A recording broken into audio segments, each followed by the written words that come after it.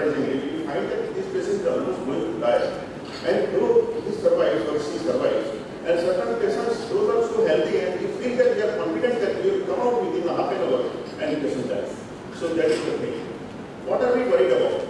Patient dissatisfied relatives, police inquiry, emergency issues, arrest, court cases, judgments, compensation, loss of confidence, stress, sleepless nights. And again, we face section IPC 304A, assault from the mob or patient's relatives, defamation and press and media is behind you. Mob violence, you must have seen so many cases all over India, even beating and sometimes killing the doctors. And recently in Assam, one doctor was killed. Media is always eager to publish such news, which is finding themselves TPR, rise because of such news. Now, diabetes are criminal, sleep, and consumer. Now, what are the common causes of death on table? Respiratory depression, airway obstruction, pneumothorax, aspiration, hypovolemia, cardiac arrhythmia, drug overload, bleeding, vagal circulation, direct or reflex, head injury, coronary occlusion, sedation, drug-induced infancy, direct endocardial stimulation, associated diseases, cardiac arrhythmia, primary arrhythmia, acute adrenal insufficiency, elder and infant patients, more likely ASA grade 3, 4, 5, and aortic, thoracic, and upper abdominal surgeries, and sometimes unknown lesions. Leave no leaf undone to save the life, and we all are doing the same thing. Whenever we find any patient serious on table, immediately a whole team of anesthetists and surgeons and all, even including nursing staff, all are trying to save the life. Your efforts in the last minutes are very, very essential. Call your doctor friend for the help. Involve more consultants so your burden is little less. Call the doctor in whom the relative have more confidence. That is also a good thing. Thorough pre-operative and assessment is very much required. Prophylactic antibiotics. Complications should be anticipated and special instruments if required must have been there in the operation theatre. And you should make a checklist before going for any surgery. Anesthesia is the most common cause. Almost 90% of cases in the DOT is because of anesthesia. Cardiac arrest is reversible in 90% of cases again. Code blue is for the cardiorespiratory arrest in emergency call in all hospitals. This is the code blue. So time is very important factor. Immediate resuscitation should be done, and most of the time the patient is saved. The time interval between the cardiac arrest and death of the CNS tissue is approximately 3 minutes and 30 seconds. So all game is done within 3 minutes and 30 seconds it is all. Otherwise the patient is lost. Anesthetist is the first person to notice cardiac arrest because you are busy doing some surgery. Your attention is not there on the vital data of the patient. Anesthetist is looking after this thing and he notice that patient has got sudden cardiac arrest. Primary cardiac failure, patient is still alive. In primary cardiac failure, patient is still alive. If you do resuscitation, patient will be saved. But secondary cardiac failure because of certain other causes of other organ failures or certain other causes, patient is dead. It doesn't survive. Support system is vital. Surgeons and anesthetists, OT staff, administration of hospital, senior colleagues have to extend helping hand to each other. What to do when patient is dead? Very, very critical situation to tackle. Everybody is panicking. Handle situation with utmost care. Be calm and prepare yourself for the solid defense. In future, if it happens, patient dies also, then also you should know that you have done something for the patient to save their life. Keep relatives informed about the intraoperative conditions of the patient repeatedly. Prepare to your satisfaction an accurate record in sequence of events. That is operation note, anesthesia note, visiting consultant note, resuscitation note. All notes should be prepared. We can let the terminal oxygen, IV, drip and everything continue and then after declare the death, not before that. Keep OT as it is. Never wipe out, never clean it. Keep it like it. Do not clear. Take back all prescription of emergency drugs from the related because emergency drugs, if asked from the patient to bring it out from the market, that time is lost, then you will be liable for this. That you have lost the time, you have not get the emergency drug in the operation theatre. So you have prescribed and patient is brought in and took half an hour or something like that. That is a loss of time. So don't give that. keep Xerox copies of all reports, take photographs of all X-ray plates. No need to take signature of relatives in any kind of papers after the death of the patient. Preserve the broken ampules of the injection. Check for any expiry date of injection in the dustbin or in emergency drug rack, especially adrenaline, which has got a short life, and check oxygen cylinders, suction machines, and all instruments. Maintain a register of checking expiry date medicines and sign it. All operation theatre, if you go anywhere, you will find some expiry date injections by chance. So this is very serious matter. If it is found by the police, it will be a difficult thing to fight in the court of law. Take the relatives in confidence, be tactful and empathetic while declaring the death. So genuine sorrow. Ensure that the chief doctor is present to declare the death, or you go with the team and declare the death. Staff should not contradict whatever you have spoken. Anticipate reaction of the relatives and handle it well. Patient relatives goes into shock, pain, anger, guilt, and sometimes depression. So all these things are there. You have to take care of them and give sympathy and tackle the situation. Be sensitive to verbal and non-verbal language of relatives. If relatives are little aggressive, they are calling their all other relatives, friends or somebody and trying to make a mob, just realize what is going to happen. So you anticipate or forecast this thing that the mob might come and might beat you. Give time and space, emotional discharge, give opportunity to ask questions. While declaring death, do not irritate relatives by asking pendingly, propose PA, information to police, harsh language, arrogance. Help in arrangement to transfer the dead body, pick up the death registration slip provided by the local authorities. When serious patient dies, relatives are not so much aggressive. But when the young and non-serious patient dies, relatives are much more aggressive. There is a fear of mob violence. Help yourself from not getting beaten up. Once you are beaten up by anybody, you cannot reverse it there. So you have to be afraid from this thing happening. Inform hospital superintendent, call security guards, inform police, keep emergency kit available in case of threat to your life. Exit available. Invite or not to invite the relatives in the operation theatre is a debatable issue. Call advocate friend for the help. Rarely they come. Your doctor friend will come, but advocate will never come. After the act has been over, then and then they will come for everything. Otherwise, they will not come whenever the incident is going on. Avoid prescription of emergency drugs, which I told earlier. Inform police beforehand. If you forecast that something is going to happen from this bad case, call the police will sit in front of your hospital and you will be safe. Take collective responsibility, learn to communicate. Never ever transfer a dying patient or a dead body to the other hospital. Treat the case which fits in your qualification, infrastructure, competence and skill. If you treat a patient beyond your limits, then you are negligent per se. Higher the risk undertaken, higher the degree of qualification, skill and competence is also legally required. Treating with inadequate infrastructure may amount to deficiency in service, except in emergency. Recognize complications and prevent or treat them as soon as possible. Call appropriate specialists. Transfer into a well-equipped ambulance, preferably accompany the patient yourself or by RMO to a hospital with a better infrastructure if patient is not is still alive. Yeah. The death certificate is also a very important issue. The death certificate issued in view of the patient's relative giving a clean sheet of no negligence to the doctor, law does not recognize this. It is not allowed. If patients' relatives are not aggressive and you know the cause of death, then you can give certificate of cause of death, but it is a very, very tricky situation. If you can explain it in writing, then you can give, be careful in giving this type of certificate. Ideally, police should be informed for any death which occurs within 24 hours of hospitalization. Under Section 39 CRPC, the attending medical officer is legally bound to inform the police about any medical legal case. When you can't give cause of death, and sometimes even if you know the cause of death, even then go for the postmortem and ask the police to do this thing. Death linked with the abortion, you have to inform the police in this situation. Death linked with the abortion, death related to medical procedure,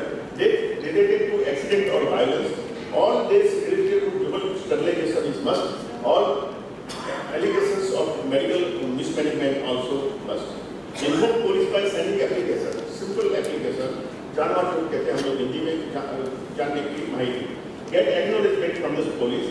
Telephone can be done. Note down the buckle number of the police constable. Police will seal all material near the dead body. Do not strip the body. Do not remove any fluid, catheter, cannula, drip, injection, ampules, oxygen, suction machine, etc. whatsoever it is lying by the side of the dead body. Keep 2 punch witnesses ready. Police will complete the inquest and take the statements. Do not discuss possible cause of death. Police will demand case papers and reports. You have to give either original or either Xerox. As far as possible, give Xerox copies and by the numbering and take the signature of the police constable on each paper, and you also sign on each paper that you have given this paper to the police. Once the police is informed that PM will be demanded by the police only, you are not required to issue certificate of cause of death at that time. Death has occurred in the 4 walls of operation theatre where relatives have no access. Onus lies on the doctor to explain events causing death of the patient. When written documents are demanded by the relatives, give photocopy of records. It will be used as a legal document in the court of law. Take signature of the relative on the documents given to them, CJFIs. Now, death certificate. It should be known as a medical certificate for the cause of death. Legally, doctor attended the patient during his last illness is obliged to issue this certificate. When mode of death is in relation and consequences of last illness, always keep office copy. Take signature of the recipient. Now, this is the ideal death certificate. You must be having this in your office. Prevention is better than cure. Take advance deposit whenever you find a serious patient to be operated. Take the advance deposit sufficiently. Informed consent should be very much perfect. And regarding informed consent, there is a separate lecture. You can attend that, and then you can understand what is the meaning of informed consent and what is validity of consent. Insurance, valid operation theatre, emergency drugs, and knowledge of cardiopulmonary resuscitation. Take advance deposit, which I told you. Informed consent has to be taken seriously. Explain possible risk before surgery. Video recording of risk of death on table should be taken. That is valid in the court of law. Treating doctor should have indemnity cover. All doctors should have indemnity cover, and I think he must be having. And most of the patients are now covered with the life insurance. Now, operation theatre, I am not going to in the details. I will just rub the slides and just look at it, what is happening and what you should have. Now, pulse oximeters, nitrous oxide, oxygen, and equipped with this anesthesia poly or tubes, laryngoscope, cells should be there in a working condition, ampoules bag, and antiviral tubes, biggest prostate, cannulas, injection pump, salamander, torch, and tracheostomy tube, and video laryngoscopy tube. All life verifications, emergency resuscitation kit must be there in the operation theatre, and it should be checked by yourself only. Nobody should be entrusted to see. You yourself see that what is happening in the OT and what these life-saving injections are there or not, and emergency resuscitation kit is there or not. You should yourself check it and make a habit to sign one register little kit in the operation theatre. Section 304. Now, there are 2 sections, 304 and 304A. Now, this is criminal case once charged against you. If death is caused, the case is usually registered under section IPC 304A. Now, what is 304 and 304A? I will elaborate later. Offence is cognizable, means police officer can arrest without warrant, that is known as cognizable. Non-cognizable means there is no need of this thing. But at the same time, it is available. The accused is required to execute his personal bond at the police station with or without surety. That is known as a personal surety. Anticipatory bail is taken when there is a likelihood of criminal complaint being filed against a doctor to avoid arrest by the police. Prerequisites for the anticipatory bail are: there must be reasonable apprehension of arrest. The alleged offence must be non-bailable, that is 304. The registration of FIR is not a necessary case.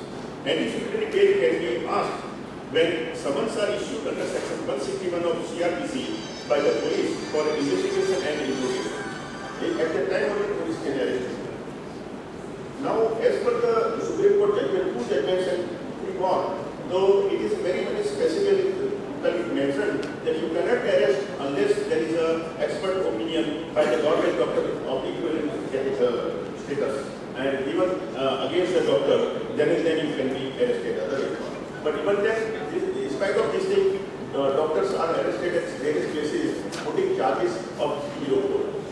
The 304 is a punishment for culpable homicide not amounting to murder.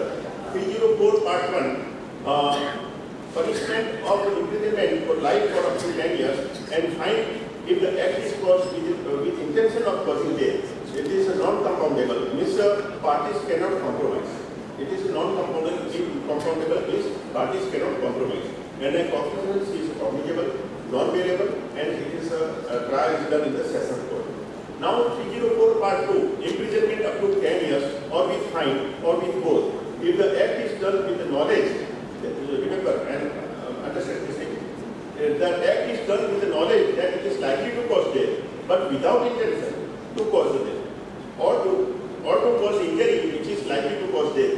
It is again a non-compoundable, that party cannot do compromise inside or outside the court, cognizable, it is non-variable, and it is tried in the session court. Now this is 304A. So now 304A is causing death by doing any rash or negligent act, not amount to culpable homicide, shall be punished with the imprisonment up to 2 years or with fine or with both. It is again cognizable, non-compoundable, variable, tried by the first class magistrate. So this is about this 304A. Section 304A apply to cases where there is no intention to cause death and no knowledge. There is a distinction between the rash act and negligent act. Rashness means an act done with the consciousness of a risk that every consequences will follow. It is an act done with the knowledge that every consequence will follow, but with the hope that it will not. So like do something and then the death occurs, it is now known as the rashness. The term negligence means breach of the legal duty to take care, which results in injury or damage undesired by the wrongdoer. The term negligence, as used in section 304A, does not mean mere carelessness. It implies on omission to do something with a reasonable man in a given circumstances would not do. Rashness is a higher degree of negligence. Now, Supreme Court has given judgment in a Jacob Matthews case and is given a very clear guideline in this landmark judgment how to tackle in the case of 304A. And Martin D'Souza versus Mohammed Ishaq, again, same thing is stressed, and the police officer is not following this thing, he will be taken action against him. Not to arrest unless the investigating officer gets opinion of a government employee expert doctor on Bolam's case for rashness and gross negligent act of the doctor. A doctor accused of negligence should not be arrested in a routine manner simply because charges have been leveled against him. Now, Supreme Court has put 2 judgments to the panel, sent a request to the Parliament to increase punishment and make the punishment harsher for the offence under section 304A. Now, recently doctors from the Pune were arrested on the ground of death due to medical negligence, charged with 304 Part 2 instead of 304A in order to detain the doctors. And later on this was changed and then doctors were released on the bail. Suresh Gupta, it was observed that no case of recklessness or gross negligence has been made out against the doctor to compel him to face the trial for offence under section 304A of IPC. So this is all about, okay, I finish there. Thank you very much. Please be on the dais.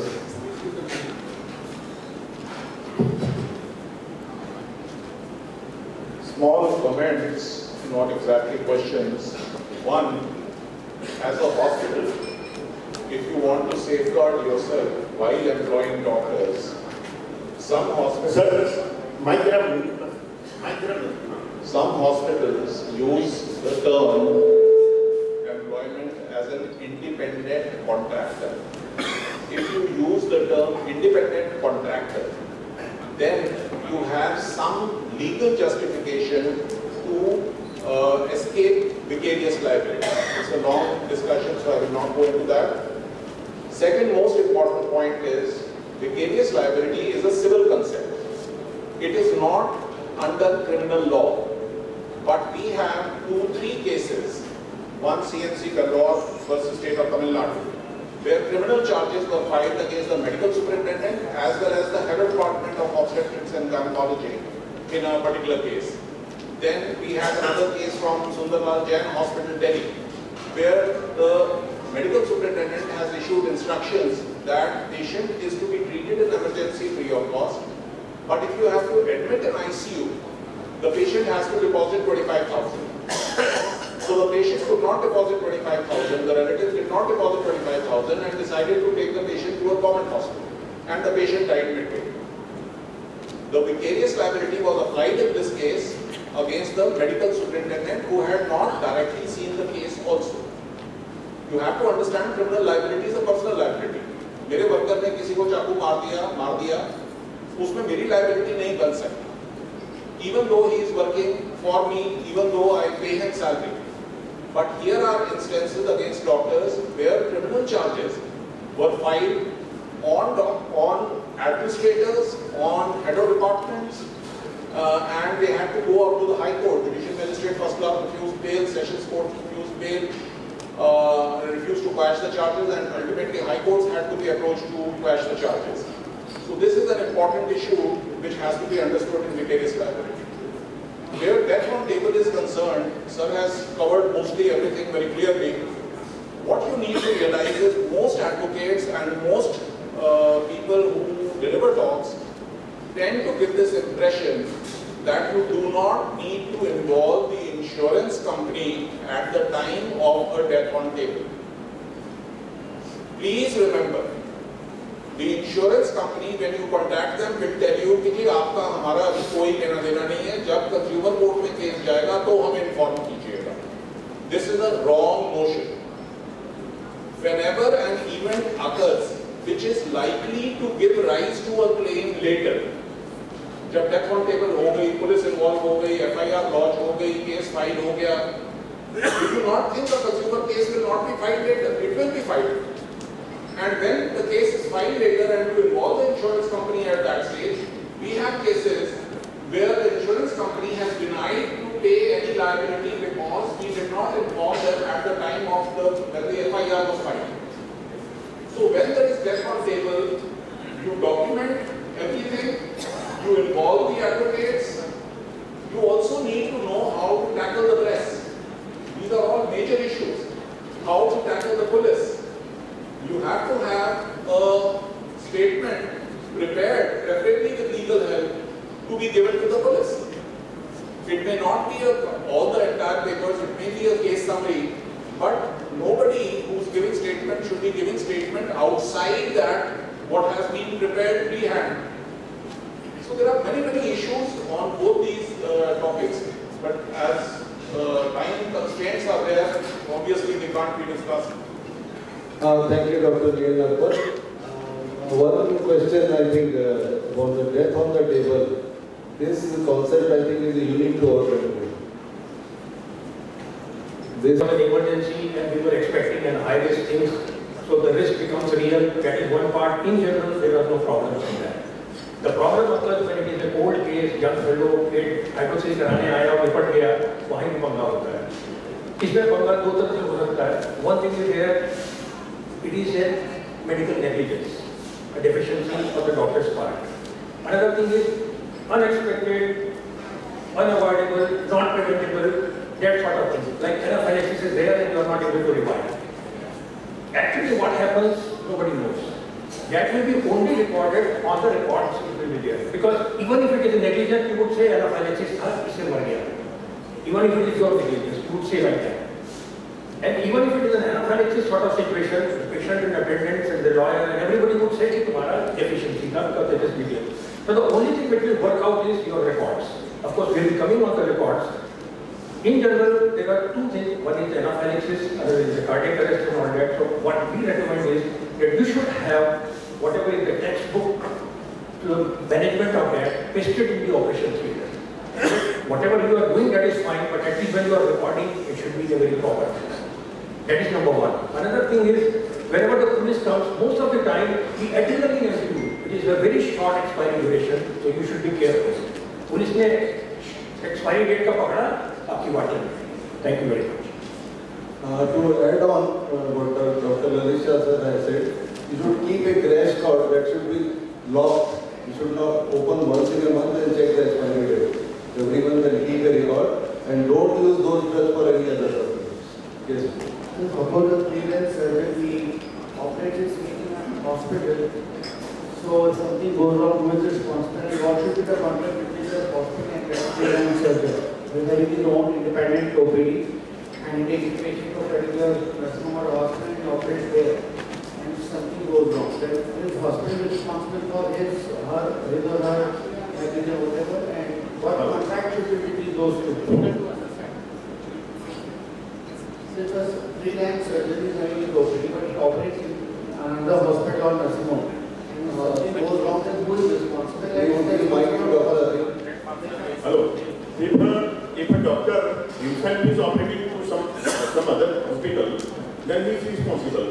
And at the same time, if the another hospital, the surgeon who is there, he is not operating, he is not entered the operation theatre, he may be responsibility for the hospital point of view, not as a personal responsibility. But the person who is operating is responsible. So there is no responsibility of hospital? Hospital. Yes, sir, I disagree over here. Dr. Desai's case, Director Tata Memorial, within 25 years it took him to get exonerated. He was not the operating surgeon. The surgery was being done by someone else. And again, he went through litigation in civil courts as well as criminal courts. So one thing Savita Garg judgment has told very, very clearly is it does not matter whether the doctor is an employee of the hospital or the doctor has been called by the hospital or whatever arrangement the doctor has with the hospital. If the doctor has done which is something which is negligent, the hospital cannot deny vicarious liability. So there is no issue of the hospital denying liability, let us say, of an anesthetist who comes and operates in my hospital. It may be small, it may be large. He is not my employee. I am paying him per case just to give anesthesia. But he is coming and I cannot deny my... So even if the patient belongs to the surgeon, the surgeon takes... It does not matter. It does not matter. Even if the patient belongs to the surgeon or the patient comes to the hospital, yes, Savita Garg judgment is mainly about patients who come to the hospital and the hospital involves some other doctor.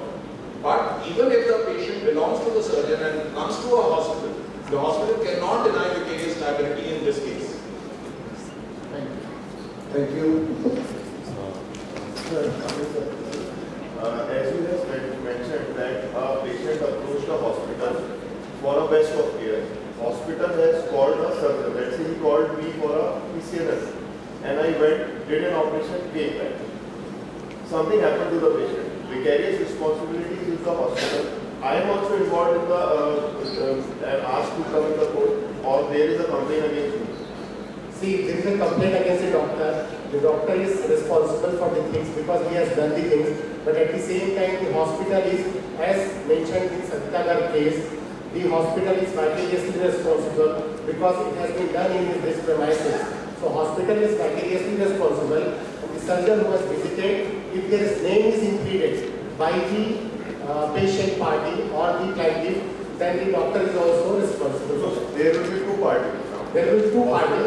The patient can choose. The hospital is vicariously liable. The hospital cannot deny whether it is a contact for service or contact of service or whether it is a visiting surgeon or not. And if the patient has impeded the doctor or treating doctor, he will also be responsible for the action. Sir, now the situation remains same if a patient has visited to my OPD and I have admitted that patient, let's say, to one hospital for a best of care. Now is the situation same or I have become a bigger basically party in this case? So the situation is same. The hospital is liable for anything done in this premises. It is clearly stated in 2004 judgment by Supreme Court in Savita Garg. And doctor, if you pleaded, the doctor will be responsible. Thank you. The next question can be taken later on during the break. Sir, about the issue of the death certificate, sir, please tell about the issue of the death certificate. Please. Whenever there is a suspicious death, within 24 hours, and you know that what is the real cause of the death, then you can extend it to court of law, then you can issue. Otherwise, whenever there is a suspicious death, you cannot issue and you just inform the police. So whenever there is your old patient and you are consulting him for last 1 month or 1 year or so, and all of a sudden he comes and he dies, and you know that what is the disease for the last 2 years or so, you can give the cardiac arrest. Yeah, you can give death certificate. Thank you. The cause might show that it is the cause, and cardiac arrest is not a cause for hospital mentioned. So you should know the cause of death. Cardiac arrest is the ultimate phenomenon. Yes. Thank you very much, and we can continue discussion after the session. So I think the great discussion now. ऐसा मेरे साथ तो हुआ, and what I have done at that time, what was, how I approached that, how I moved forward. I just want to share my personal experience with you.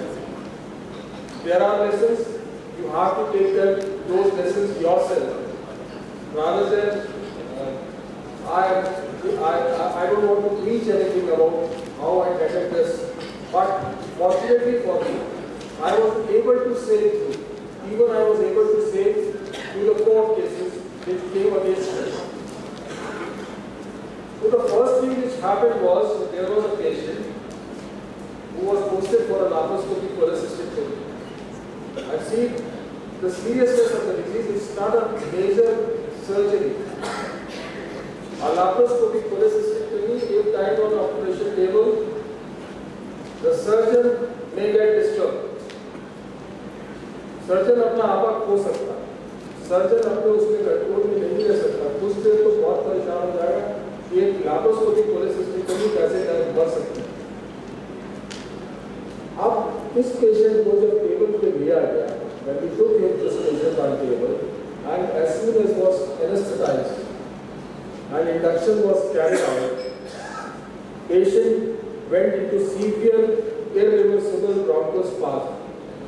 She was intubated but was not able to be ventilated. Not at all.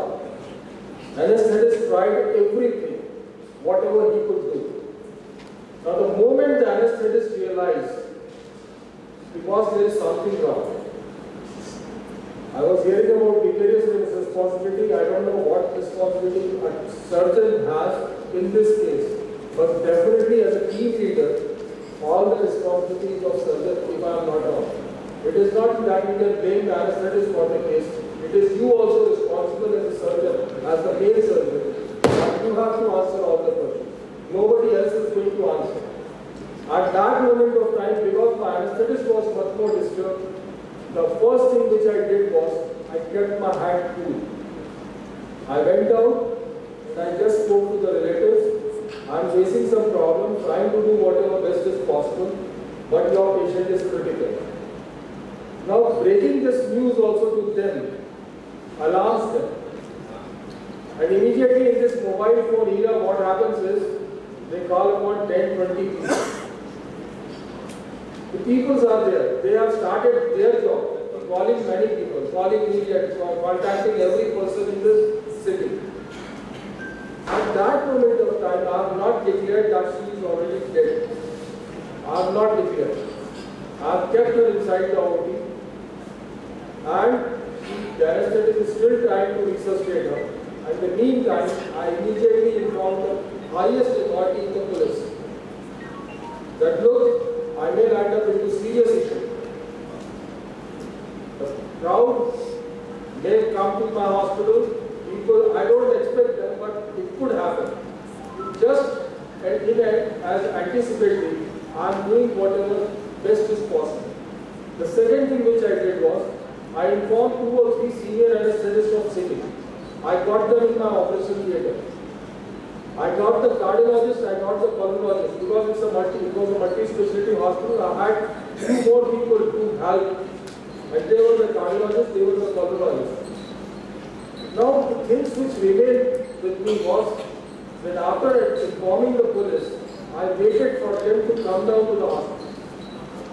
Once they were inside the hospital premises, once they were inside the operation theatre, first thing which I did was, I went out and disclose that the patient is no more. And I have already called upon the police because I am suspecting something which is beyond my control, and therefore it is a suspicious death and I am handing over the case to the police. See, don't try to hide anything. मैं आपको एक ही चीज बताना चाह रहा हूँ कि हम पैनिक कर जाते हैं। हम ये बोलना चालू कर देते हैं कि मरीज को हार्ट अटैक आ गया, हम उसको रिवाइव करने की कोशिश कर रहे हैं। मरीज को ये हो गया, हम इसको कोशिश कर रहे हैं। हम वहाँ पर छुपाने की कोशिश में लग जाते हैं। What we did was, we absolutely told them categorically, first, look, patient has went into severe bronchospasm और हम उसको वेंटिलेट नहीं करते। Now what they started correlating was, आपने बेहोशी की दवा ज़्यादा दी। Now this is the first thing, वो बेहोशी से मरीज बाहर नहीं आ रहा, इसीलिए नहीं आ रहा है क्योंकि आपने बेहोशी की दवा ज़्यादा दी। Now this is not which you can explain to the crowd, and you should not try and explain to the crowd. You should not try and explain to the media. Let us be prepared for the court. आपके यहाँ DOT हो चुकी है, वो 100% court में जाएगा। आप उसको रोक नहीं सकते। वो उसका टीचर रिस्पॉन्स यही है कि वो दोस्तों को बुलाएगा, वो मीडिया को बुलाएगा, उसका एंगुश रहेगा। आप मीडिया को भी कंट्रोल करने की कोशिश मत कीजिए कि आप अपनी खबर को जो छपने से रोकने की कोशिश हम करते हैं वो भी मत करें। छपने दीजिए जो छप रहा है, चेज मत कीजिए उसको। Let them do whatever they want to do. Now if you have also your right to give your version of the story and always give your version of the story. उसमें भी आप बचिए मत कि अपना स्टोरी का version ना दो। आप अपना स्टोरी बताइए कि हाँ ऐसा था, ये हुआ, मैंने ये किया, जो बेस्ट पॉसिबल था to save that patient, I have done in spite of all restrictive measures, patient died. Now this is what I expect you all to do in death on operation table cases. Now what else we have done in this case? 1 or 2 anesthetists, 1 or 2 senior friends who were good in legal knowledge, those who were doctors also, they all came for my rescue and they sat down with the senior anesthetist to complete the records. That was the first thing which we did. Though we had time to give the records, but police wanted the records, we had time. We could very well have said, we will give you records after 72 hours, but definitely because the death on operation table has happened, it was a crime, and we have not disturbed anything in the operation theatre. Not a single harpoon was removed, not a single syringe was removed, not a single drug was removed. Now what do they check in the operation theatre? They will definitely check for any expiring drug harpoon. You should always ensure that in your operation theatre there should not be an harpoon which is expiry date or any drug which is of expiry date. You should daily check that. And there the NABH accreditation also helps you. Let me tell you, because this comes with your practice, and with the help of every senior anesthetist and everyone, the legal friends, those they were the doctors, we were able to complete our records in the best possible way. And whatever was done was written here. Whatever was done in the research. And definitely when those records were seen by other friends of ours, they all said, I have not got those records, otherwise I would have definitely, and those who want to see, we definitely show those records. When you see those records, you will find that everything was written in detail. Nothing was hidden. And therefore, it came for our rescue in the court also. Now, 2 या 3 दिन में ये story media से तो बाहर हो गई। साहब जब आप चेस नहीं करते हो मीडिया में स्टोरी, तो मीडिया से बाहर हो गई। मीडिया रोज फॉलो नहीं कर सकते। अब उनके पास तो कोई और चारा नहीं था। They went to the court of the law. We handed over the body for the post-mortem. So we took all the precautions. We did not stop. We did not hesitate. कि आपको यार छुपाना है, डेथ को छुपाना है, media से छुपाना है. No way. If you are coming across this some type of scenario, आप बिल्कुल hand over कीजिए पुलिस. डरिए मत, हम डरते हैं, हम छुपाने की कोशिश करें। आपने अगर कुछ गलत नहीं किया है तो डरिए मत। And let me tell you one of my another practice which I do is, if I am doing a laparoscopy cholecystectomy, and it can happen, you may enjoy a common bile duct, it can happen with anybody. Nobody in this room can say that, any surgeon cannot say that he is not injured common bile duct. You can. And if you are injured, put it in your nose. Yes, sir, what steps you have taken. And tell to the relatives that this is what I have done. Don't hide it. हम डरते हैं, हम छुपाने की कोशिश करते हैं और वहाँ हम फंसते हैं. That is where we are trapped. In this case also, when it went into the court, we were able to prove that the operation theatre is a place where you have got the maximum things to resuscitate. And it is a place not less than an ICU. And therefore, we were able to explain in details that we have done all the possible measures to resuscitate the patient. And because we have got multiple operation theatres, we it's a multi-specialty hospital. There were 2 or more than 2 anesthetists inside the operation theatre. So the help was also available. Excuse me, we have some shortage of time. If you can kindly cut it. I'm just concluding. Thank you. So this is how I was able to tackle this case. This is what my personal experience is. This is what I really wanted to share with everyone. And I thank Dr. Lalita for giving me this opportunity for sharing this one of my personal cases. Thanks a lot. Now, thank you. I hand over the mic to Asha for the next session. Thank you, sir. I would respect all 3 speakers of this session and the chairpersons to come forward. Yeah.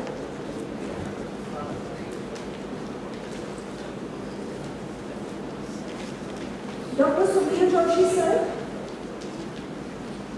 please come forward, and I request chairpersons to hand over the memento to our guest speaker.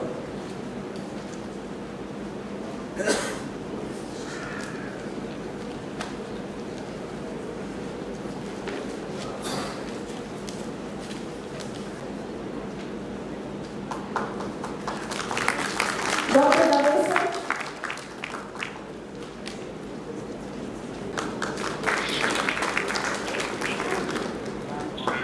Thanks a lot, respected chairpersons. I request the chairpersons of our next session, Dr. Anil Varma, sir, orthopedician, Dr. Kedar Agarwal, sir, and the well-known Dr. Anil Dubey. Please come onto the dais and chair this session. This session is going to comprise of 2 lectures. Dr. Monica Pathak, will you please welcome our chairpersons?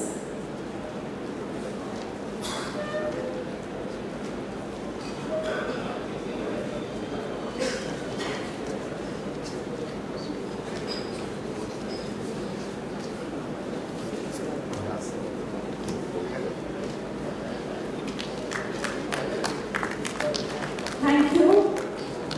With this, I hand over the mic to the chairpersons for conduction of the program.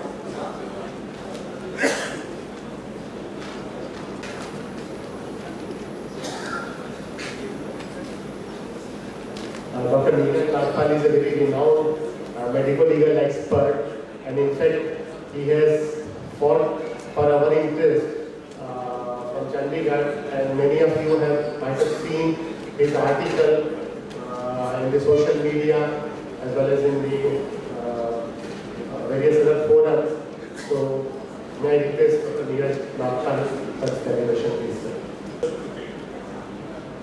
Recently, we had a case in Karnataka High Court where a gynecologist had taken up a case for elective cesarean section. And the patient died on the table. So they went ahead and issued a certificate that it was an anaphylactic reaction because of which the patient died. All right? You were confident it was an anaphylactic reaction. So, but the patient party filed a police complaint and a postmortem was done. Now this was a case of elective cesarean section.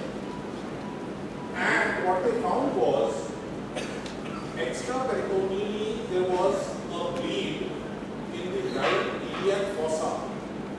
And so massive was the bleed, plus there was fractured pelvis on that side, and so massive was the bleed that it was sufficient to cause death. Now the issue arose to how did a patient who has come for elective cesarean section develop a fractured pelvis which caused internal bleeding of the extent which is causing death. And the hospital has covered up by saying it's an anaphylactic shock. Whereas what was the issue while the patient was being shifted from the trolley to the, probably the patient was, I don't know what has happened, but this is what I assume has happened. So, it's, when you are writing down your death certificates, be very sure that the patient party is not going to go in for a postmortem. Any postmortem to be done, you should be the proactive party to ask for that. So let's come to the topic of the day, documentation, which is something that we as doctors just refuse to learn. If I am kicked off the stage early and I am not permitted to stay long enough to finish my talk, this is the one slide I want you to remember. अगर ये slide समझ में आ गई तो documentation की talk की जरूरत नहीं। आप सीपीआर करिए ना करिए, आपने इंजेक्शन एब्डोमिनल दिया नहीं दिया, इट डजंट मैटर। आपने कार्डियक मसाज किया नहीं किया, it doesn't matter. Our courts do not want you to have to follow the ACLS protocol. They simply want you to give a cardiac massage, go back, write in the file I have given a cardiac massage at 3:02. Go back, give another cardiac massage, come back to the file, write, I have given another cardiac massage. You want the documentation. They are not concerned with what kind of effort you have put in. So when we have this discussion, this is the format we need to understand. Why documentation is important, what to document, when to document, how to document, where to document, what not to do with documents, where to store, how long to store, and what documents to give to patients. So first question, why at all is documentation necessary? Look at this. One reason very clearly, when we are in court, the courts believe the documents. They don't believe us, they believe the documents. If the documents have been lost, and even if you give affidavits from your memory, the court does not accept those affidavits, they want the medical reports.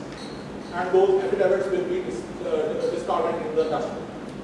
So they say that poor records mean poor defense, no records mean no defense. And I have had cases where the surgeon has done a polycystic, the patient has collapsed on the table, and he comes to me with a blank file. Totally blank file. Doctor साहब हम ना file बनाते ही नहीं हैं, हमको आप dictation दोगे वो हम लिखेंगे। अरे यार कम से कम अंग्रेजी का मेंबर ही बन जाता। अगर इतनी सर्विस का कॉन्फिडेंस था and you are practicing on the basis of this, I will not write any notes unless dictated by Dr. Nagpal. But anyway, another problem is patients sometimes click photographs of the medical records. This is another major issue which comes. Then, some of us, after 10 years of education, may decide कि यार बहुत हो गया, मैं बहुत दुखी हूँ, मेरे से practice नहीं हो रही, I commit suicide. If I commit suicide, does the case against me finish? It does not. The 2002 amendment of the Consumer Protection Act says very clearly, whether the complainant dies or the opposite party dies, the case will continue, and the case will continue against the estate of the doctor, against the legal heirs of the doctor. And the legal heirs will not have the same knowledge I have. They may be doctors or may not be doctors. So, if they have to fight cases on your behalf, your having maintained good records is good parenting for them. So you jolly well maintain those records because tomorrow your son, daughter, wife, somebody else may have to fight your cases.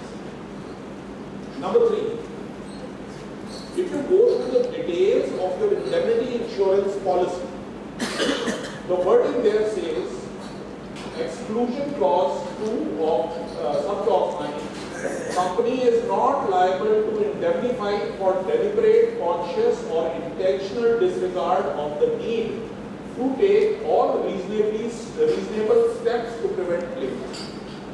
And when you do not maintain records, insurance companies feel this is a deliberate attempt to be, this is a deliberate attempt on your part not to take reasonable steps to prevent a claim. Hence, the company will refuse to pay. So, for these 3 reasons, if you can maintain the records or if you can remember why you need to maintain records, these 3 are the key reasons which I will say. This is a very old Chinese proverb. Faintest ink is more powerful than the strongest memory. Next comes the question, what to do? We are all totally aware of the 11.6 crore Kunal Saha judgment. Who was the judgment against? AMRI Hospital, Calcutta. All of us know that.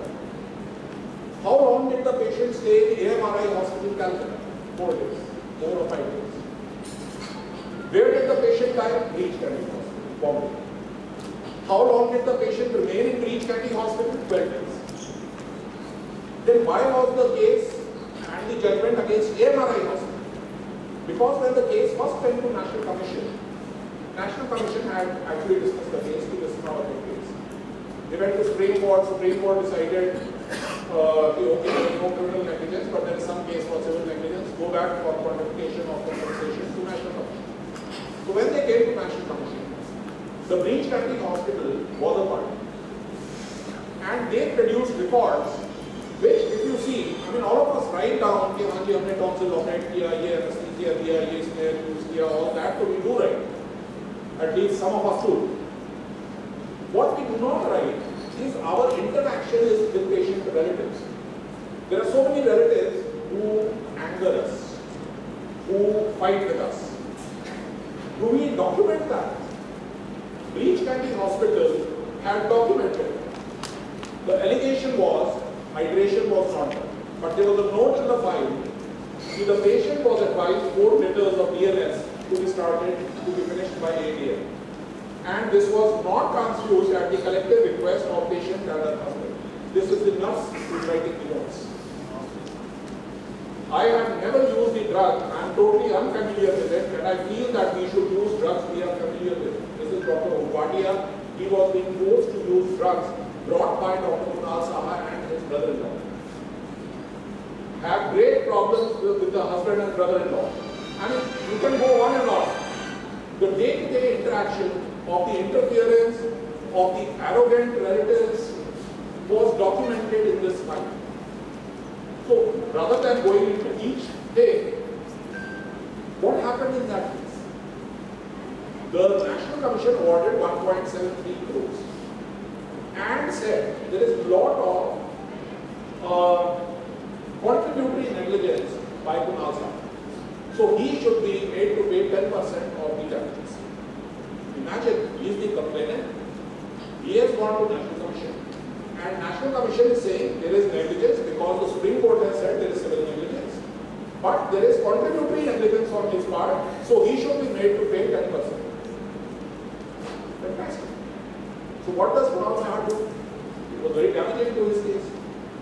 When he went to Supreme Court for enhancement of the compensation, his legal team advised him to drop Breach Candy Hospital from the array of conflict parties. So when the case went to Supreme Court, Breach Candy Hospital does not have conflict parties. What does this show? The power and the authority of your medical records and what you write in them.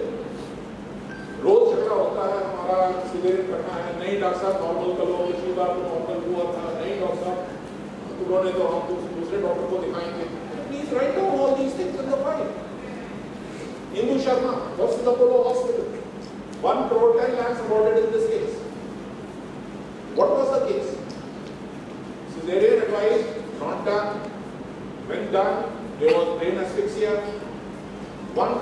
lakhs was awarded in this case. Why? Because there was no refusal of consent documented in the file. The court says, all right, आपने civil advice किया, patient ने refuse किया, क्या आपने कहीं ये document की बात? आपने डॉक्यूमेंट नहीं की, तो आपने एडवाइस नहीं किया. This medical records can also include a lot of things like patient history, clinical findings, diagnostic tests, surgical procedure, pre-operative, post-operative findings. A lot of doctors today have a habit of showing surgery live on TV, especially ophthalmologists. I don't know if urologists are fond of that, but in case you are making it aware to the patient relatives, or you are using videos of your surgeries as a promotional tool for yourself, then be very sure that that CD which you have created is part of the medical records, and if the patient asks for that, you will not be able to deny it. You will have to provide that. That is also a part of the medical records. Spinal anesthesia, cardiac arrest, lapse in operation notes. Operation notes do not mention the time taken to get the heartbeat back. यार 3:02 से arrest हुआ, हम सब busy थे, arrest को रिसस्टेट करने में, कितने बजे वो वापस आया. Nobody in their right mind is looking at the watch at that time. But this is what our courts want. Many other records, accounts records, service records and stuff. What will happen is your nurse has left the hospital and gone. Case is carrying on for 10 years. If you have your administrative records, you can show this nurse was working with me from this time to this time. And now she is no longer with me, this is her resignation letter, she has left the hospital. Otherwise, because once they are sitting on the bench, they are Lord and masters. If the person was there, why can't you produce the person? अरे भाई वो केरला से आई थी, कहाँ है, मुझे क्या पता, वो कोई मेरी गर्लफ्रेंड नहीं थी कि मैं रोज उसको चिट्ठियाँ लिखता रहता हूँ. How am I supposed to get her? But Lord and Master has said. Next comes the question, how to document. Obviously, this says it all. Please document in a clear and right way, which is readable. Punjab and Haryana High Court, other high courts, the medical MLR report which is written by doctors, the courts have now started demanding that this should be typed.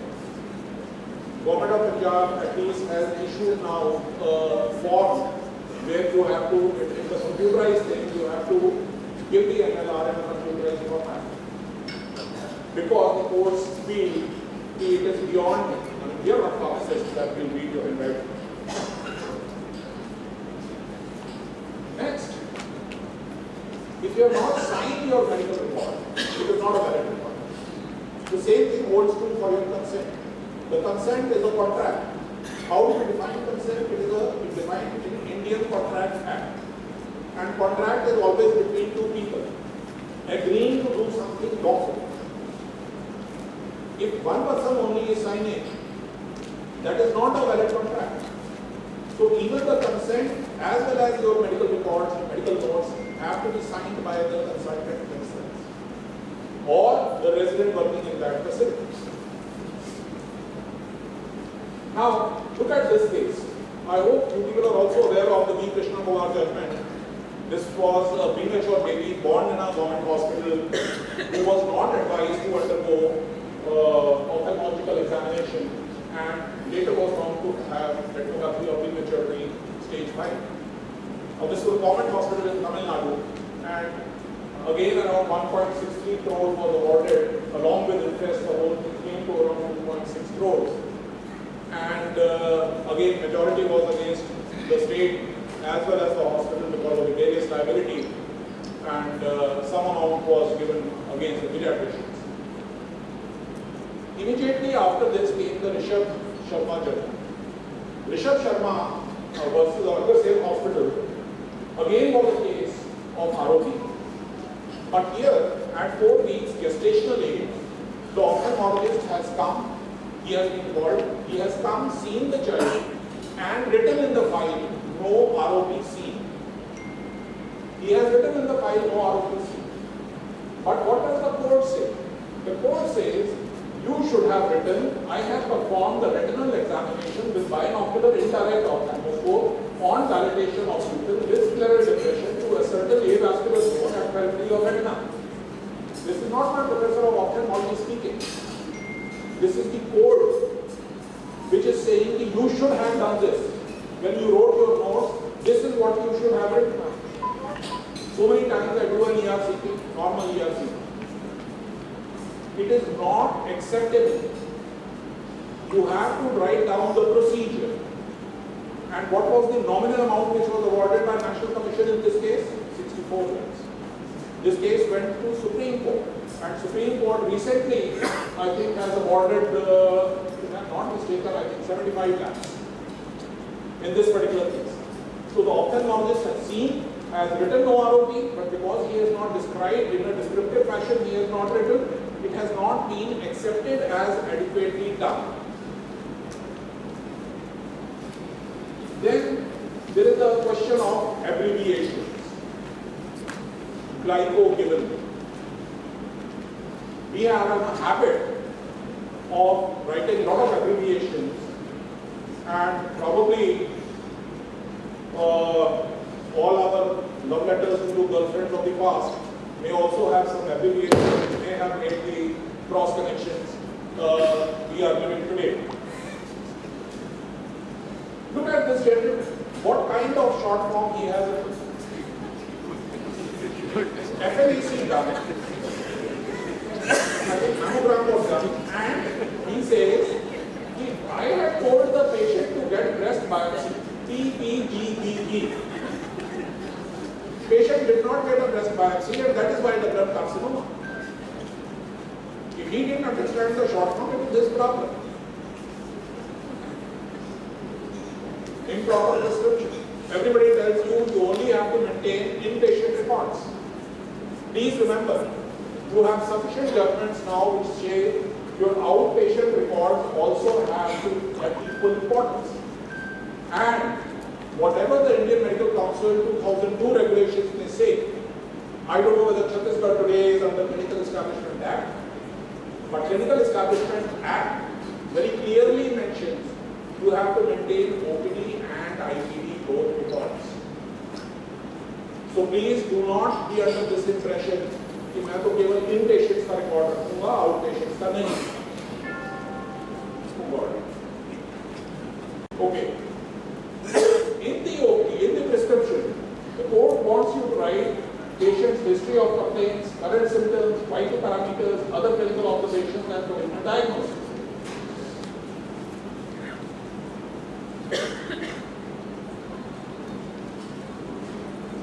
Again, in the prescription, the court says you haven't written any diagnostic dialogue. You have simply started writing the medication. It is not adequate. You have, number two, a lot of people now work in corporate sector hospitals. So the doctor is now no longer working in the hospital. The case has been filed 3 years down the line, and the hospital now refuses to give the medical records to the doctor. There is an issue. So at least this judgment says very clearly that maintaining patient records, oh sorry, this is not that judgment, this is another judgment which has said that outpatient records maintenance is not necessary. I gave you 2 examples where outpatient records were being shown. This is law. You know, I can give you judgments where murderers will be given scot-free, and it totally depends on whether the judge has gotten up on the right side of the bed or the left side of the bed, the same set of circumstances, you will get opposing judgments.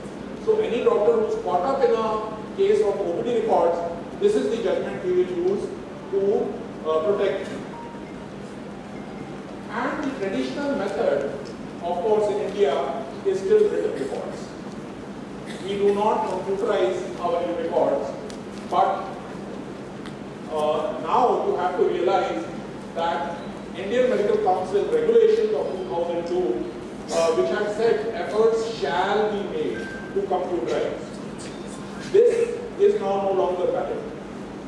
My mother's advice is what shall means in law. Beta sharab nahi peeni. मैं मानूं ना मानूं. But if my wife tells me कि आज P के आए तो मैं मानूंगा. So you have to understand the difference between shall and should when it is used in law. And Clinical Establishment Act now makes it mandatory for all records to be computerized. There is no longer an excuse that I am 70 years old, young. I didn't say old, sir. And I will not use, I don't know how to use a computer. Not a valid excuse any longer. Your records have to be computerized. So this is the wife's demand and mother's advice. And please remember, 2013, Ministry of Health and Family Welfare has notified electronic health record standards, and this was revised in 2016. So even the electronic health records, how they have to be maintained, what are the ingredients of the software or how it should be maintained has also been already notified. So the time when we could simply write and get away with it on paper is long gone. Today we have companies which have come up with special pens. There is Oxford, there is another company. You keep writing the way you write. They provide you special prescription pads, and the whole prescription gets on an electronic format. So these are probably easier for old timers who are not used to handling computers for maintaining electronic health records. But something will have to be done. So do I have?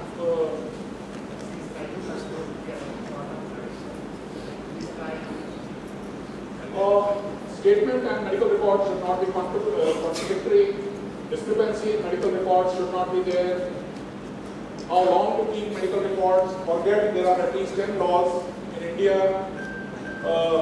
We have a law which says a boy can adopt a child at 18 years.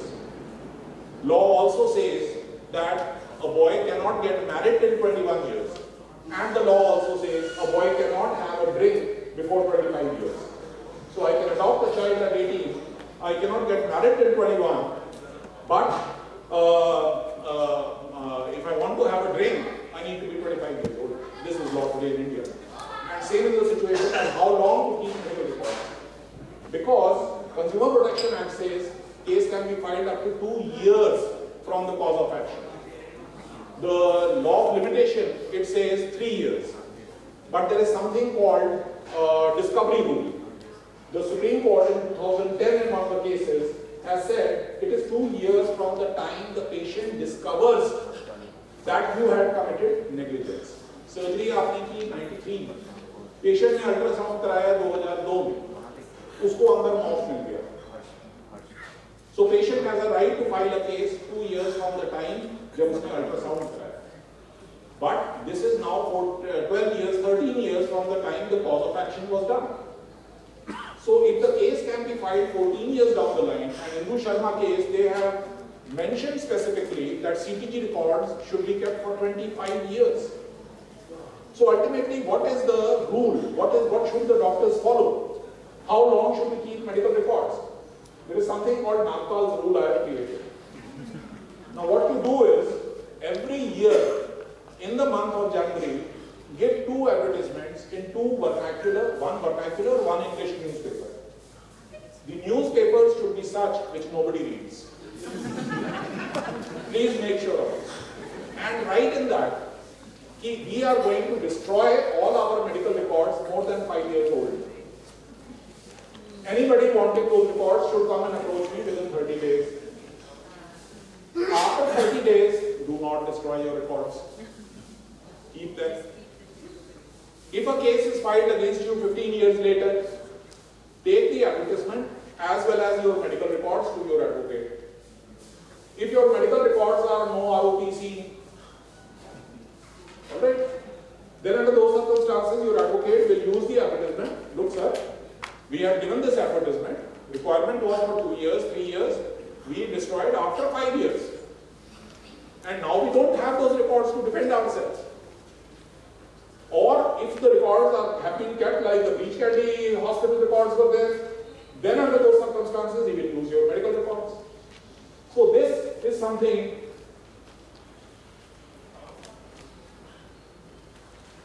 so this is the third part. When to document. Remember the word contemporaneously. Contemporaneously means you have to record things at that time. I will rush. Record details of CPR. This is what the courts have asked in various judgments. What to do with medical records in case of medical accident? Immediately photocopy. Dr. was showing lovely pictures of ampules. I would also have kept the photocopy machine in the operation theatre. What not to do with documents? There should be no cutting. There should be no alteration. Let me show you. Yeah, this is the case. Rahul Mahajan and his Vivek Moitra. This was the secretary of the Pramod Mahajan. Both of them were brought in an unconscious situation to Apollo Hospital, Delhi. And they had a party of champagne and bread. And there was a pressure from the government to please do not make a police case out of this. So the doctors in Apollo, their medical secretary and everybody was on top. For 3 hours, they did not make it an MLR. After that, Vivek Moitra died. Excuse me, sir. Take it fast, please. So what happened was, now by that time, other emergency cases had come in, and the records were forged. This was a criminal case, and the High Court said very clearly that there are 2 FIRs which are going to be continued. One against Rahul Mahajan under NDPS Act, the second against doctors of Apollo Hospitals for tampering with medical records. What medical records are to be given? Within 72 hours of written request. Within 72 hours you are to give the medical records. Who is responsible for storage? It is the hospital which is responsible for storage, not the doctors. There is an issue of confidentiality of medical records. So thank you so very much for giving me the explanation. Dr. Nagpal, the job is that much more easier. I would only ask you to be street smart, you say, when you are documenting. It's very essential because I learned it from a resident. There was a case against us wherein one of the allegations was that the patient was in agony, excruciating pain, and it ran for almost 2 paragraphs. You see, the complainant's lawyer had written.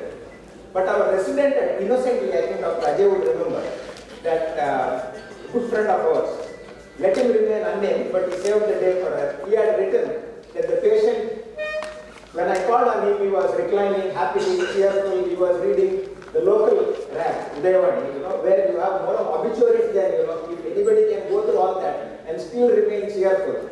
And then he had eaten breakfast and whatnot. And the only question that was asked is, how can somebody who is in extreme agony, excruciating pain, be doing all these things?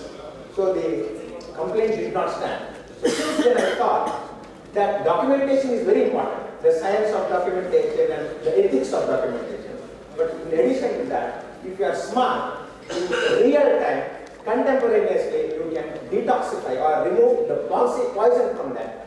Then, your Legacon 2020, in the 2020 match, it is said that every dot wall is worth in gold. So your detoxified document will be a dot wall which cannot be used again. That should be the objective. It can still be used, but let us see. And detoxified document is your best defense. I will focus mainly on outpatient records because I think a lot of things have been covered about the inpatient record. I will make 1 or 2 observations because the outpatient records they remain mostly in the possession of patients or their legal hands.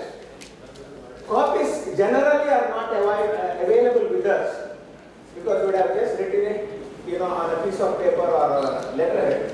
But computerization has worked on this. Now we have what is called as palm cover in our hospital. Whatever I write is recorded digitally. The only thing is the edit option is a little tough because you can't insert. Once the patient leaves, the patient will be given the hard copy of it. We will have a soft copy. We can't make an insertion. So therefore, it is a perfect defense document. Usually the patient will say that, you see, when I change my home, I moved from one flat to the other, I lost the documents. And the unfortunate part of this is it resurfaces somehow to embarrass you in a court. It is flashed on you, which is, generally, just out of focus forever. And this is also deadly because what is in the possession of the patient can be shown to the third party. Because we all as clinicians, we know that the visual acuity, the acoustic acuity, and you see, the enthusiasm to know about oneself is very, very high acute in patients because they will show it to a number of people and then start verifying what you have done, whether it is correct or not. And whatever is in the possession of the patient carries weight as a piece of evidence because it cannot be manipulated by you or us rather. Now these are the various examples. We will go through one after the other. OP records, prescription, discharge summary, medical certificates, referral notes, requisition for investigations, on an OP basis, reports of investigations done as outpatient and the receipt. Now documents are created by us and also by our colleagues who are directly or indirectly involved in patient care, and receipt forms one of them, which is not done by a medical professional but by your staff. Now the OP records, it can be OP ticket as in a government hospital, it can be on a letterhead as in a consultant's practice, it can be a book which is followed by many consultants, or it can be a customized card or a booklet. The patient is, the law was cited by Dr. Neeraj, the patient is required to take care of it and also show it to you. But then, when the patient does not show it to you, please make it a point, this is the point, you always sanitize it. Past records not shown. Let it be captured. You can use reading and write so that you were deprived of, the details. What the patient tells is available to you, what other companies have written, or a referring company has written, or somebody has treated him has written, it's not available to you. And this is how you sanitize it. Now, in a prescription, patient ID using caps as medical council has recommended, avoiding spelling errors, it can be a disaster because I think the neurological will appreciate INTAS had introduced a molecule called megatas, mirabegram, BT agonist. So this was prescribed, this happened, this was prescribed by me through WhatsApp. And the patient, instead of showing the WhatsApp to the pharmacist, he said that, Mirtas, please send Mirtas. And he sent mirtazapine, which is a tetracyclic antidepressant. I had prescribed 50 milligrams. So mirtazapine was 7.5. This smart ass, added it and took 6 tablets. He brought it up to 45 milligrams. And 3 days later, his son called me that, Papa is not waking up. I said, don't worry, bring him over. He realized that he has consumed, he was taking 6 tablets of mirtazapine every day. And that's why he was a zombie. Now, the spelling error is something, let's say that, gynecologists are there, obstetricians are there. Instead of Polwine, because of your bad handwriting, if Politrax is given, the patient receives methotrexate. You want to support the fetus, here you are destroying the fetus. So therefore, using cap, caution, what is required about a particular drug has to be highlighted. Additional advice, and the SNDT principle, I think that was alluded to by the previous speaker, the signature, the date, and the time. You have to put your name also, otherwise it has no legal value. I had to appear in a court where one document was flashed on me, written by a cardiologist resident. He has signed there, like it is like a guidewire. Okay, and the cardiologist's name was also not there at the top. They said, how can we believe that, this is cardiology notes and written by his resident? There is no meaning. So it went against us. We have to pay a heavy price. And diagnosis only when you are certain. Because you have written a diagnosis and written an empiric therapy or prescribed drug which is off-label indication, you can be into trouble. Now this is a detoxified prescription. You see the details are there. The diagnosis is benign enlargement of prostate, voiding LUTs. I have prescribed the molecule. I have also written the pharmacological name And I have said that you see, cautioned about ejaculatory problems, cautioned about giddiness, that is partial hypertension, to be stopped 1 week prior to planned cataract surgery, because this guy is now 58. In a year or two, he can go for a cataract surgery. And also, medicines dispensed or purchased should be shown to the prescribing doctor before consumption. That is a disclaimer. And he has shown me, and I have endorsed it. Now, this is a sanitized prescription. You have taken every possible care. This is an example, usual example. I think you can evolve your own. You can develop your own, because this is a mixed crowd. We have API, IMA, and the obstetrician gynecologist here, dual surgeon, orthopedic surgeon. Now, for some reason, you see, allopaths are at the receiving end. I really do not know why is this. Crosspathy is, only we are punished. When Ayush doctor writes that, it is acceptable. They have even a bridge process now in our state. So they have to be upgraded because they are, in the service of nation. But we are not, for some reason. This is what the government thinks. Now, if you are writing a molecule which is not your specialty molecule, make sure that if you are fond of writing that, you get some literature help. Like Saw Palmetto, if I want to write that, I will back it up with this article. At the same time, if you read the article, the conclusions are rather, discouraging. But at least you can take solace in saying that this has been tried scientifically. Maybe with suboptimal result. Now, some of you are very fond of writing this, I think please do so. But the best thing is, scribble it on a piece of paper. Don't write the patient name, don't write the signature. Even if the pharmacist raises a bill on your name, you have to be very confident, because all this is contemporaneous, like what you said, that real time.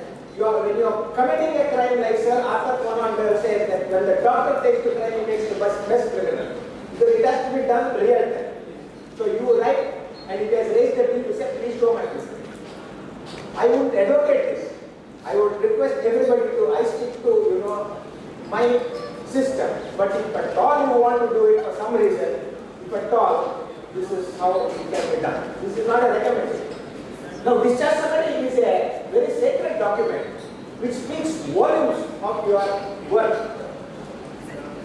Now, since an orthopedic consultant is there, sir, there was a case which I went up to National Commission in my state, wherein after applying a cast, the doctor had given notes in the vernacular. If you develop this, you do this, you will develop bluishness, you have to come back if there is pain. And the patient never came. On the strength of this handwritten instructions, 1.5 pages, there is no description of what has been done. But what should be done by the patient was very clearly written. The complaint did not stand in the National Commission. And I am very fond of quoting this. This happened in one of the Bangalore hospitals. So what is important is, here, the information should be linking. One has to be very honest about what has happened and what has been done. The information should be linking one linking to the other. So there cannot be any disconnects, because if you have written BPH, you can't treat bladder tumor. It can be as, I'm not saying that it happens, but it cannot be vague. And certain things have to be highlighted what the patient has to follow. Like a catheter care in detail. You can write how the catheter was introduced, but in detail what care. And then if you pay attention to knowledge, language, like don't say that the procedure failed. Instead they say after our best efforts it was not successful, or fragmentation was not adequate. It's a stone. Here one has to learn from the politician. Late Mahajan, Pramod Mahajan was once asked to see, I would just digress from the main topic, that you see that the Yatra to Pakistan, Aapka Yatra, असफल रही. He said, नहीं यार, असफल नहीं, अधूरा रही थी. आपने हाथ बढ़ाया. I had extended a hand of friendship. They did not take it. So everything should be such that you see, we have done our best, but they, the disease failed to respond. It's not the patient. The blame put it on the disease, and this is how we go about it. Now, medical certificate is another thing. You see here, once I had issued a certificate to a schoolmaster.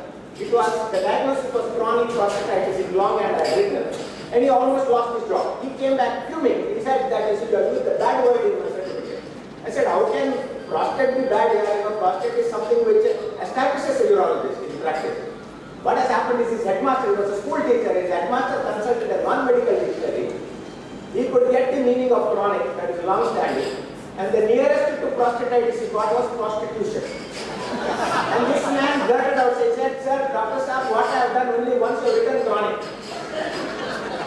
So therefore, a certificate should be based on evidence. If you cannot justify, you see, whatever you have written, you should have evidence. Maybe an investigation to support, and then it should be understandable.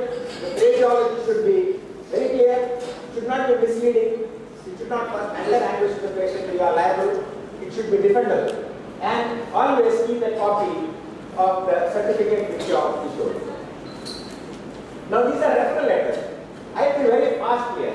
Sometimes you get a wonderful handwriting like this. This came from a teacher of mine, and most of the time I get this now these days. And there, he gives directions. He's a general practitioner, he gives do URS and get rid of the stroke. Now what happens is, the judge may like it. After all, it is a perception of one who is on the desk. He will say that, you see, why URS was not done? Why did you consult? And because of that, you develop fewer subsequently. So read from CAP, and all these things should be read and understood.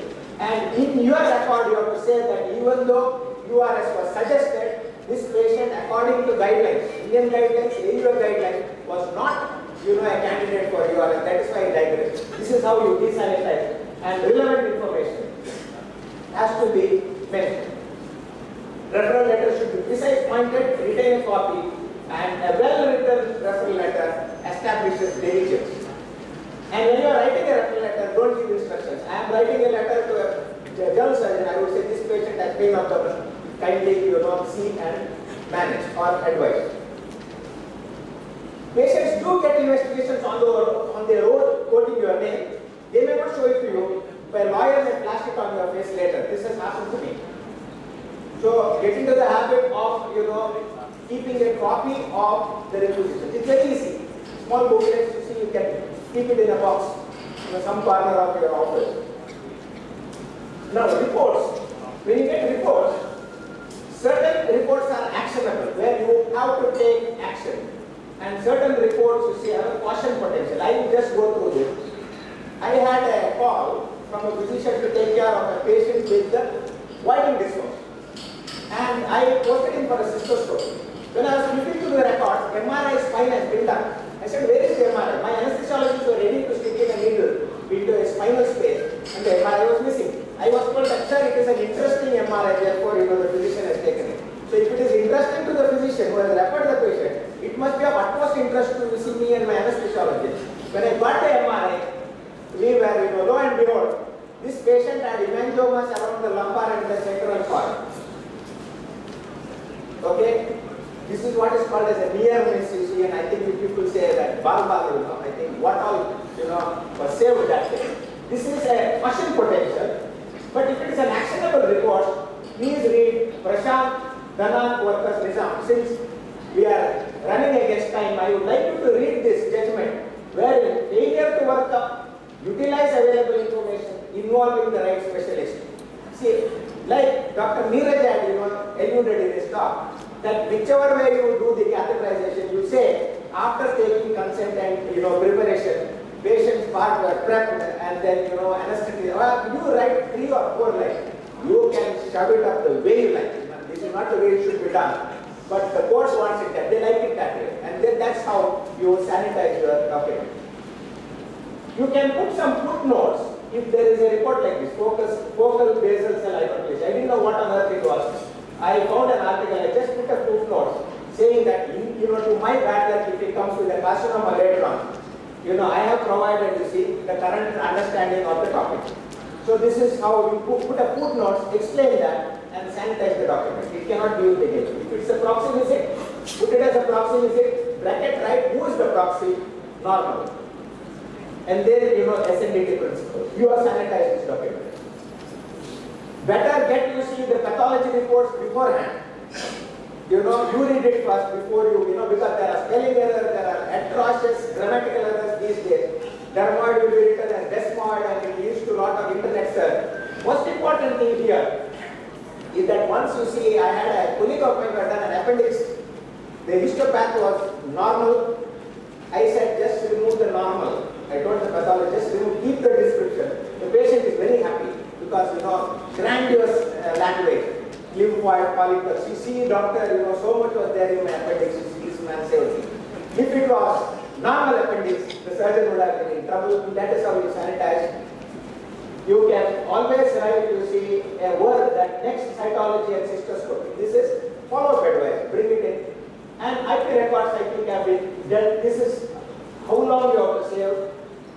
And we'll skip here. This is what I would like to spend a minute on. See, this is, gynecologists are there. Urinary injuries and bladder injuries are more or less a part and parcel of our life. It is said that if you don't injure a ureter or bladder, you are not a gynecologist at all. But who would like to, you see, they say, Shata Hatena Pandita, you have to kill 100. And then only you are called, you see, a boss. Now, what is important in the court of law, they will ask you, why did you call the urologist? Why was he not in attendance? So, include this, that you know, minimal, moderate, high risk, hence urological help can be on call or done in his presence or with assistance. Because this line you can include so that you are not acquitted. You don't need a urologist every time. 99 out of 100 you don't need a urologist. Retained mob we will skip. What is important is don't try to see purple bag in your case sheet. You just say purplish discoloration because the complainant's lawyer can do a next search and say you didn't look for providentia suvartii and providentia reticuli. It's very easy for them to elect charges again. This is again a courtesy of our radiology. They say TORP defect. We are so good in English, the patient thinks that it is a defective operation. So in fact it's an defect. So therefore, you know, educate them to write sanitized documents. Receipts. Again, I am not going to it. Finally, listen carefully, examine thoroughly, write legibly, and thoughtfully. Friends, never forget to sanitize the documents which leave your hands. This is going to be your best defense. Thank you very much. I think I have still saved 1 2 6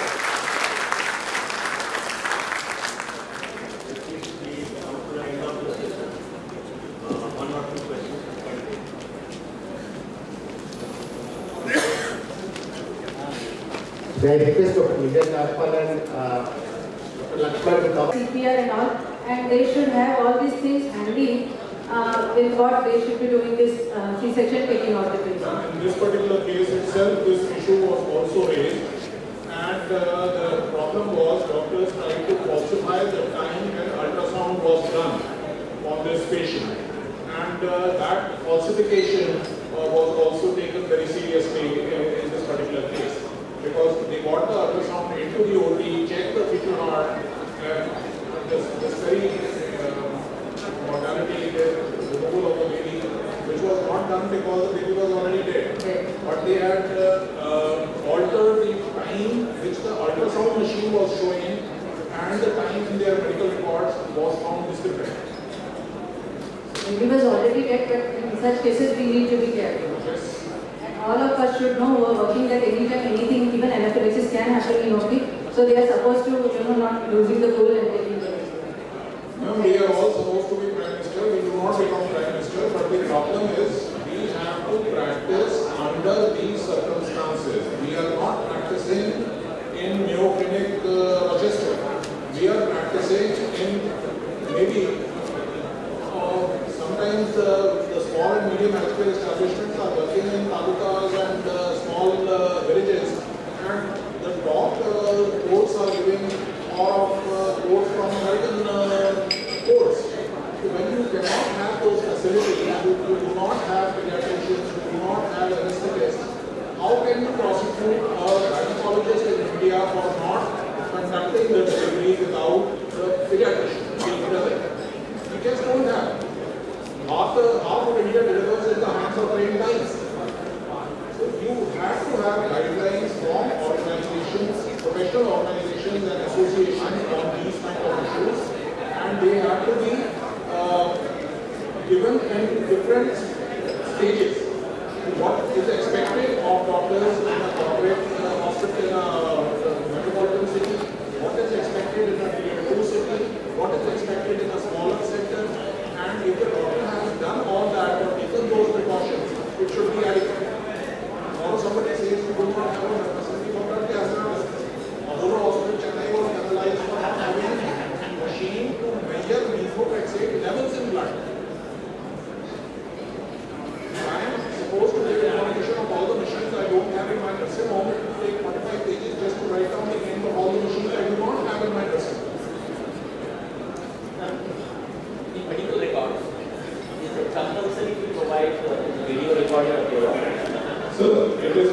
compulsory if you are not doing it routinely. I do endoscopy. My consent says very clearly 2,700 rupees photograph with report. We charge 500 rupees extra, CD with photograph with reports. The patient is to tick when he is giving the consent, he is to tell us. And if he has opted for photograph with report, will patient sometimes turn up 3 weeks later to make a video chahiye. So we can't do anything about that. The relevant patients will be there anywhere. But you are not bound to provide it if you are not doing it routinely. But if the patient knows you have done it, then it is part of his medical records and you can charge for giving it, but you cannot refuse it. If I got recorded it and the court asked me for that, I can say he does not. Very clearly you can say, you can add a line in your consent form regarding this thing. Either procedure is being done with or without video recording, and accordingly the charges can be mentioned over there. With video recording, this is what we will charge. Without video recording, this is what we will charge. But now one more final question from the chair. What would be the legal implication if we lose the record accidentally, or say an accidental fire? So in Hyderabad, Apollo Hospital, from one Apollo hospital to another Apollo hospital, the patient was transferred after a roadside accident. And surgeries were done in one, but the patient had to be shifted for ICU care or whatever to the second one. And in the transit, they lost the records. All doctors in both the hospitals were the same. Both hospitals, the same doctors were working. So from their memory, they prepared a 12-page discharge summary when the patient was discharged. The court refused to accept that as medical records. They gave affidavits. Yes, this is what had happened. The court refused to accept that as medical records. Even if the accidental fire is there in the nursing home, even if the accidental fire destroyed the records in nursing home, so I cannot say whether the judge fights with his wife that day and makes his decision or not, because as I've already said, of the same set of circumstances, the courts give variable judgments. If you do not have your records, you should have adequate reason why you cannot produce your records. It should not be deliberate, it should not be verified. Okay, thank you very much, sir. As we are running short of time, I request our esteemed chairpersons to kindly come forward and felicitate our speakers.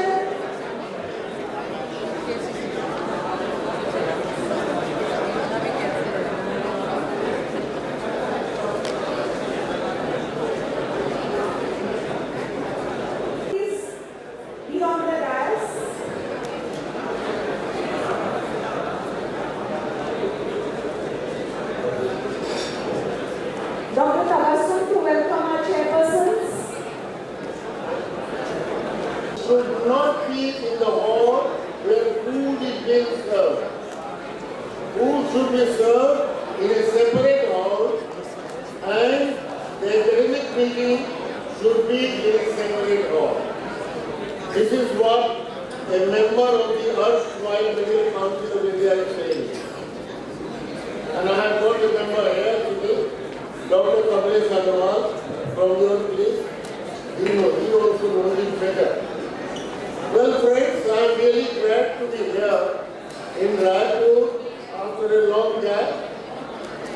And the most surprising part of my visit was to meet Nitin Nagarkar, the director of AIMS. Maybe that was 87, 88, Nitin. He was a resident in Patna and he was part of my family.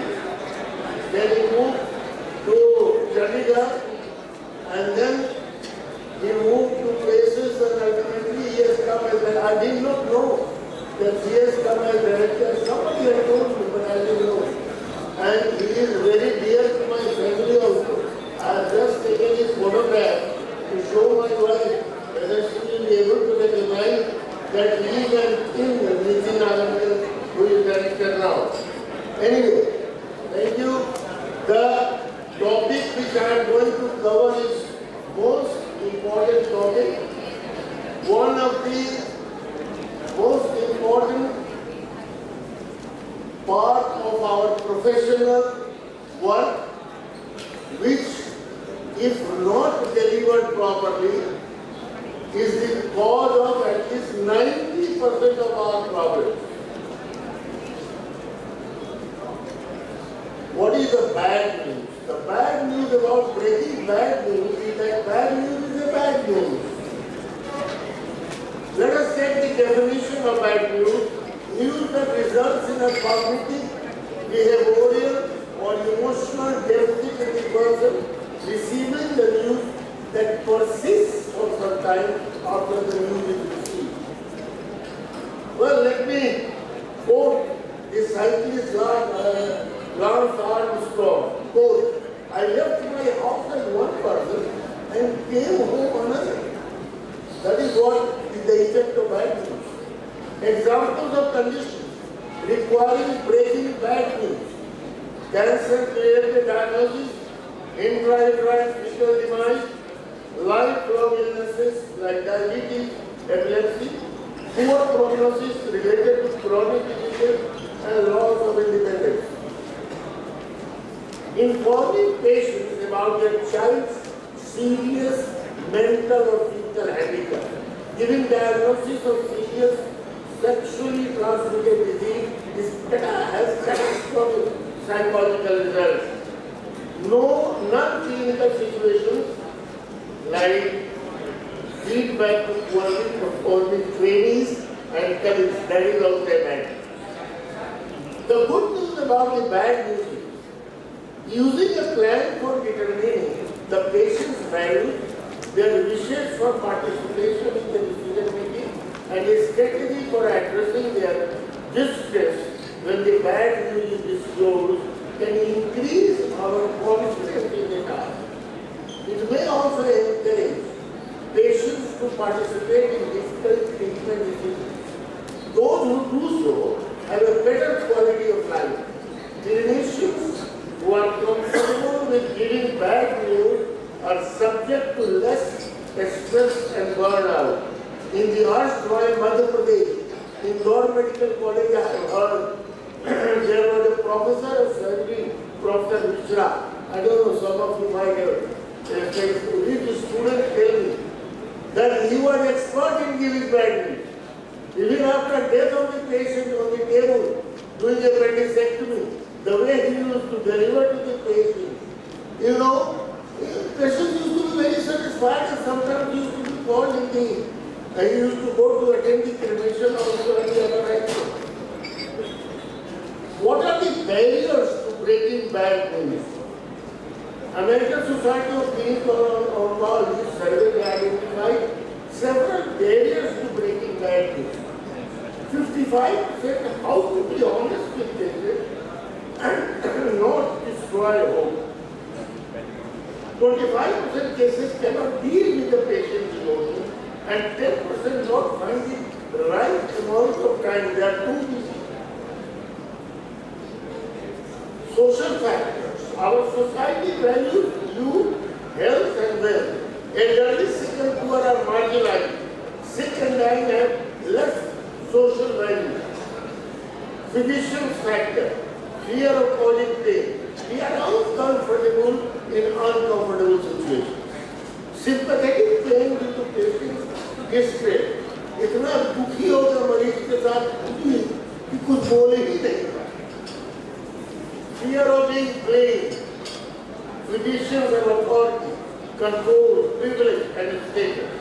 When medical care fails the patient, it's physician's fault. Blame the messenger. कुछ भी गड़बड़ी हुई, हम कहने गए, हम ही गलत हैं. पूरा सिस्टम में क्या गड़बड़ी थी, इसको कोई नहीं देखने वाला. Fear of therapeutic failure. Medical system reinforces the idea that poor outcome and death are failure of system, and by extension, our failure. Fear of medical legal system. Everyone has the right to be cured. सब लोग immortal होते हैं जब तक अस्पताल नहीं आए. ये आजकल की चीज है. If no cure happens, someone is to blame. Why is this difficult? Fear of not knowing. We don't do what we don't do well. Good communication is a skill that is not highly valued, therefore not taught. But now, Medical Council of India has introduced ATCOM, that is Attitude, Ethics and Communication in undergraduate curriculum. National Board of Examination, of which I am the member, is propagating the communication skill for its training. We are holding workshops here and there to improve the communication skills. Fear of eliciting reaction. Don't do anything unless you know what to do if it goes wrong. Not trained to handle reaction. Not trained to allow emotions to come out. Fear of saying I don't know. We are never rewarded for lack of knowledge. Cannot know or control everything. वकील यदि बड़ी-बड़ी किताबें पढ़ता है, बड़ी library रखता है और क्लाइंट के सामने किताबें पढ़ता है, बड़ा विद्वान होता है. अब आप गलती से मरीज के सामने किताब पढ़ने लगे, अरे साला गधा डॉक्टर ने किताब पढ़ने लगे. Very, very, very. Fear of expressing emotions viewed as unprofessional. Suppressing emotions increases distance between ourselves and the patient. Clinicians focus often on revealing patient bodily pain, less often on their emotional distress, and seldom on their suffering. Ambiguity of I am sorry. There are two meanings. I am sorry for you, I am sorry I did this, which is easily misunderstood. The need to communicate bad news to patients and their families is common. The person who imparts bad news should approach this communication directly and with a caring attitude. Do not delegate the communication.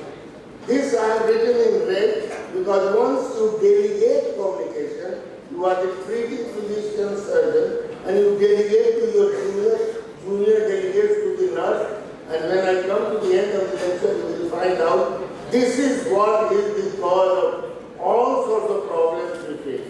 So we must directly communicate the bad news when we are the treating physicians or surgeons. Plan what you say, confirm medical facts before starting the process of communication. Be sensitive to both the informational content and the emotional reaction. An insensitive approach increases the distress of recipients, can exert a lasting impact on their ability to adapt, can lead to anger, increased risk of litigation. How do patients and doctors experience the delivery of bad news? Let's just live. Physicians anticipatory stress before delivering bad news peaks during the clinical encounter, but it can last for up to 3 days. रात में सोते समय अरे यार क्या हो गया, समझ नहीं क्या. But patients distress peaks after some time and persist for much longer. There are 6-step protocol overview for communicating bad news, which is designed as a systemic guide to communication of bad news, may be viewed more generally as a model for communicating an important information. It is called a spike protocol.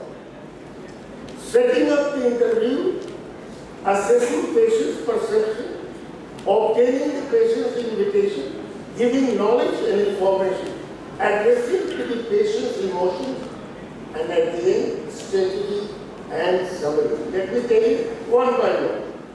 Setting up the interview, there should be a proper preparation, always in person, face to face, never on telephone.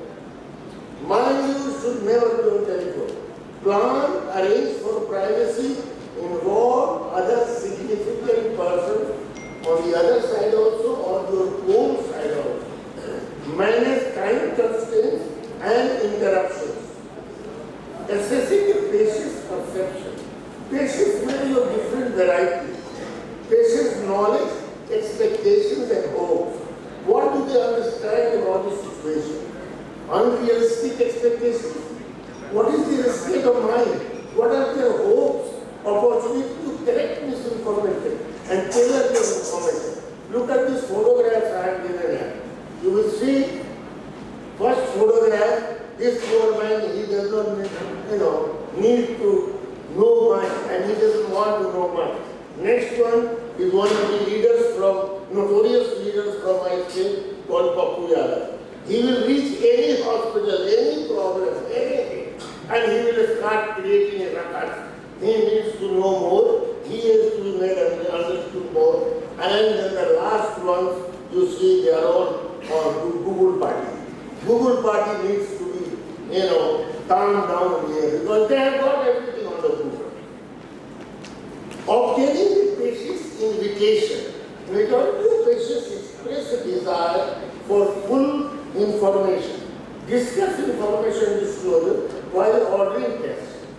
How would you like me to give the information about the test results? If the patient does not want to know, like the one here, does not want to know, details involve a relative or the friend. कुछ लोगों को बुला देते हैं। बहुत लोगों को लगता है कि वो डॉक्टर साहब कैंसर में करने जा रहे हैं, he doesn't want to know, उनके relative को बुलाइए और giving knowledge and information to the patient. Give a warning shot. Unfortunately, I have some bad news to tell you, or I am sorry to tell you. Use non-technical words like a spread, not metastasize, and use small chunks. Avoid detail unless requested. Pause. Allow information to sink in. Wait for response before continuing. Avoid being blunt as it may make the patient isolated and angry. To quote, you have such a bad cancer that you will not survive without it. This is a bad language. Check the impact of what you are saying. The step 5, addressing the patient's emotion with empathetic response. Because patients are shocked, isolation, grief, silence, disbelief, crying, denial, anger, all these are the reactions. Observe patients' responses and identify the emotion and offer empathic responses. And step 6 is the step. Are they ready to get the bad news? Involve the patient in decision making, check their understanding, clarify the patient's goals, summarize, contract for future, and then summarize. It's very, very important that you should be very, very calm, and then things will automatically improve for you. But if you go otherwise, then there is a problem. All these 6 steps are the subjects in itself. We can talk at least half an hour on each step, but this are just giving you the outline. Death. Death may take place under 2 circumstances. Expected death or sudden and unexpected death. In sudden and unexpected death, when the death occurs unexpected and suddenly, the relatives find it difficult to cope with the bad news. They can hardly believe the sudden death of their loved one. Relative will be sensitive and emotionally highly charged. In this situation, lack of compassion and kindness on part of healthcare team may trigger violent grief reaction, and anger may be directed toward the hospital staff. What are the possible reactions of people who are suddenly bereaved? The bereaved relatives perceive the sudden death as untimely and unfair and may show following brief reaction. Initial shock, then denial. This is initial defense mechanism after unexpected, devastating news, and it should be recognized and tolerated. Acceptance may be possible by encouraging the relatives to view the body of the deceased, especially to those relatives who are not present at the time of death. Anger. This is a common reaction after sudden death of a beloved relative. The expression of this anger can vary from mild irritation to violent behavior. This can be expressed on self, hospital staff, or any other person. Anger will gradually diminish once expressed. And then the guilt. This is nothing but the inward expression of the anger and self-blame. Comforting words of healthcare team will help to do away with this emotion. When the patient is already dead before the arrival of the relative, receive the relatives at ICU as described earlier and confirm their identity. Make them seated in the well-furnished room as described before. Again, the relative who is known to healthcare team should be preferred. A relatively senior and confident clinician should introduce himself first and then begin the talk. Prepare the relatives with foreshadow of the bad news. I am sorry, but I have bad news. Break the sad news in simple language and avoid using euphemism like passed away or left us or no more, etc. Facilitate the grief reaction as described earlier. Help the family members to view the deceased. Help the relatives to go through the official. ज़्यादातर corporate में होता है. इधर तो आप बड़े sympathetic हैं, empathetic है कब है? और बिलिंग वाला लगा रहा है पैसा लाओ, अरे वहाँ दौड़ो, वहाँ तेरा बॉडी है, वहाँ ये है, वही तो मारपीट फिर शुरू हो जाता है. So it is the responsibility of the treating team and the medical team. एक आदमी को अपने लगा दिया साथ में, इनका जल्दी फैसिलिटेट हो ताकि वो गुस्सा न करें, हंगामा न करेंगे. And last but not the least, there should be self-protection. There should be videography of discussion with patient and their relatives. हमारा जहाँ पे बैड न्यूज का ये है जो चैम्बर है हमारे हॉस्पिटल में, वो वीडियो ये है. जो बातें हम करते हैं, कैसे करते हैं, everything is videographed for record for later on. That is important. और जहाँ देख लीजिए कि मारपीट की नौबत आई, आजकल तो मोबाइल का जमाना है, रात से लेकर के जहाँ काम लगाया और लोग रुक गए. जहाँ ये हुआ, already my previous speaker has spoken, Dr. Dave, I think spoke. Enough security should be arranged before breaking bad news or death. If family and friends have been uncooperative and aggressive during the field, if violent action is contemplated, immediate communication of bad news should be avoided. Prepare the hospital administration facilities and even inform police about suspected violence.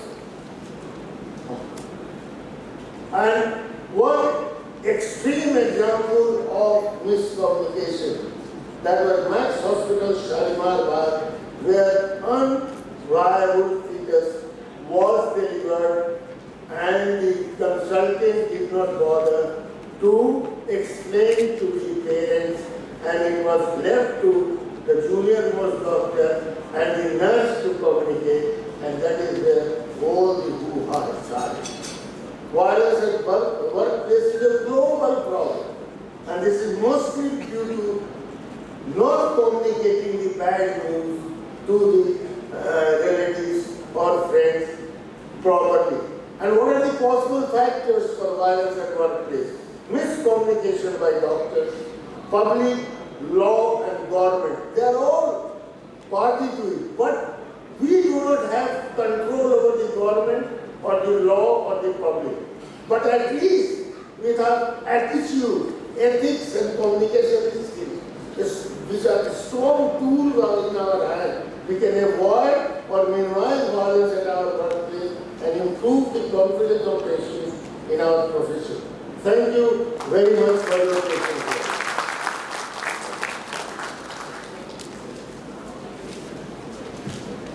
Thank you, sir. I invited. Thank you, chairpersons. I request you to keep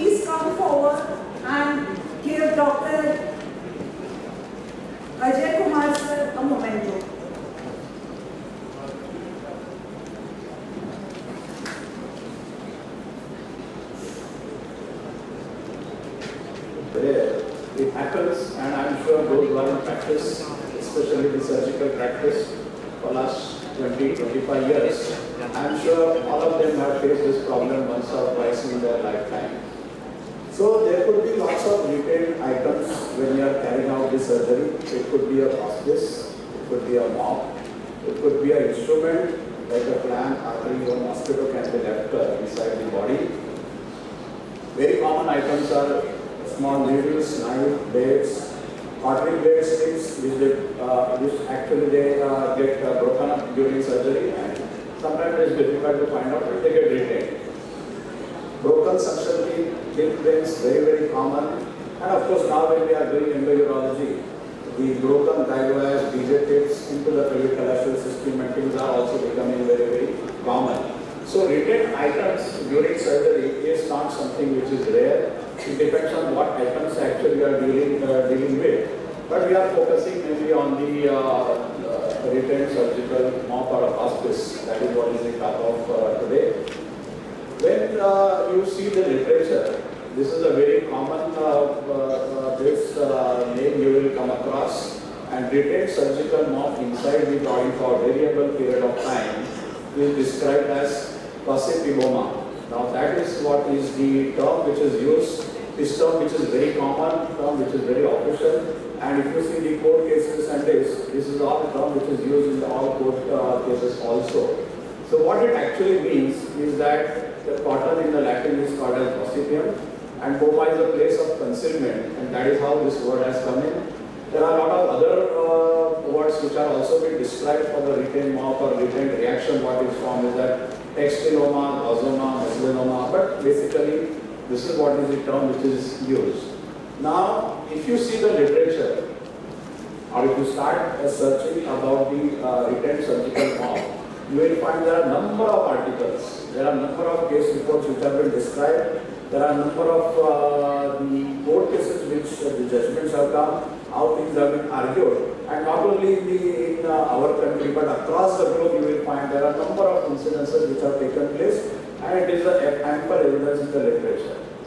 If you search the YouTube, you will find there are ample videos actually which have been posted on the YouTube about the retained surgical mop in various procedures, whether it is abdominal surgery, hysterectomy, suprapubic cystolectomy, so many things have been described and actually videos are there, which means that this is not something which is very, very rare.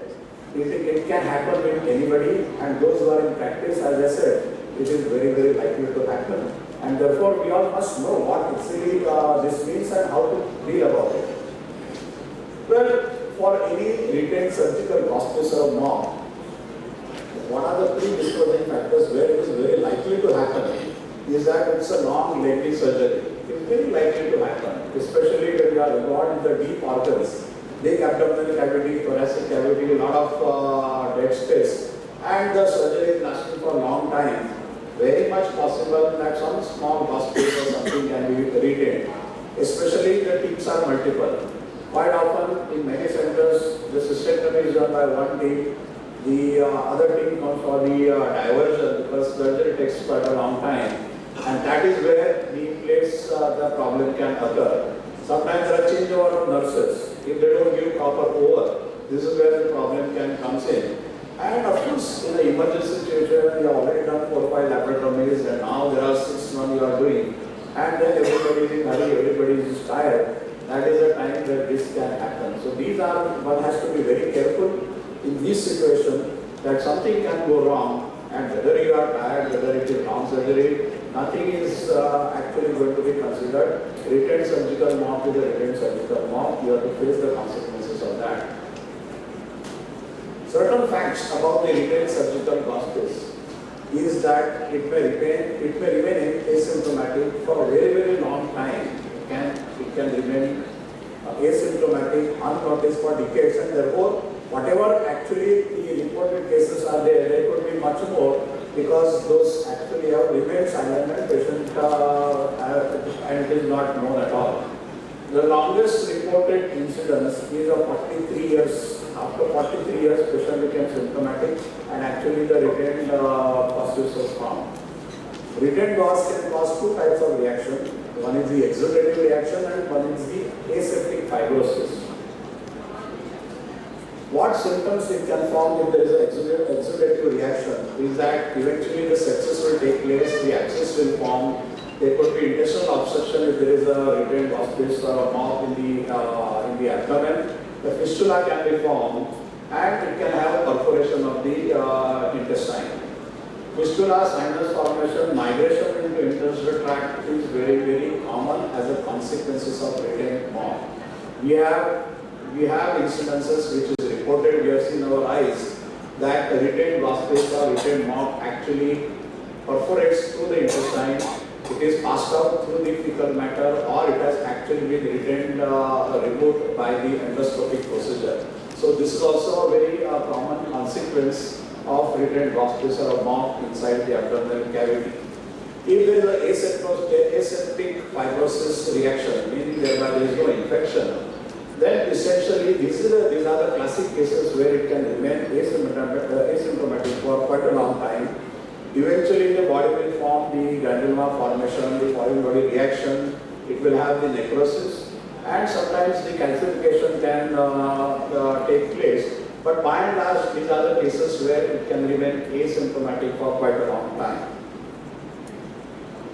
Now, if you see the X-ray pictures or the CT scan, when you are actually evaluating the cases, these are the classical pictures which have been reported. You can certainly see that these are the hospice which has remained, and of course CT scan can reveal the calcification and the reaction and a sort of a cavity around the or the granuloma formation which actually is taking place. What are the medical legal implications? So that is what actually we are interested in knowing. Well, retained surgical material are considered as always wrong. That is first and foremost thing which all of us have to understand. Mandating the acknowledgement, direct apology to the patient and hospital, and of course the payment and all other issues will come. But one thing is certain, that there cannot be any excuse that this is what has happened and this is why the mop or surgical hospice has remained. It is always considered to be wrong. In most of the jurisdiction, in legal doctrine, it is applied to the problem of a retained surgical mop, res ipsa libicator, which means that the thing speaks for itself.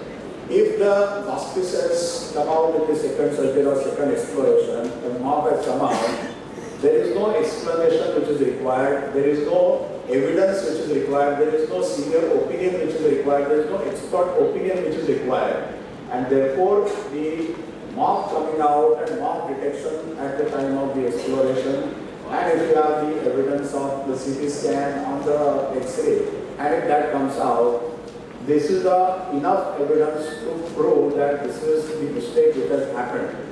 And as we saw that there is a limit for which the court cases can happen 2 years, 3 years, 5 years, 4 years. For the retained surgical mop, there is no court case or there is no limit of years. Even if it is detected after 10 years, you can file the case, the person can go into the court and file the case. There is no limit that now the incidents are occurred after 2 years prior or 5 years prior or 10 years prior. It is not like that. So these are all implications of retained surgical mop. It's a very, very serious implications, and therefore all of us have to understand all these implications and be careful about it. These are all, of course, these are legal or the financial implications in various countries. Even in the advanced country like America, there are cases which are reported, and in fact it has been statistically it has been documented that after every 20,000 cases, there will be one case which will be reported like this. And of course, the compensation of to the tune of several $1,000s have been reported from America. So to prove that mop was not retained inside will be very difficult, especially if it is documented on the CT scan or on the X-ray. Usually the compensation is definitely awarded. But one good thing is that under Indian Penal Code Act, this is not considered as a criminal case, and therefore it will be considered as a civil case, and there will be compensation. It will not be treated as a criminal case. Your license also can be suspended for various period of time. So these are all implications of a written surgical norm. The next question comes that who is responsible? If you are doing surgery and if you ask the nurse that how is the count, and if nurse reports that count is alright, and if you close the abdomen and then subsequently it is found that the norm was written, you cannot shed away the responsibility. Now that is what is the legal angle. You cannot say that it is not, am I going to check actually and count whether the auspice count is right or not. This defense will not be valid in the court. And therefore, there are various judgments, there are various opinions, and therefore it is said that surgeon is the team leader, and even if nurse makes a mistake, even if some junior makes a mistake, whether it is a count, whether it is whatever it is, ultimately the responsibility is surgeon. And therefore you have to be careful that these are all court cases and these are all judgments which have been there in the thing, and therefore as a head of the team, surgeon is responsible for the retained auspice or norm. There are a lot of ways in which you can actually defend in the court. When matter goes to the court, obviously we have to defend. And therefore, there are lots of things which are described in the literature as to how you can defend. Your case is already weak to begin with. But when you are defending, there are ways in which you can defend, and therefore your compensation can become less, or your license suspension can be avoided, and that is how the arguments have to be made out. This, everybody knows that Dr. K.K. Agrawal is the IMA president, and a lot of things he has described in the literature as to how you can defend yourself if the court case comes in. So how to escape the liability? The both surgeons and anesthetists will be liable along with the nursing staff. That is very, very important. For the nurse, the medical administrator may be vicariously liable to the surgeon, and anesthetists are honorary consultants. Now this is also very, very important. When the arguments are taking place, you need to involve lots of people in the thing. It is not possible or it is not appropriate that if the court case happens, you are alone fighting of the case. You have to involve everybody. And therefore, there are 4 or 5 parties which are actually are fighting the case, always better. And therefore, the hospital staff, hospital superintendent, hospital director, whosoever is there, are also actually responsible if the court case takes place. The escape liability under inquiry of the hospital and operative surgeon need to be sure as following. That there is a system. Now, how you can defend yourself is that in the hospital, there is a system which is in place. There is a system in place regarding the prevention of this particular problem. Under the system, there is a surgical swab and the instruments which are counted before and after surgery in every case, and the same is documented before and after surgery in the case sheet. So if you show to the court that you have a system in place, whether whatever has gone wrong, but if you have a system in place which is documented, which is actually a running system, it will help in reducing your compensation. Court will take a favorable decision in favor of you. The other thing is that in the establishment with large surgical volume and emergent situation, special precaution is taken to avoid this. So these are all in NABH, all these things are there. All of you must have been working in several NABH hospitals. But these are all things which have to be documented, these have to be mentioned. Then there are surgical training sessions which are held.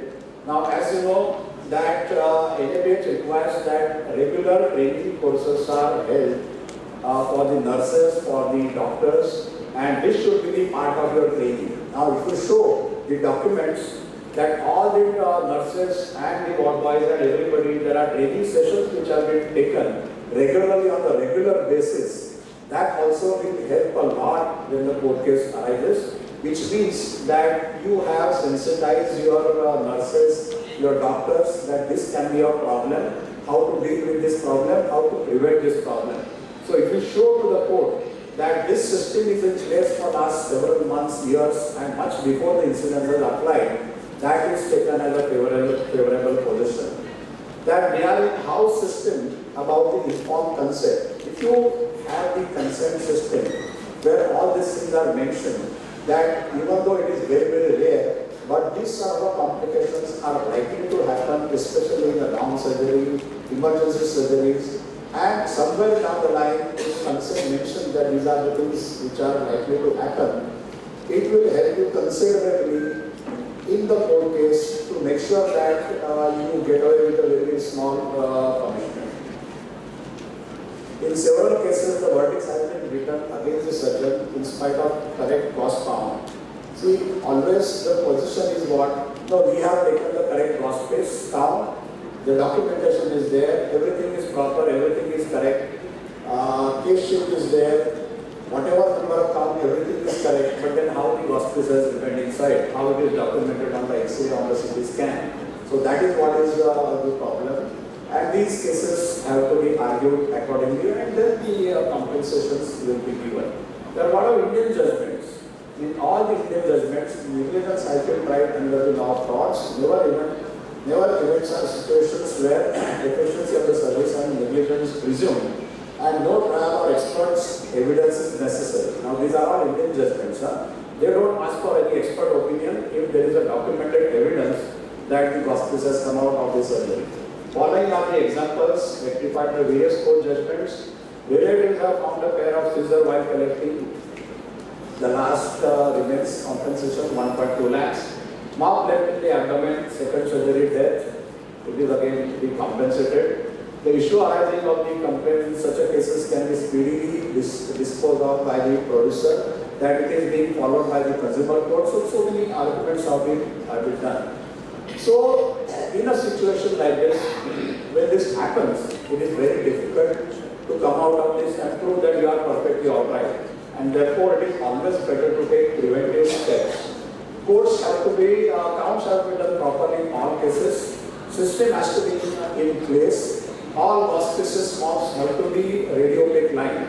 Now, previously, the auspices were just the ordinary auspices and they were cut and they were using it. Now it is absolutely mandatory, and I am sure most of the hospitals, even the small consumers, have changed the auspices, which has now a radiopaque line.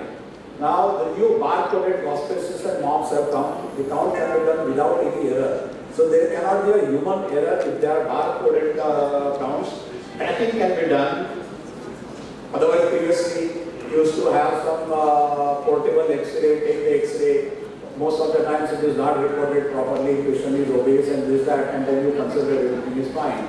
But if it is a bar-coded, it can be tracked without any problem. Radio frequency chips are attached to every mop and auspice, and these are all called as smart auspices. These are all examples, these are available, and there are many centers who have shifted to this bar-coded auspices. And this is the evidence where there is a randomized trial was done, it is published in the government literature. There are bar-coding surgical sponges to improve the safety.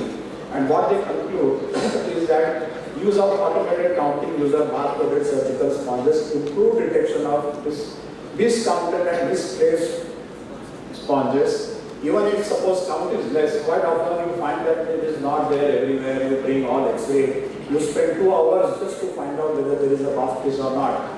It is counted, there is one count which is missing up. You take X-ray and then eventually, because there is nothing is found out, you close it.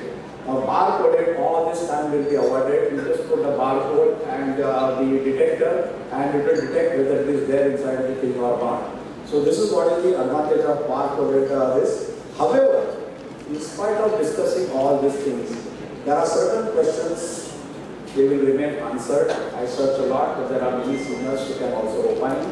How and who will prove as written mock if imaging is not done or not confirmed? That's very, very important. If you are an operating surgeon and you have done surgery, patient has gone to somebody else and he has opened up and said that, okay, now mob has come out. If he has not done any CT scan or X-ray and if it is not improved, it is extremely difficult to prove that it is this. Then lots of arguments can be done.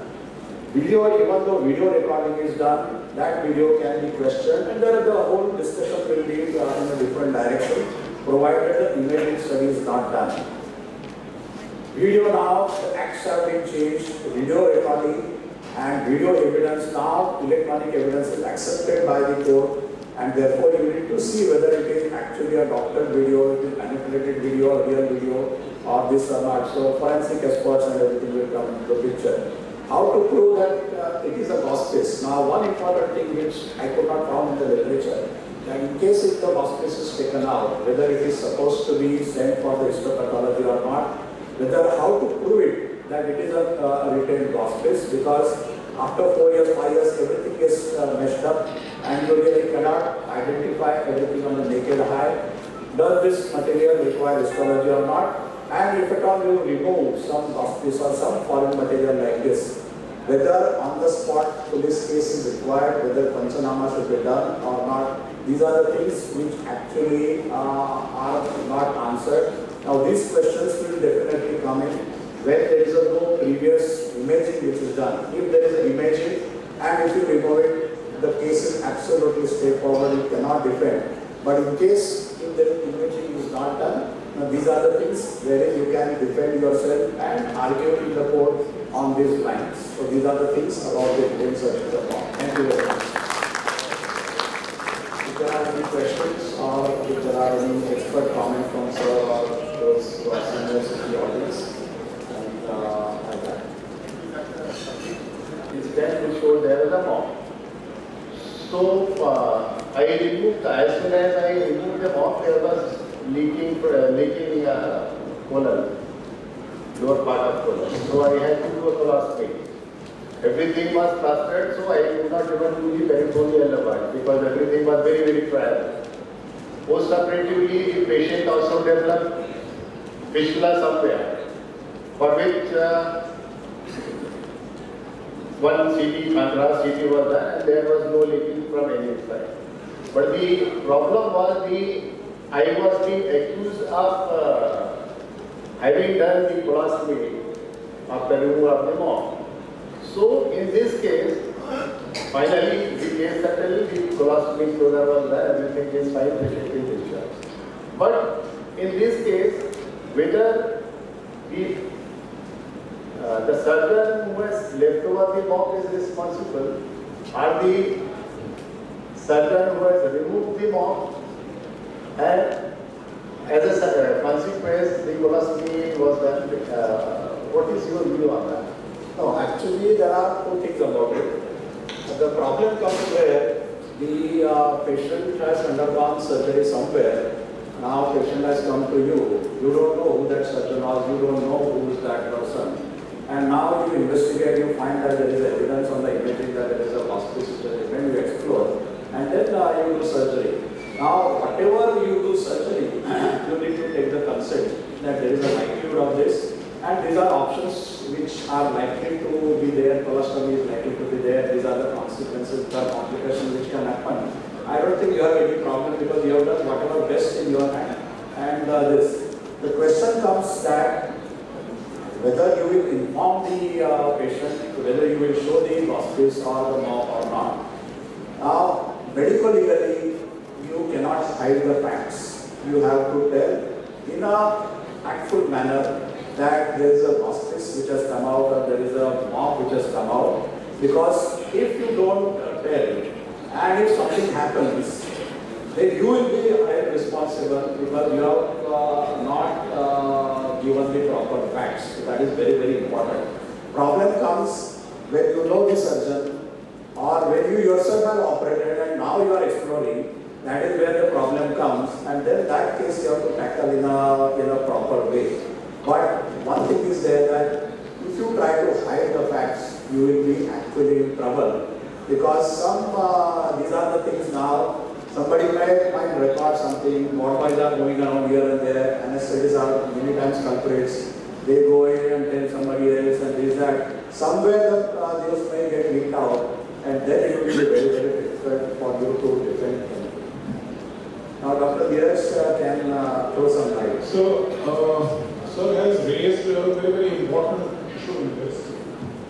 It is a medically ethical issue for all of us, whether we should try to defend the previous surgeon by covering up or not. There are no easy answers. One thing which is definite is V.P. Shankar and others' judgment 1995 doctors were brought under Consumer Protection Act. Mob being left in the abdomen was taken as one of the cases which would be considered res ipsa loquitur, which meant facts speak for themselves, so the case is fit to be taken up by consumer courts. Now this thing, besides of course operating on the other leg and giving wrong gases in anesthesia, there were certain examples which were given to cover doctors under consumer protection. Now come to 2005 Jacob Matthew judgment. Jacob Matthew judgment uses the same sets of circumstances, including a mob, which is now sufficient to for culpability, for criminal culpability of a doctor under criminal law. So from civil law, for the same crime, we have shifted to the criminal law. My point, what I am trying to raise is, there will be some doctors here who will be part of medical boards. When police complaints are made in such cases by patient party, and who will be part of medical boards, and they, in their ignorance of the difference between criminal negligence and civil negligence, would definitely write negligence. Obviously, you can't defend a surgical mob being left inside. You cannot say there is no negligence. But what kind of negligence, if you are not specifying, it will be assumed now that it is criminal negligence. It is gross negligence. So when we are sitting on boards and we are writing, yes, there is some error of judgment, you try to use the terms which will not be construed as gross negligence. Because the police has asked for the medical board to be formed, and if medical board is saying negligence, it automatically means criminal negligence. So in the report, even in such cases, we do need to point out that yes, the counting may have gone wrong somewhere, but under the circumstances of extensive leave, these are the kind of things which are known to happen. So what I am trying to say is, when boards give opinion, please be very careful. We have to defend our doctors from going to jail under all circumstances. Yes, they may be penalized with state medical council for some months, that they may be penalized for civil, but retained mob is definitely not one of the things we want doctors to go to jail for. This is something as a kind of message I would like to say. Thank you. And sir, request the chairpersons, please honor our speaker with a moment. Good afternoon, everybody. She is the Durga in her various avatars. She is the Janani, she is the Lakshmi, she is the Saraswati, and in her Shakti roop, she is the demon slayer. Sadly, in our land, which worships the female deity the most, we had to enact a stringent law, the PCPNT Act, to get the Durga saved from the demons of gender selection bias. But despite such a stringent law, Durga is still being slayed. At the outset, I'd like to thank Dr. Lalicha and West Zone Urologist Society for giving me this opportunity. And I bring you greetings from Chandigarh. Sometimes the most important life lessons are the ones which we end up learning the hard way. In life, we know, we've been taught this phrase, ignorance is bliss. But in PCPNT Act, ignorance will definitely spoil your bliss. I'll take you to the ordeal which we went through and how we bailed out and what corrective measures we took. So the event happened in 2007. We missed on our date of renewal of registration of the ultrasound machine, and it went unnoticed for 1 month. And in fact, we were in the process of duly filing the monthly reports with the appropriate authority. And in fact, after the lapse of registration also, we ended up filing one more report without realizing that the registration has lapsed. So why it happened? It happened because we were ignorant of the clauses of the Act. And being a dedicated urology center, we thought that the PNPT Act does not apply very strictly to us. This was way back in 2007. So the ordeal we faced, there was a team which came prepared for search and seizure. There were 3 doctors, there was 1 clerk, there was 1 videographer, and it was accompanied by an NGO representative. And later on we came to know that the NGO representative was totally unaware as to why he was there on the team. The team in all had a very intimidating attitude, as if they were dealing with very hardcore criminals. The team was very high-handed in their approach. They went into the OT without changing clothes. And when a surgery was going on, Dr. Anshuman was in the process of doing the PCNL and he was in the process of taking ultrasound-guided puncture. They disregarded the basic hospital rules of safety. Conjectures to non-existent facts were being made. Very vindictive attitude was there, and fast compliances and sincerity was not taken into consideration. The machine was subsequently got sealed, and a case was filed under Section 23 and Section 25 of the PCPNDT Act as an unregistered center, and nowhere there it was written that there was a delay in renewal of the machine. Just to remind you that serious offences under the PNDT Act come under the Section 23. Section 23 para 1 should be read with Section 23 part 3 and 4, which actually pertain to the prenatal diagnostic testing. And mind you, it is a criminal case under these sections. We had a sense of disillusionment because ours was a dedicated urology center. We were registered under the PNDT Act as a urology center. We had no gynecologists, no radiologists attached to the center. There were no prenatal or antenatal tests being carried out in our center. We were in fact filing regular monthly reports to the appropriate authority from last 5 years. In fact, a total of 61 reports were filed, and all reports mentioned that no pregnant females underwent ultrasound. And overall, we had no intent to flout the rules. I welcome our CMHO, Dr. Meera Baghel, madam. Please come and tell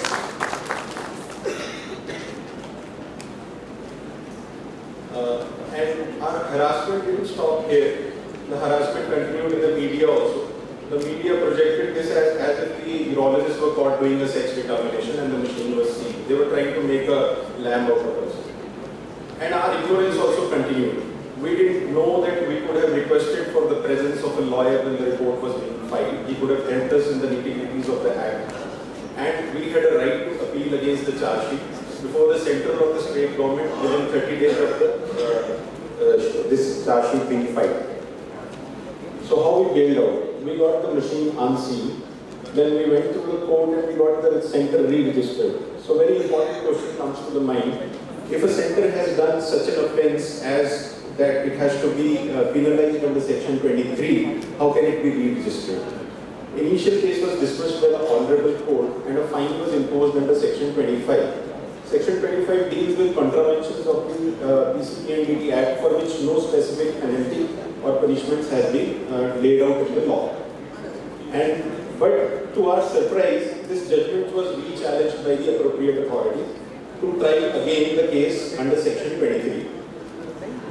So again we had to fight the case, and we, because our case had no merit under Section 23, ours was a dedicated urology center, no obstetric work was being taken place at this place, no prenatal tests were being done, and Section 23 pertains to an offence as serious as performing a prenatal diagnostic test, but not to the lapse of renewal of registration of the center or the machine. We sought help of RTI, and we sought to inform the similar cases filed into the PNDT Act and their fate. And we found that the judiciary, during our course of the case, we found that the judiciary had total lack of clinical knowledge.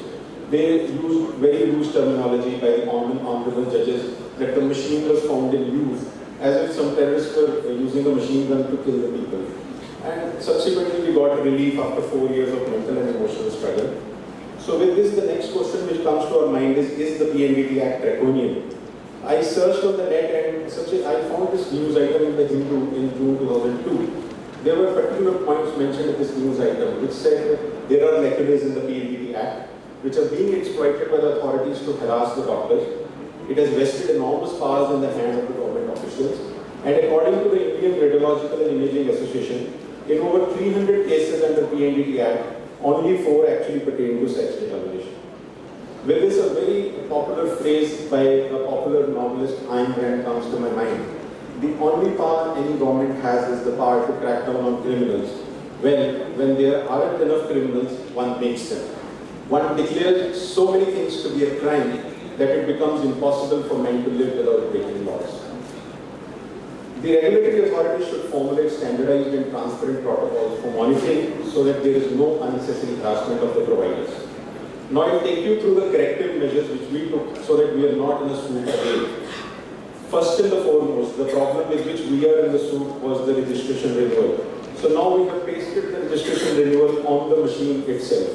So whenever we are picking up a probe to do the ultrasound, we are staring at the expiry date so that we do not forget the registration renewal. A copy of the PMDT Act is bought every year and it is attached to the machine without fail. All the PMDT Act copies are on the machine. A portability diary is kept on the machine, and whenever the machine is moved within the premises of the hospital, the time the patient details are noted in the diary clearly. There is a board in the patient area which displays the timings of the registered person, and we have categorically mentioned on the board that no outside ultrasound is done here in this center. There is a board displaying the advisory committee member with their contact details. There is a white coat with nameplate and designation in the registered person's chamber, and the registered person's chamber also displays the registration certificates prominently, including the medical council registration and the registration with the PMDT. The chamber should prominently display the name of the registered person, and most important, the door should have a lock and key, and the key should be handled by the registered person only. When we are going out of the room, we lock the room and the key is in my pocket or in Dr. Anshuman's pocket. It is not in anyone else's pocket. And the room is always open in our presence. When we are not there in the hospital, the room is not open. This is a very important thing. Every small detail should be thoroughly clarified in written from the appropriate authority. I'll give you two examples. This was the first example. When we got the machine registered and then we sought permission from the appropriate authority regarding the portability of the machine in the hospital. We got a standard government reply from the appropriate authority that you are directed to strictly adhere to the provisions of the PCPNDT Acts made there. Nowhere they had written that you are allowed to move the machine within the hospital. So then we wrote to them again and we sought clarification that from your letter it is not clear whether we are allowed to move the machine within our hospital or no. They were forced to write back and they wrote this, that you are permitted to use the ultrasound machine within your center for serious patients in the emergency room and the ICU and in the OT for ultrasound guided urological procedures. This is the second example. Suddenly we get a memo from the appropriate authority stating that all patients who undergo ultrasound, the reference lists have to be maintained and the record has to be maintained. We were confused. What is to be done? So we sought a clarification from them. We initially asked them whether the male patient requires the reference slip to be maintained. They were very vague in their replies. So we wrote to them. So we wrote to them asking clarification. Do we have to maintain original reference slips with stamp and seal of the doctor for male patient? And query number 2, do we have to maintain the original reference stamp and slip for all female patients for whom Form F is applicable? So they replied to us, you are hereby informed that F forms original reference slips and seal of the doctor should be maintained only for antenatal patients. Reference slip and seal of the doctor should be maintained only for antenatal patients. Whoever is handling the ultrasound machine, they should read their certificates carefully. The act is in evolution. You don't know that the new certificate of registration has suddenly they have incorporated a single line which you are not aware of. Whenever you get your PNDT certificate registered, renewed, you read the new registration certificate carefully, line by line. I'll take you through the code of conduct which is required by the PNDT Act. We should display a certificate of registration. We should display the list of advisory board members. We should display a note in English and in a local language stating that a sex determination is not done in this center. Doctor's name should be written on the door of the room. A white coat with a nameplate and designation should be there. Display the timings of the consultant who are authorized to do the ultrasound. Portability permission for movement within the premises should be there, and the portability diary should be maintained duly. And 2 years of records and hard copy should be kept at the center. Maintain the references if you are using ultrasound for referred patients or outside patients and or antenatal patients. And you should maintain a photocopy of the ultrasound frame. This is for the antenatal patients, not for the regular, as a urologist we are doing the ultrasound. So in the end, form some do's and don'ts. The do's are inform every small detail in writing to the appropriate authority, like change of address, additional person. Your monthly report should go by the 5th of the month. Portability permissions, record of movement of the machine, and inform everything in written. And take acknowledgement of your communication with the appropriate authority and keep that in your records. Buy a copy of PNDT Act every year, attach it to the machine, and if you're buying it, kindly read it also. It is a 50-page book. Keep your room locked when authorized and the person is not on the campus. Write and paste the registration renewal due date on the machine. And as a rule, we have formed this rule. We refer our pregnant patients with urology problem to dedicated ultrasound clinics to get their ultrasound done. We are not doing pregnant patients ultrasound. Keep straight records. The next advice, CCTV camera is a slightly controversial advice, but we have kept a CCTV camera in that room where the ultrasound machine is there.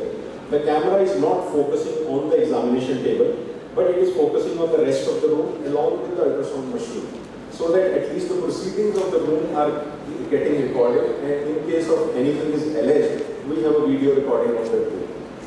And patient confidentiality is usually taken into account. The patient does not come in that focus of the camera. And a hospital representative should always attend the meetings of the appropriate authority whenever they are called for. So in the end, take-home message is remove all clouds of ignorance. The act is still in evolution. Hopefully it gets evolved into a better act. We should all read the act thoroughly and keep informed of the new development. And as Dr. Nagpal stressed, we should document, and document. The easy way is to learn from others' mistakes. The hard is to learn from your own mistakes. And the tragic way is not learning from either. Thank you. And in that, I'd like to acknowledge Dr. Anupam, without whose efforts this presentation could not have been compiled. Thank you very much, sir. Now the house is open for the question and answer.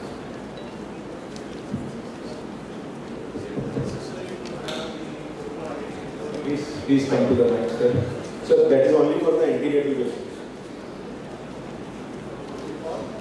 Only for the antenatal patients.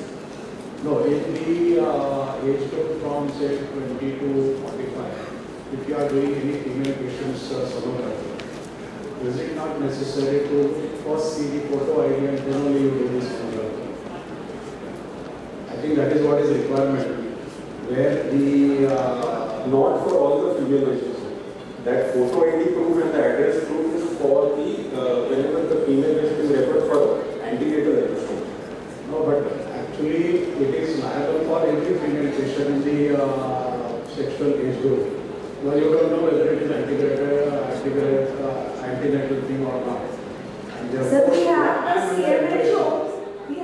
CMHO and the state physical entity in charge. They would be able to clarify. They can clarify, because I am under the impression that as per the act, if you are doing the ultrasonography of a lady from this age to that age, then the photo ID is necessary before actually you do ultrasonography examination. Because otherwise you can be in trouble. That is a requirement of the act.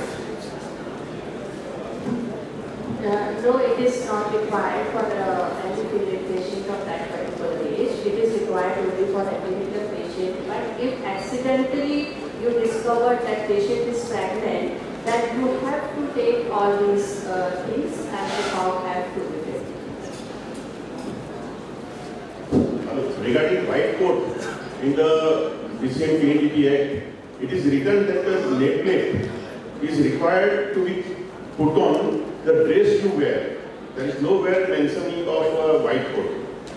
Yeah, actually, it is for identification of the doctor who is doing the ultrasound. It's not necessary that you have to put the white coat and the nameplate. There should be some identification mark that particular doctor is doing. Otherwise, some doctor will come and do ultrasound in your name. So there should be some identification, either the display of the name of the person, or there is not any necessary for putting the white coat. Actually, the Act, there are so many lacunae. These are titrated according to the local PMDT people. They come and tell you that, doctor, this was not there. So we kept it there. So I got a call from one of our colleagues from Kottapura, Dr. Tony. He was trying to apply for the portability permission. So their PMDT people told him that we cannot give a portability permission. You cannot move the machine. He had attended the last Legacon. We had shown this application. We sought the permission. So I asked it from me. I provided him this, then they gave him the permission. They said, okay, fine, we have a Within premises, appropriate authorities interpret the law differently. Actually, in law, it is premises as well as doctors. Within those premises, do not require special permission to move the machine. The portable machine and the certificate of portability is meant for machines which are kept in an ambulance and taken from place to place. That portability should not be confused with operation theatre. But yes, if you are taking the machine to a different building, this happened in PGI. They used the ultrasound machine of oxygen mining department in another building. That was a problem. But if you are within a premises like the KBC is one premises and you are taking it from them, do not require a specific permission or portability per se. Unless you want to take it in an ultrasound in an ambulance and go from place to place. But for this also, sir, the PMDT people were in a dilemma.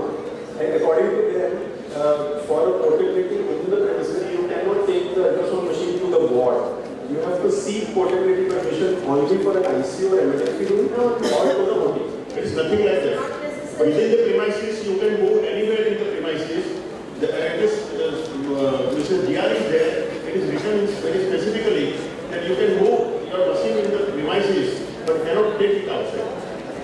Actually, what Dr. Nagpal said, type of machine makes the rules are different.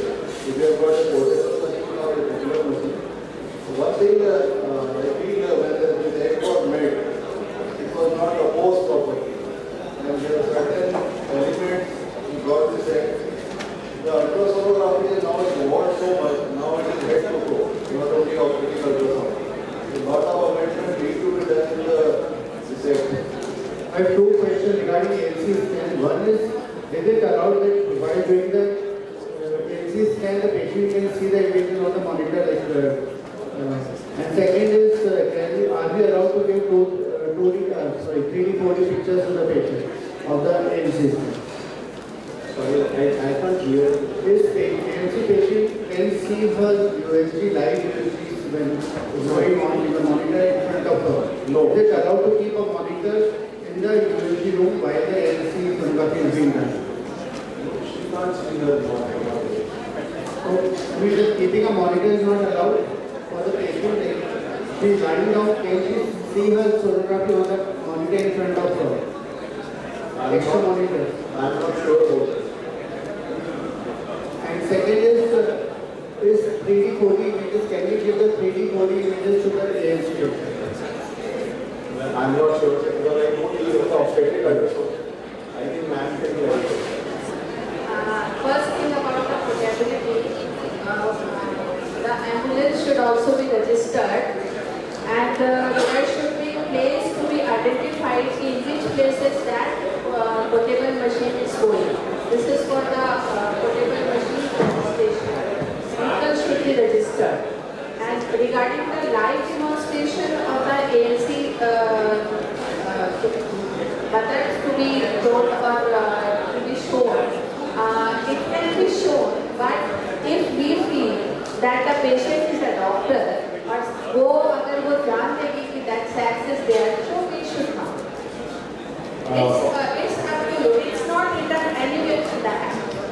Last question, please. Excuse me. My question is, all doctors who are not a radiologist, but nowadays in intensive care and OT, we all need to do neurology. So all should be registered under the Disciplinary Act. Actually, machine is place is registered, and you have to tell the name of the doctors who are doing the sonography. radiologists and obstetricians, and they are excluded from this because they can do. But the center has to display the names of the obstetrician and names of the radiologist and certificate of their degree to be because they are doing the sonography. Apart from that, any specialist, suppose urologist, they can perform only the urological things. They cannot perform the antenatal examination. Right? Surgeon only surgical. Medicine only medical. But the specialists of any field, apart from the radiologists and gynecologists, if they want to do antenatal sonography and obstetric sonography, then they have to undergo the 6 months training. I am an Indian, I practice sonography in ICU. I gave an application to the CMHO and I want to practice in my ICU. Non-obstetric USG in my ICU. I have not been feasible. I said, no, you cannot do that. That was the reason I raised it.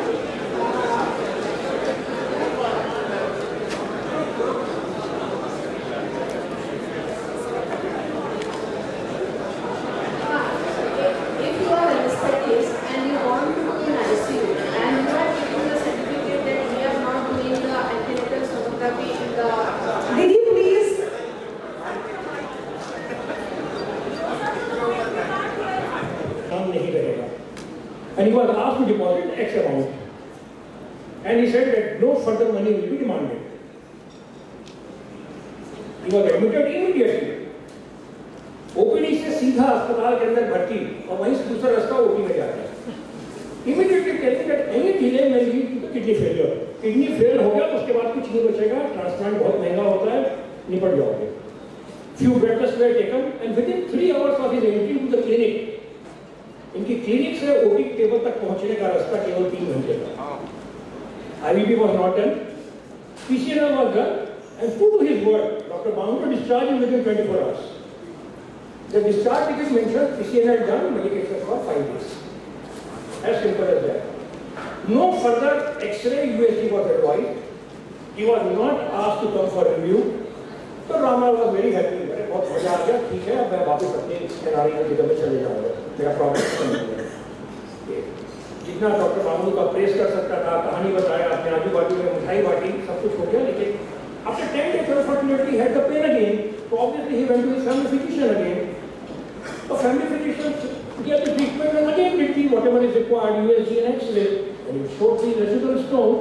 And in addition, it showed the hydronephrosis, swelling in the kidney, which was not there earlier. तो करेला नींद चढ़ा हो गया. तो patient में to doctor Babu again. और बाबू साहब बोलते हैं कि साहब ये तो बहुत सरप्राइजिंग है, मैंने तो सब निकाल दिया था. तो तुम 1 महीने में फिर से बना दिए क्या?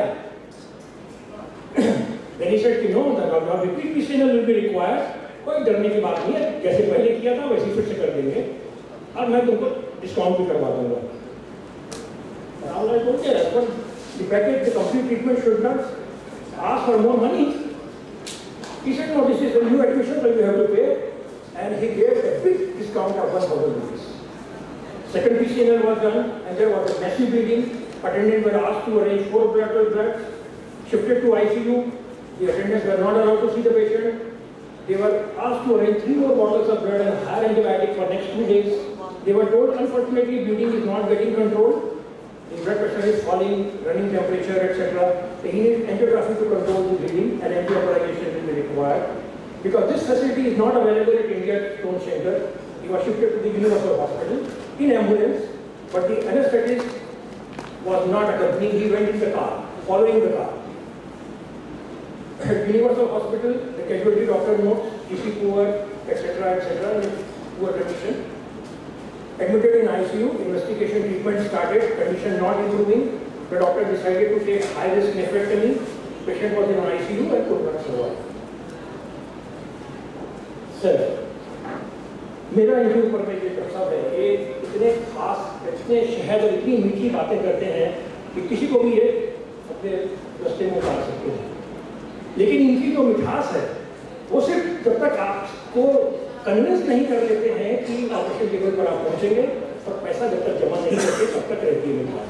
जिस समय आपने पैसा जमा किया उनकी मिठास गायब, तो किसी और अगले शिकार के क्यों लेता है? तो ऑपरेशन और प्रॉपर्टी में नहीं तो देखने की जरूरत ही नहीं। I object to word शिकार। सर ये तो फैक्ट ओके, शिकार वापस सर इरेज कर देंगे sir. Sir first my indications are that the first PCNL he did not ensure a complete stone removal by sonography and X-ray, which is a normal protocol that you should do. After first PCNL, doctor abandoned the treatment and he never called for the review. कि भैया कर दिया और जिंदगी भर के लिए चले जाओ, उसको वापस ही नहीं बुलाया कि तुम 10 दिन के बाद आना, 15 दिन के बाद आना, 1 महीने के बाद आना, etc. He did not get the functional study like IIT before the PCNL. In spite of package fee, a complete treatment, he took full package money again, almost full money, 1000 का discount दिया यहाँ registration कराने के लिए. PCNL, he did not do a complete job at the first go because he had an intention, very clear intention, कि ये फिर आएगा, मैं उससे फिर पैसा खींचूंगा, and that is what he wanted. He did not do the complete job intentionally. And then he did not do the, his consent is invalid. Consent में जैसे डॉक्टर ने बताया कि कॉन्ट्रैक्ट होता है दोनों का चाहिए, डॉक्टर का दस्तखत ही नहीं है. He frightened the patient, which you should not. He frightened the patient for the quick surgery by instilling the fear of the renal failure. He did not talk about the other options, which is his duty. And he did not talk about any complications. सब ठीक हो जाएगा, 24 घंटे में चले जाओगे घर, कोई दिक्कत नहीं है, यहाँ तक कि दर्द भी नहीं होगा.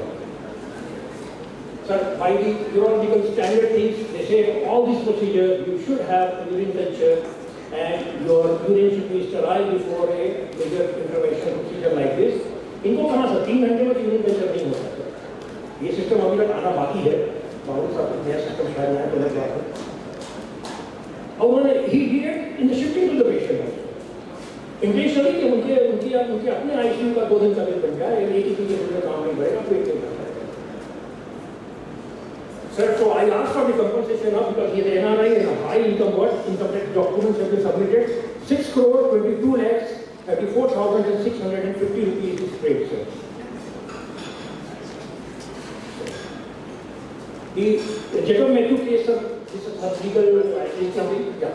The Jacob Matthew case very clearly, sir. A professional may be held liable for one of the two things: either he does not possess the required skill, or he did not exercise with reasonable competence in the given case. In this particular case, point 2 words, sir. Samira Kohli case, everybody knows about the consent, and that shortcoming in the consent I have already enumerated, so I do not want to go into details of that. Sir, in this particular case, the judgment says that the hospital abandoned the treatment, the patient did not abandon the treatment. And the similar case is with Dr. Manduri. Photocopy है इनके समान. In this Kaliram versus RG stone, IVP was not done before the stone treatment and it was proved to be medical negligence. In this particular case, this is the judgment that there is written. And these are not my words, sir. मैंने पहले बोला वो अपनी जगह है. Primary object was not to cure the patient completely, but act was to extract money by performing 3 surgeries at intervals. Thank you, sir. Thank you. The defendant or the doctor's lawyer is now can present his views.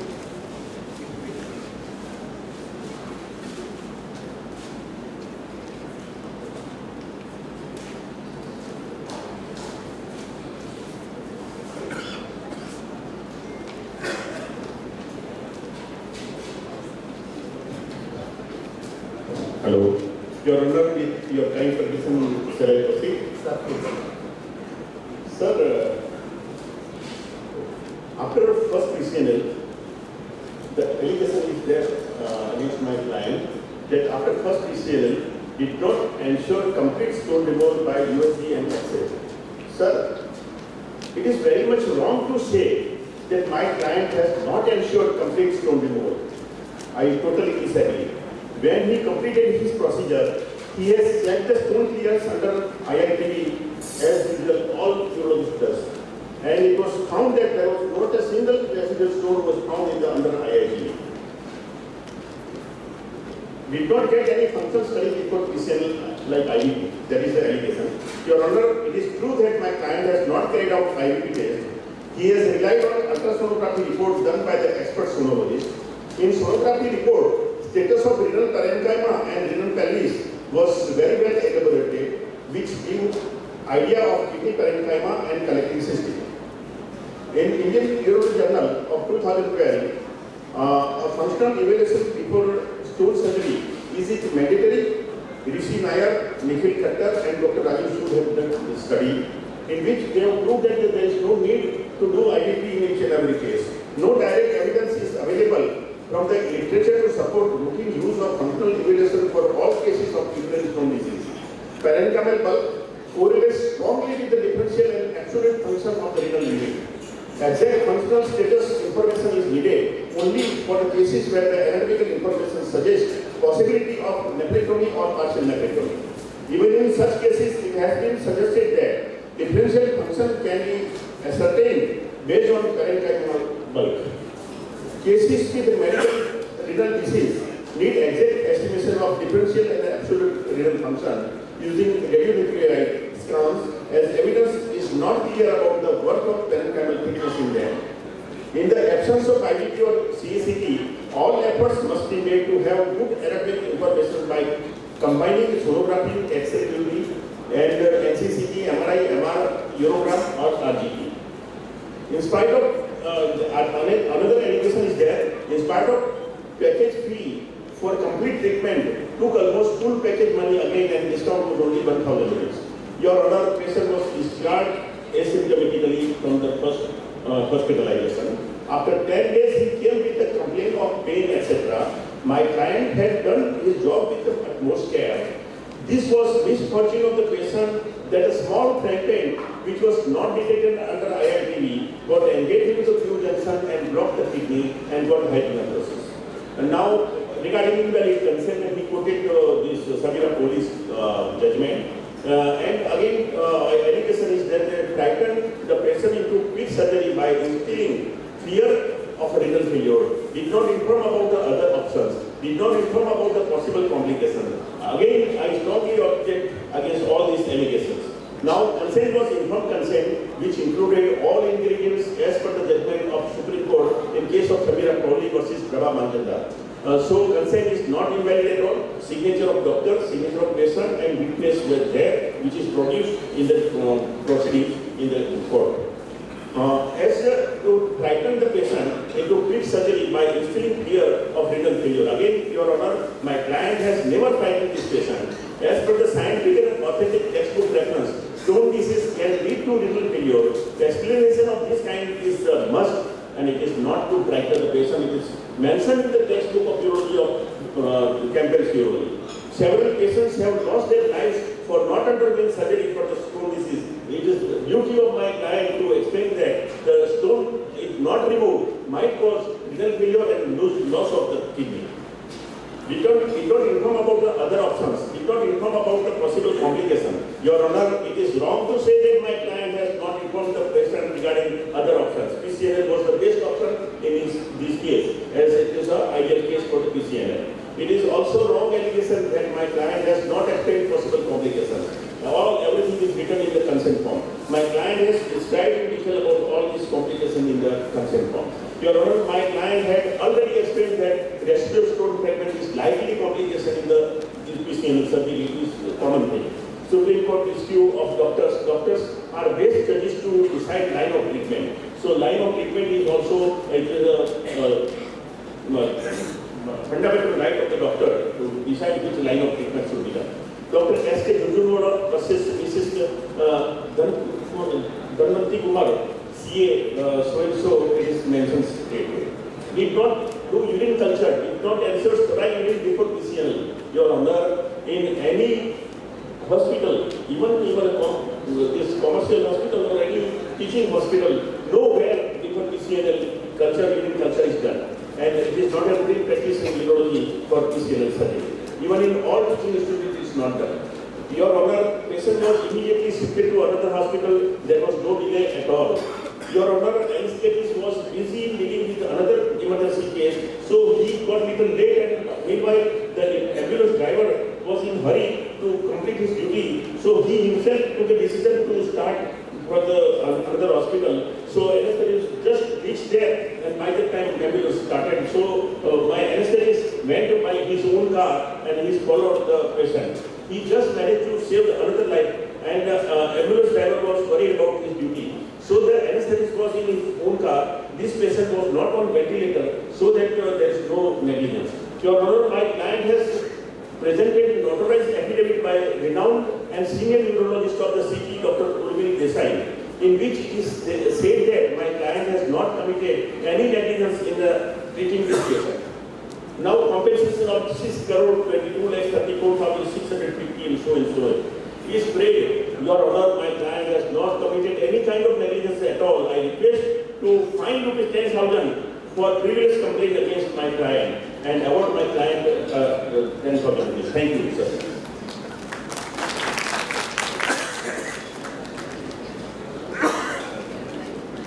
So I allow the patient's lawyer to make it.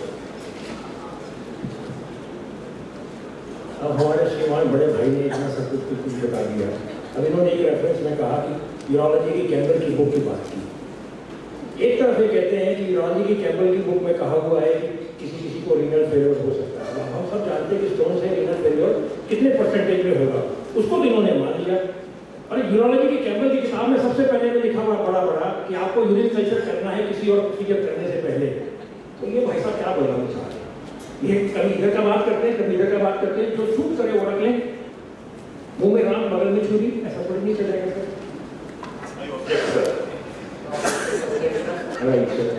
दूसरी चीजों की मैंने बात की कि 10 दिन के अंदर में 10 दिन तक पेशेंट ठीक रहा। सर जितने भी लोग यहाँ पर पथरी के बारे में जानते होंगे, मेरा ख्याल है सब लोग जानते हैं।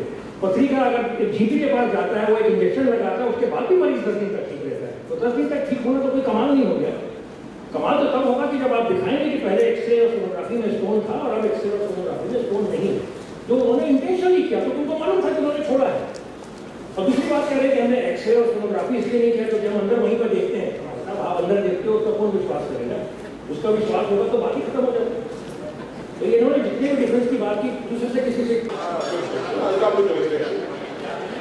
First thing is, the jurisdiction under Consumer Protection Act initially was 5 lakhs for district forum, 20 lakhs for state forum, and 1 CR for national commission. After that, this was changed, and up to 20 lakhs was accepted in district forum. From 20 lakhs to 1 CR, it went into state, and more than 1 CR, it went into national. There is no jurisdiction. My point is, now we are in Consumer Protection Act 2019, and 2019 says a person has paid up to 1 CR for services. It does not mention that the person has asked for 1 CR for the compensation. It is simply saying he has paid 1 CR for the services. So all doctors, even if you are treating Rahul Bajaj, I doubt you are charging 1 CR for your services. So all doctors will fall into district forum now. Now there is no question of cases of medical negligence being taken up by National Commission. And this is irrespective of the amount of compensation asked for. The person may ask for 200 crores. It will be filed with district commission. And the law is passed, it is notified, the rules are to be notified. This is going to become applicable very soon. But the worst part here is something different. So far, if you have operated in Raipur and the patient is from, let us say, Guwahati, he can file a case only in Raipur. So far. But now, he files a case of 200 crores, he files it in his district forum in Guwahati. Or let us say in Tehsil somewhere. You have it.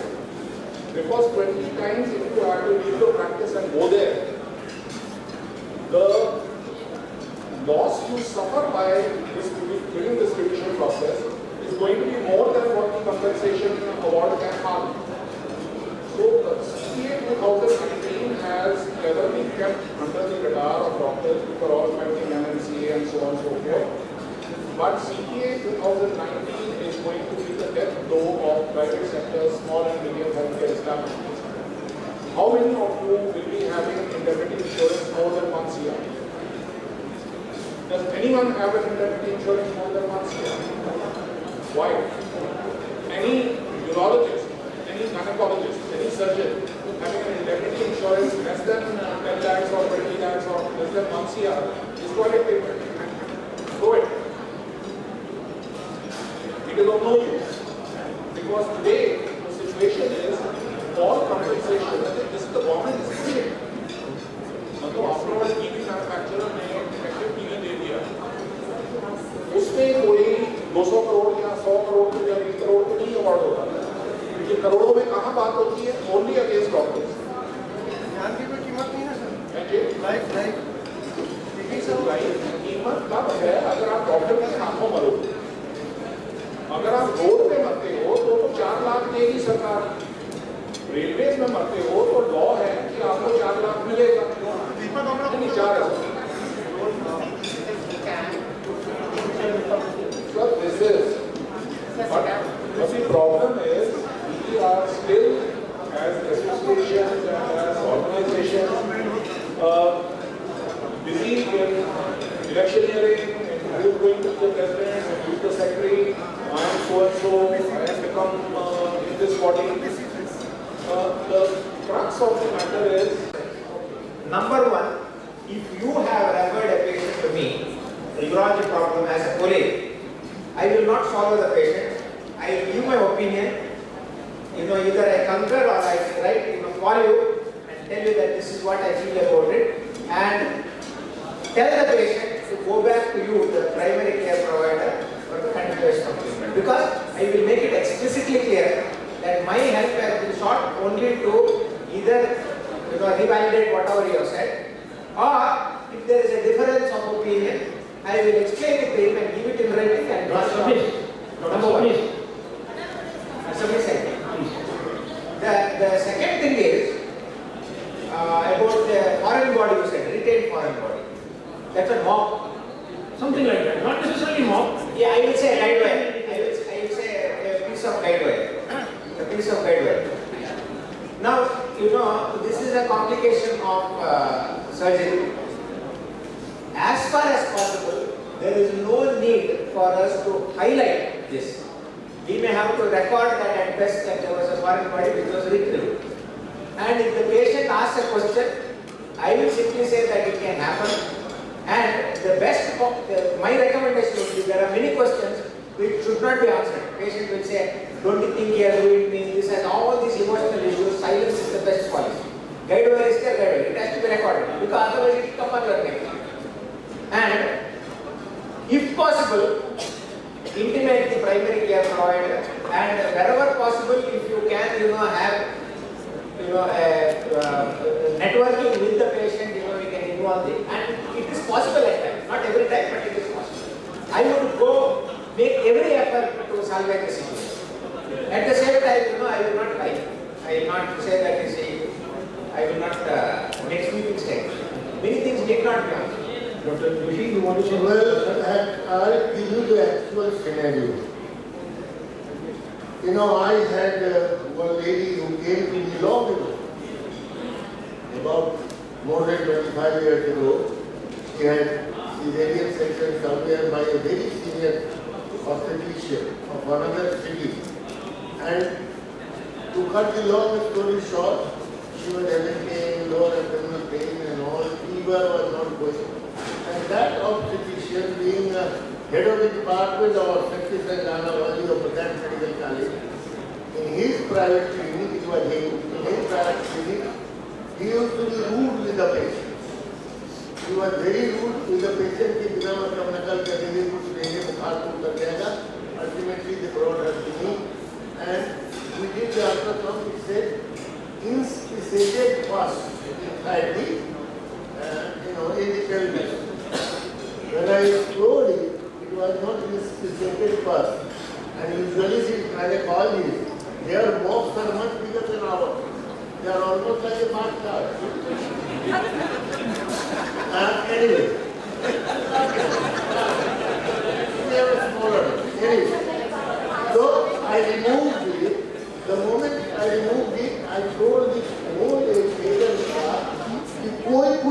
बोलेगा बात, मैं इसको handle करूँगा।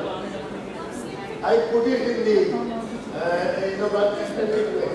When I came out, within no time the relatives come to me and they were from little rough area. Sir, आपने towel निकाला है क्या? अरे यार तू कैसे कर रहा है? मेरे अंदर से मैंने सोचा कि तू कैसे कर? बोले ना तो बस निकाल दिया। नहीं सर, वो जो टाई लेके जा रही थी ना बकेट, तो हम लोग को टावल दिखाई कि यही निकला है। Very careful. Then I told them कि तुम लोग मुकदमा करेगा ना, कुछ भी करेगा, हम तो गवाही देंगे, कोई फोटो ली है क्या? That time it was not that common. हम गवाही देंगे, ये बात है, तुम लोग जो करना है करो, but of course they found that I wrote a letter to Dr. So he said this is what has come to me, and asked the nurse to be more careful for next time. But this is just the opposite these days. निकालेगा छोटा call इतना बड़ा, बुला लेगा media को, junior भाई को, और उसके बाद दिन भर द्रौपदी के चीर हटन की तरह लिखवाता है और बदनाम करने के लिए से it is a lesson for the younger friends. Please don't do that. Otherwise एक दिन तुम फंसोगे अभिमन्यु की तरह चक्रव्यूह में, तो फिर किसी और को ही बचाने की जरूरत पड़ेगी, नहीं तो चले जाओगे। सबसे बड़ी दिक्कत है आजकल नए लोग जो बांगलू वाला के। Hello. Give a big hand to Dr. Ajay Kumar for doing such a brave thing. Taking all this on his head and did it in a wonderful way. So to help our colleague, it is the duty of everybody. But be careful, as Dr. Prabhu said, that sometimes you may be in your soup while saving some of your friends. I had got an experience of more than 7 or 8 cases with left behind digestants. And ranging from 1 year to 5 years to 6 years like that. And some in few cases bilateral digestion. And broken inside one piece inside the kidney, 1.5 piece inside the middle ureter, and lower end and the bladder is hanging in the third part. So in this case also, again what happens, patient is very much anxious. Once we get X-ray, they find out that something is left behind. Then they ask, okay, why did doctor has left behind, and they did not tell us. Then I always try to convince them that at the time of operation and at the time of procedure, which is writing the signing the consent, whether it is there or you are not there, or what was the situation, who was there to sign. Then they will say that no, I was not there, my uncle was there, or someone else was there. And patient, as usual, do not know what is happening and he just signs like that. So in that case, I try to save the doctor in this way. Similarly, Dr. Ajay Kumar said that I say that you were not there, you will not remember that who has signed the consent, and if the doctor must have told you to get this digestion out within 20 days or 30 days or whatsoever, but you have forgotten, so that this thing has happened, and now forget about that thing. I am removing it with the consensus charge of whatever charges I say, and they get ready and they don't go for this litigation at all. All these 7 cases has never gone to litigation for against the doctor. So now I am going to open a little bit of Pandora box, Dr. Nagpal. See, the basic thing is there are few MBBS, now then there are certain MDMS, and then there are certain super specialist people. So who should do what? We see many of the general surgeons doing the hysterectomies. We see many of the general surgeons giving the spinal themselves, or many times the local anesthesia is given by themselves. So what exactly, who should do what? If you can put some light on that. I'll answer your question in a reverse manner. Okay, right. An MCH urology doing cholecystectomy has been held negligent by National Consumer Dispute Redressal Commission. He is MS surgery. Only after MS surgery he did MCH urology. So my question, what we were discussing before lunch, why urological societies did not challenge this? This is an issue which is of crucial importance. As super specialists, all of you will not be settling in metropolitan cities where there will be GI surgeons, where there will be hepatobiliary surgeons, where there will be neurosurgeons. As super specialists, you may go and settle do things which you are trained and competent for, but you may not be MCI qualified for.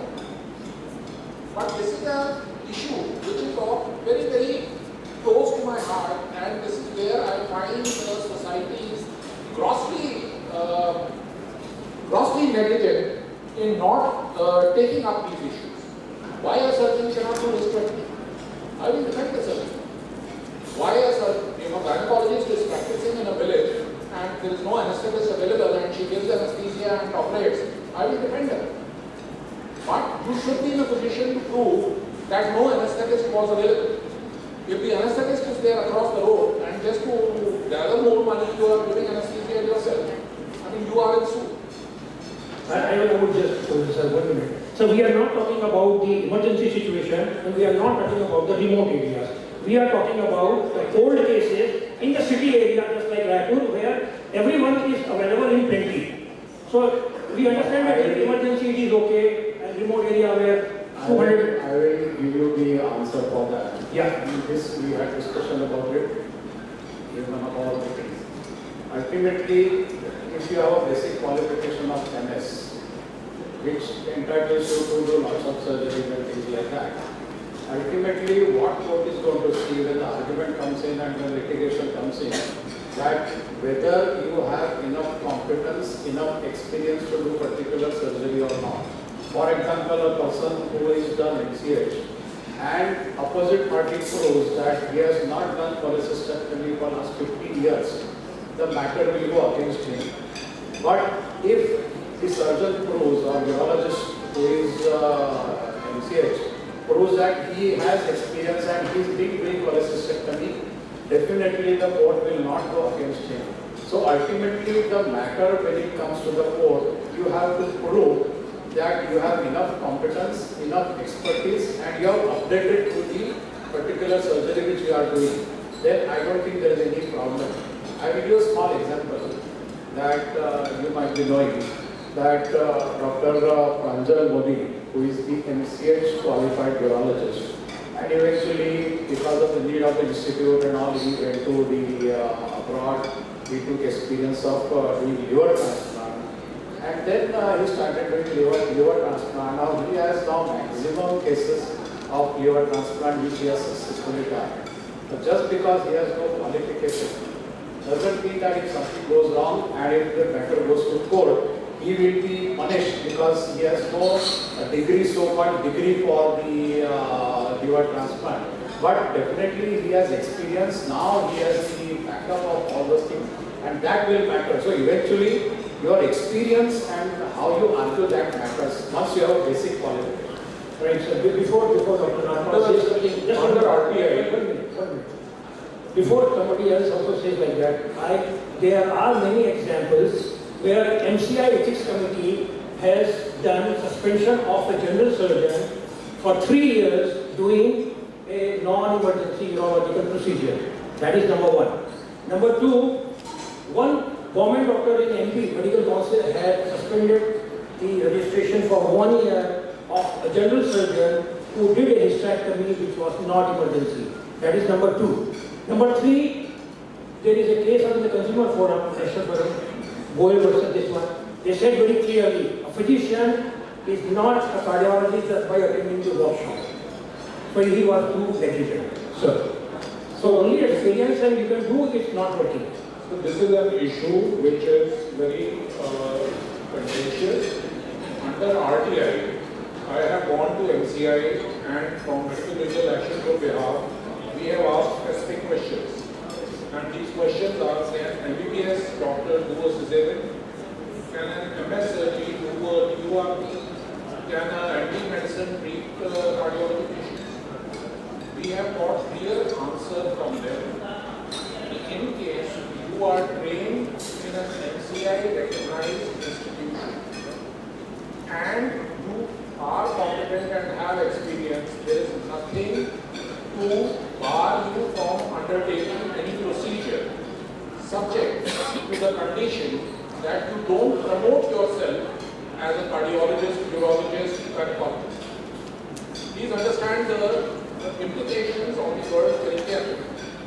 On your board, an MS surgeon writes that urologist, it will become negligence per se. He can do TUR, he cannot claim to be a urologist. I have MD medicine, I have senior residency experience in hematology and PGI. If I write gastroenterologist in front of my name, it is negligence per se. Patient may be 100% alright, it doesn't matter. Number two, Clinical Establishment Act has issued notified guidelines which are minimum standards. And minimum standards of running an echocardiography, minimum standards of doing a TURP, all these have come out in like urology clinic, what is the minimum qualification. So there are some where because of, as I very frequently say, this is tough for. Urologist will be one side, surgeons will be one side, gynecologist will be one side, everybody looking after their own interests. But there are, a nephrology clinic cannot be run without a DM nephrology in Clinical Establishment Act. Whereas the government is promoting a dialysis policy where even an MBBS doctor is not needed. In hospitals, the dialysis technician is doing the dialysis. And this is a national program. But Clinical Establishment Act wants a nephrology clinic to be run only by a DM nephrologist. A gastroenterology clinic where I do endoscopies and colonoscopies, if I have 6 months training after MD medicine in an recognized institute, I am qualified to run that as per Clinical Establishment Act also. So all these things are crystallizing. The whole thing is in a fluid state. Judges are nobody to decide whether a urologist is competent to perform a polycystectomy or a liver transplant. It is the Urological Society of India, it is the Surgical Society which has to issue white paper on this issue. And because we fail in our duty, that is why judiciary and government comes into play. If we have a document which says if a urologist is comfortable and he has been doing polycystectomies, why he can't do polycystectomies? He is already an surgeon. So, yes, the point is rulings are, one, I will give you ruling on both sides. I have rulings which say that surgeons can do TURP, and I have ruling which says the other way also. So the point is, the judges are actually nobody to decide the competence of an individual. It is up to professional bodies, professional societies, which have to issue white paper, which have to issue guidelines. Where we fail in doing that because of our own tough call, ultrasound call karega. IRAI and MOXIE did not go together in the case. We lost the case. So this is the kind of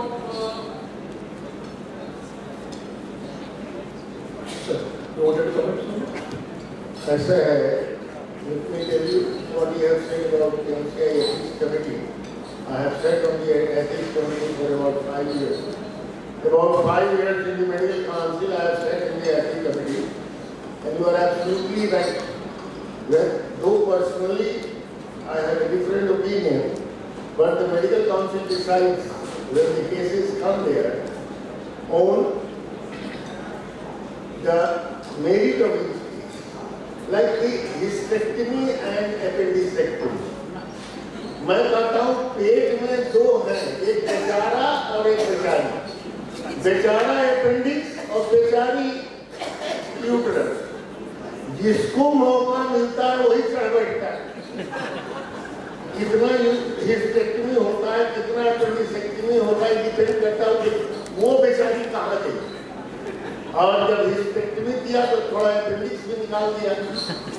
appendix वाले तो hysterectomy नहीं कर पाते. तो ये नौटंकी चलता रहता है. And there should be a clear message going to the general surgeon. Mind your own business. There are enough gynecologists. क्योंकि ज़्यादातर केस आते थे ये. There are enough gynecologists everywhere, and where you are. Let them do the hysterectomy. Why do you just put your hand everywhere here? If they need help somehow due to some other problems, they can call you and go and help them out. But doing. Number one. Number two, there are many grey areas. जिसमें अब बोलिए hyperspedium repair कौन करेगा? I have been doing hyperspedium repair for last 40 years, more than 40 years. And I can claim that I do it better than the pediatric surgeons. Of course, and the plastic surgeons. As a matter of fact, that I get referral from the pediatric surgeons in my state of the art. तो सब grey area को छोड़ दीजिए, तो बाकी में everybody should mind is own. अब ये न्यूरोलॉजिस्ट को क्या मतलब है बॉल की मतलब के तरफ जाने? क्या मतलब है? उसके बगल में बेचारा सर्जन है. बहुत लोग ये भी करते हैं, सर्जन को बुला के करवाते हैं. बुलाए के कर दो, 40% उसको दे देना 30%. करने दो. तुम अपना हाथ क्यों गंदा करता है? समझ में नहीं आता है. और ये सब चीजें थोड़ा सेल्फ डिसिप्लिन की बात है. Last but not the least, कहते हैं जज कौन होता है? वही तो सब कुछ होता है. हमारी बात यहाँ बैठ के हम लोग दो भाषण दे रहे. वो जो जज और वकील कोर्ट में पता नहीं कितने लोग को जाने का मौका मिला है. जब कोर्ट में है तो समझिए चली ईडी होने लगती है. और जज जब क्वेश्चन पूछता है from the client side, they are all biased. Just मैंने थोड़ा सा लाइट लैंग्वेज में ध्यान के बोला, लंच के बाद थोड़ा हंसना होना चाहिए. They are you taking in your own profession, people are biased against you. In the profession outside or general public, they are all biased against medical profession. इसलिए जब भी ये मान के चलिए कि जज साहब आपके खिलाफ, कहीं न कहीं लोग निकालेंगे और आपको लेके बैठेंगे. तो ये मैं just caution. May I speak? Yeah. Who should decide? As Dr. Nagpal said, we have not decided. That's why courts are deciding. We have paid, our medical council have paid to decide who should do what. They give only when you ask something. There is no black or white written paper. There is all gray area. We have created. And so we are No, there is a white paper. Sorry, I disagree with you. No, white paper. Medical council has given the clear direction. Who will do what? Cardiologist will do what? Urologist will do what? And if you have got a qualification, you should do you are qualified for. It is not that medical council has not given the direction. Medical council has given what cardiologist can do. It has not given anywhere what an MBBS can do. That is defined. In our website also and in my Facebook page of Facebook Legal Action Group, if you scroll down, you will get the image of the RTI reply of Medical Council of India in one of the executive meetings of the Ethics Committee. This issue has been passed because problem arose in 2002 when the Indian Medical Council Act regulations came in. There was a word of the specialist, and there was a lot of confusion created by this. Then explanations were asked, and the matter was again raised in the MCI Ethics Committee. And the reply we got on this is what I have told you earlier. As long as you do not claim to be a urologist, an MS surgery can perform TUR. It's the urological gathering, but I am giving a very clear answer what MCI demands. Anybody wants the reference of this thing, please go on to our Facebook page. You will get a copy of this thing, or you write an email to me, I will send you a copy. No, sir, this is what you have got for it. But MCI has not come with it as a paper or something. What can be done? It is already notified. But see, there have been some decisions, like I said, where because of the non-qualification, MCI non-qualification, registration has been suspended. Is MCI is no different from courts, because then I will have to go into how we form the MCI, how those elections are conducted.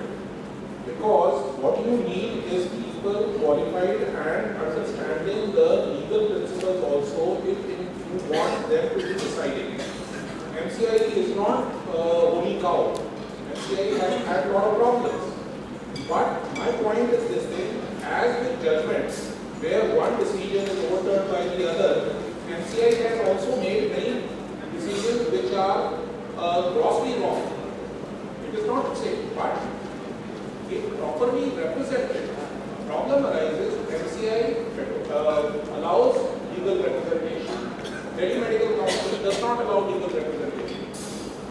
different states have different rules.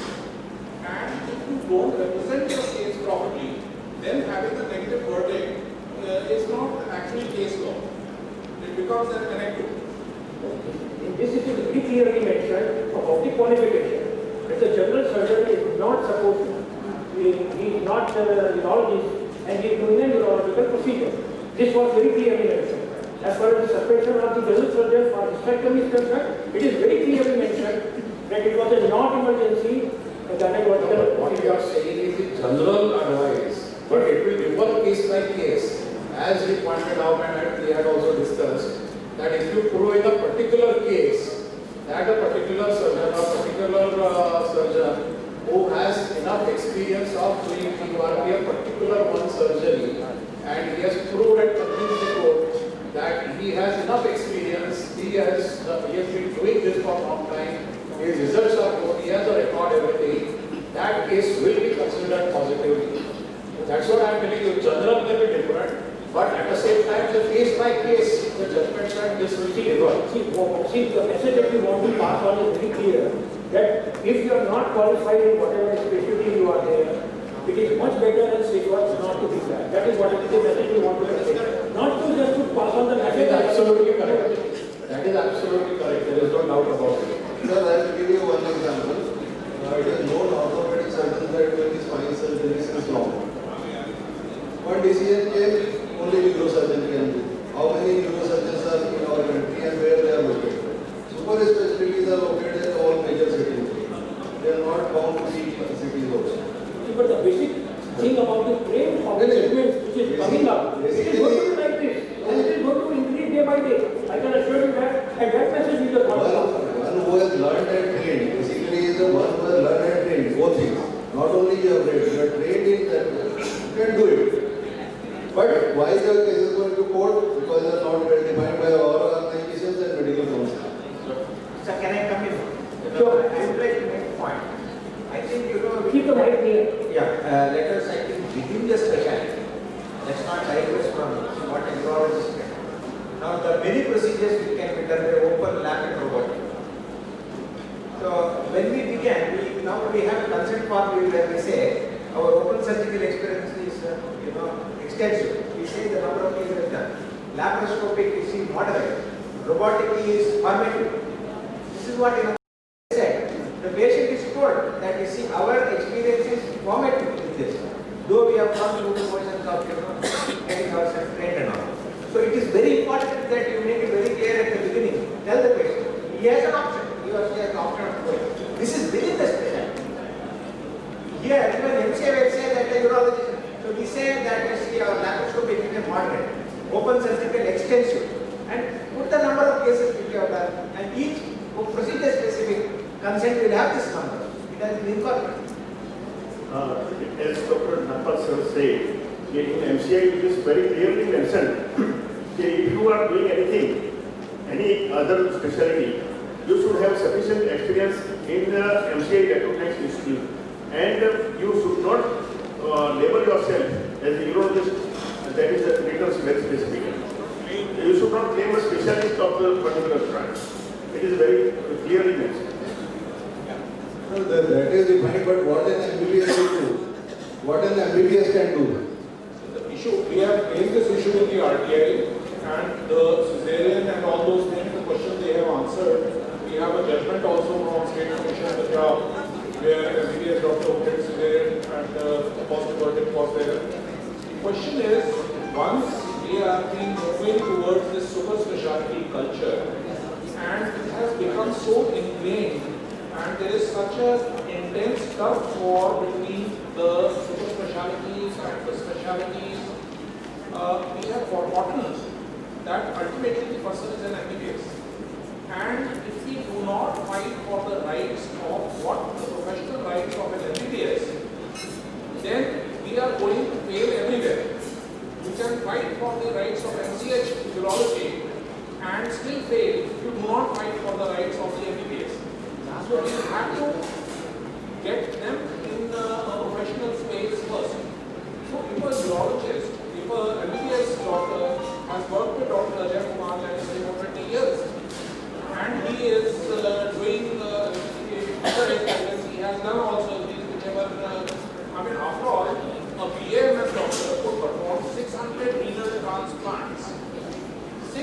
100 liver transplants till the last time I know about the case. जो अमित कुमार वाला case वो कहाँ से train हुआ? उसको ऊपर वाले ने कोई ज्ञान तो दिया नहीं सडनली कि भाई मुझे liver transplant सिखा दिया. He was working with some transplant surgeon. That is where he picked up the technique and he did 600 transplants illegally across the nation on his own. Okay, so if you can do, why not? What happened to that case? So that gentleman was arrested number of times. The MCH urology people who are being caught in transplant scams have wasted 5, 6, 7 years of their lives in trying to re-establish themselves even if they have been proven innocent. But this gentleman has been arrested at least 10 or 12 times. Cases have been decided against him. Imprisonment has been ordered. Every time he is released or he escapes and restarts the transplant program next day in a different city. He has operated in Gurgaon, he has operated in Maharashtra, he has operated in Karnataka, he has operated in Uttarakhand. The day he was released from Ambala jail, next day he was operating in Dehradun. How do you explain this? What's not ridiculous? In that reference, the government of India has started program, 6-month training program for the MBBS doctors, for the rural people. This is also not justified. On the line of that, all the rural people and urban people are different class of citizens in this country. But court has accepted it. When the matter goes to the court has said, okay, it is good for the people. So we have to, I am very, very clear in my mind about this thing. Whatever super specialties may be, unless and until we fight for the professional rights of MBBS, we have to ensure that if an MBBS doctor is trained and is experienced in doing a certain procedure, he has to be given the freedom to do it in the area of need. And accordingly, from there we work up to specialties and super specialties. And this new curriculum, yeah, it is been decided already what the MBBS people will do. So this is implemented from this year, this first year. And now after 5 years they are going to pass, the university is going to take exams and their skill assessment. And then only the degree will be awarded and they will be allowed to do the internship and post-graduation. So now it is very well clearly mentioned. Where? In MCI? Yeah. The MCI is going to issue what procedures can be performed by MBBS doctors? MBBS, and that skill has to be assessed before giving the degree. But is this notified as yet? It is not there in my knowledge. No, this is from this year onward, this is implemented. First year students, this new curriculum is implemented. I'll go through, I don't have... Including the ADCOM and the legal training is also there. I am also providing. I am going to government medical colleges to give legal training. That I know. But this thing which you are saying that MBBS doctors, what are their professional rights, has been notified by MCI, I don't have so much expectation from MCI. The syllabus has been revamped now, and the syllabus, and then from year 1 they have concept-based and problem-based learning. So it will also include skills. So the white paper will come. That that was the argument when the MBBS doctor was trained for cesarean. Why is he not competent after coming out to do the cesarean? As an MD gynae resident, what is the qualification of the person? Dr. Neeraj, Dr. Kumar, sir, would you like to say something about the code of conduct which is in MCI, especially related to the conference? We see many of the conferences that delegates are sponsored by the former. So what should be the ideal thing as per the ethics code, what is the directive? What people do, that is up to them, but what message they should get is very clear. As far as the delegate is concerned, whether they should take the facilities for the travel, registration and accommodation, as far as the faculty is concerned, and as far as the conference sponsorship is concerned. The new amendment in the regulation is very clear on gifts and other facilities given by different pharma companies and all. Relationship with pharma industry. So one thing is on the gifts, up to 1,000 rupees gift is acceptable.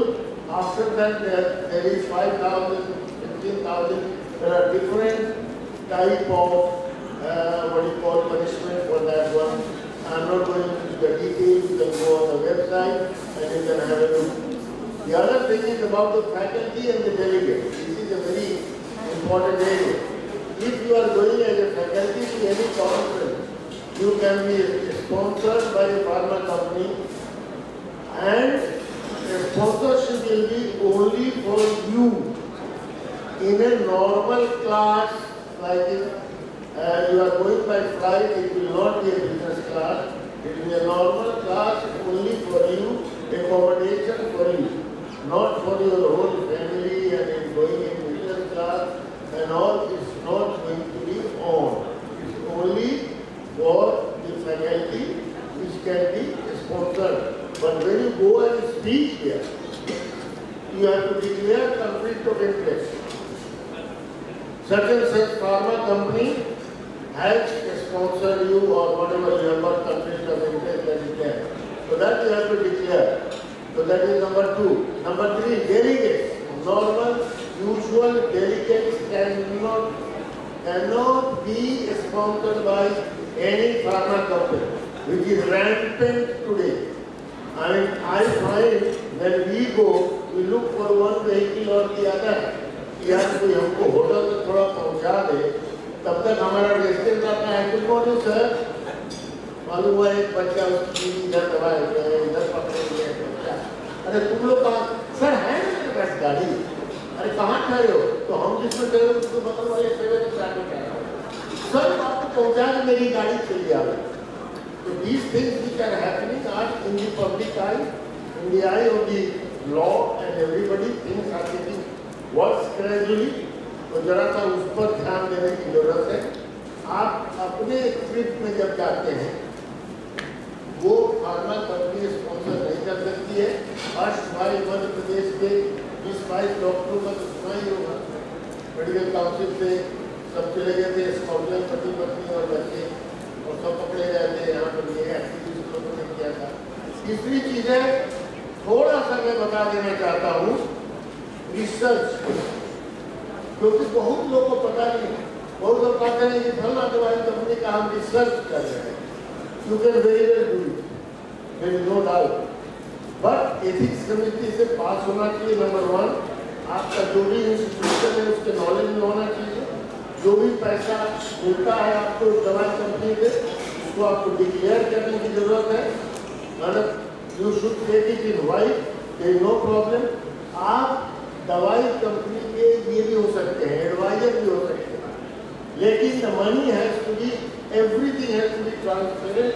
Chemist company के advisor है, इतना सालाना पैसा ये company हमको देती है, और उसको डिक्लेयर करके और आप जो भी टैक्स देना है कीजिए और लीजिए, और कॉन्फ्लिक्ट ऑफ इंटरेस्ट अपना जो है शो कीजिए व्हेनेवर यू आर डूइंग कि नहीं इस कंपनी का हमारा ही है.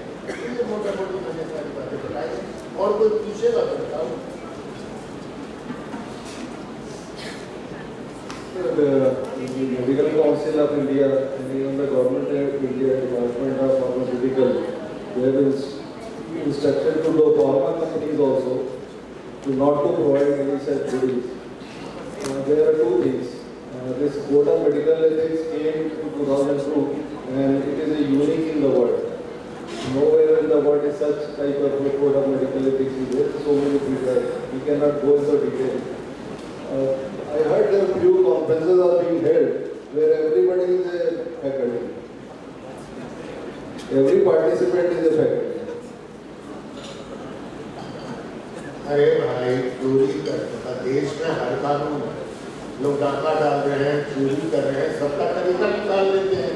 डाके पार्टी भी अपना एक तरीका निकाल के एक वकील पकड़ लिया, वो भाषण दिलवा रहा है. अब गलत काम करने के लिए सबको फैकल्टी बना दीजिए. अब लोग हवाई जहाज में बैठ कर कहाँ जा रहे हैं भाई? फ्राइडे के दिन लोग जा रहे हैं, डॉक्टर ललित भगा रहे हैं कि आपका ब्रेक मिल जाए। वो प्रधानमंत्री ने जरा सा बोल क्या दिया कि डॉक्टरों को थोड़ा ये करते हैं, कितना हम लोगों ने हंगामा किया। और साहब BMJ का आर्टिकल है कि हमारे डॉक्टर अब ज्यादा क्या बोलेंगे, कहाँ जाते हैं, बैंकॉक वगैरह जाते हैं और जा करके दवाई कंपनी के इस पर और सब करते हैं। इसी BMJ article I don't know whether I have said it.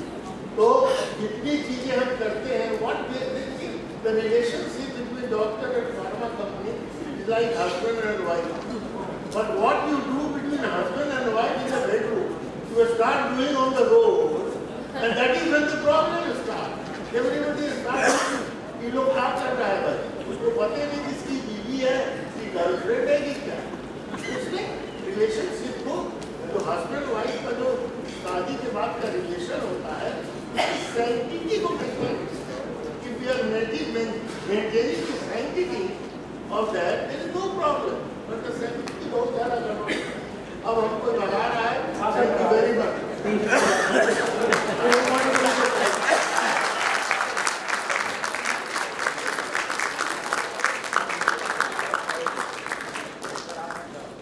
You don't want to miss your flight, sir. Of course, you will stay back, it will be a pleasure, but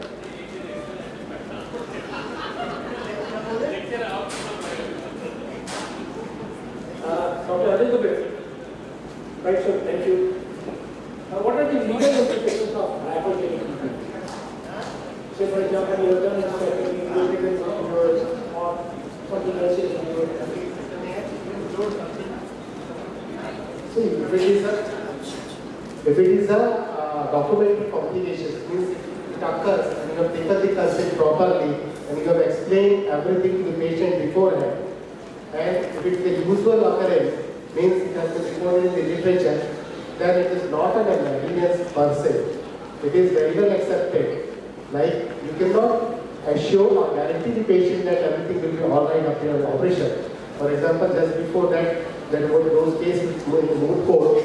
Even it is true that medically, if you have broken the stone, there may be chances that few stones are left behind. But then beforehand, you have to explain everything to the patient, and you should have the document. You should try to find out the complications. You should not avoid it. You should not just run away from the complications. You try to find it out and try to correct it. So this is what is the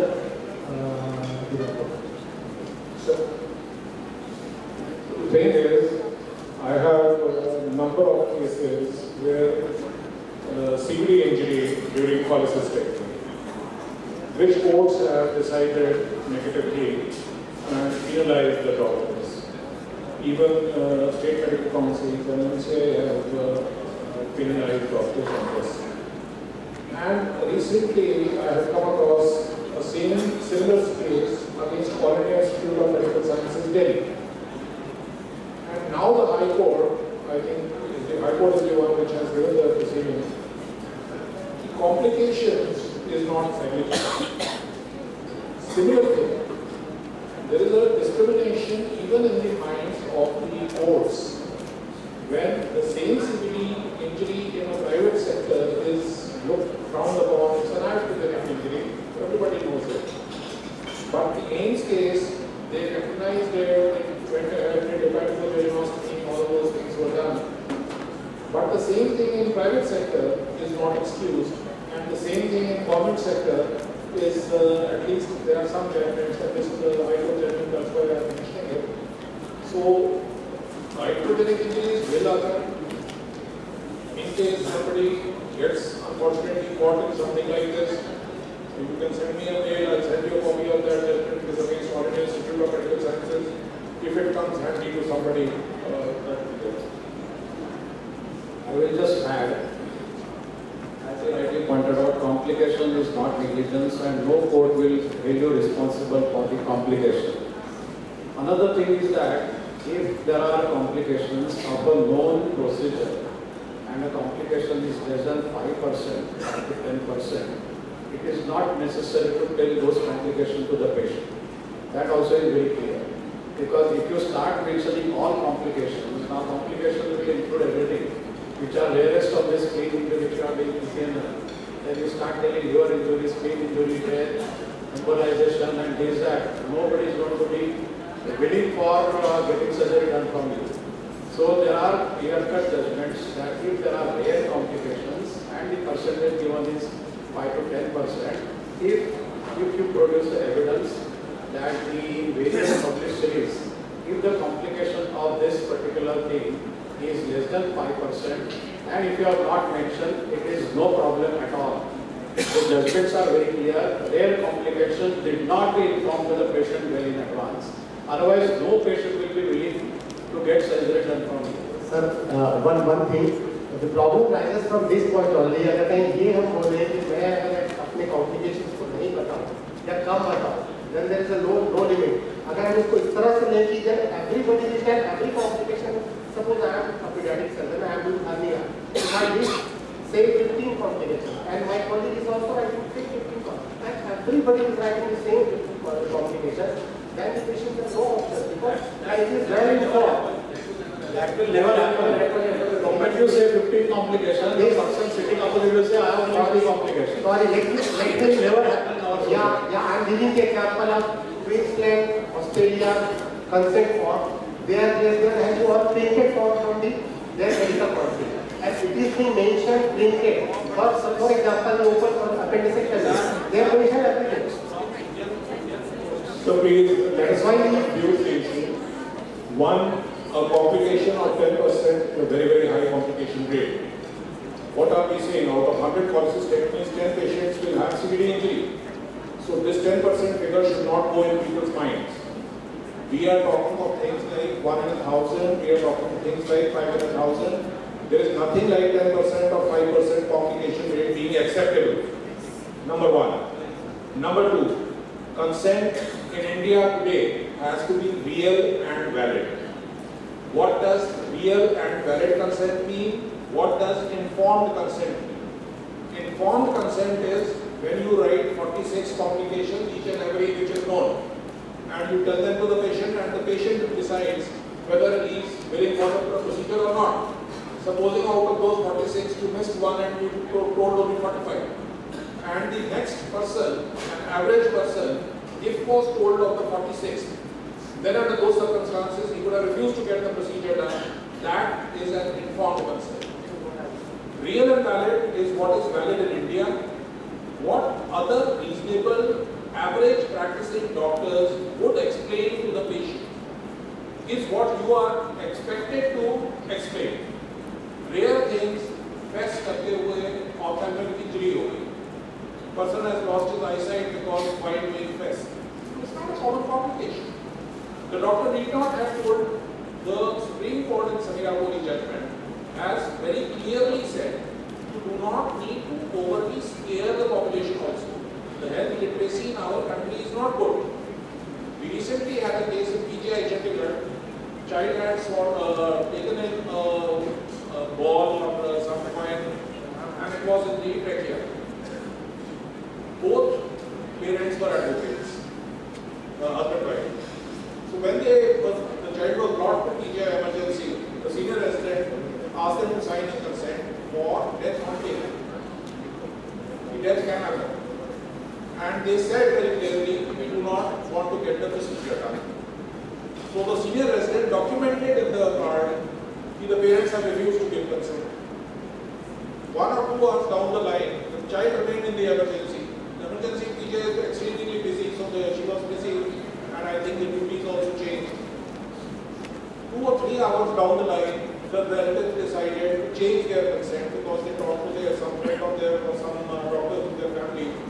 Okay, अब आप कर दो. Now in PGI you say अब आप कर दो and immediately somebody will be ready with a tray and run after you. Doesn't happen. The child unfortunately died. Now this was a case where death was explained, refusal of consent was there. It was documented that the relatives have refused consent. The police complaint was made. PGI formed the board of doctors. Bar council surrounded the director of PGI and he agreed to make 2 bar council members as member of the medical board. So 2 advocates are sitting on that medical board. We objected to this is against law. And we sent a notice to the PGI director also on this issue. But anyway, that decision is still to come. But what I'm trying to raise is, you need not overly scare the patient. But in case you feel there is going to be any loss of organ, any chance of loss of limb, as abundant caution, that card should be extended.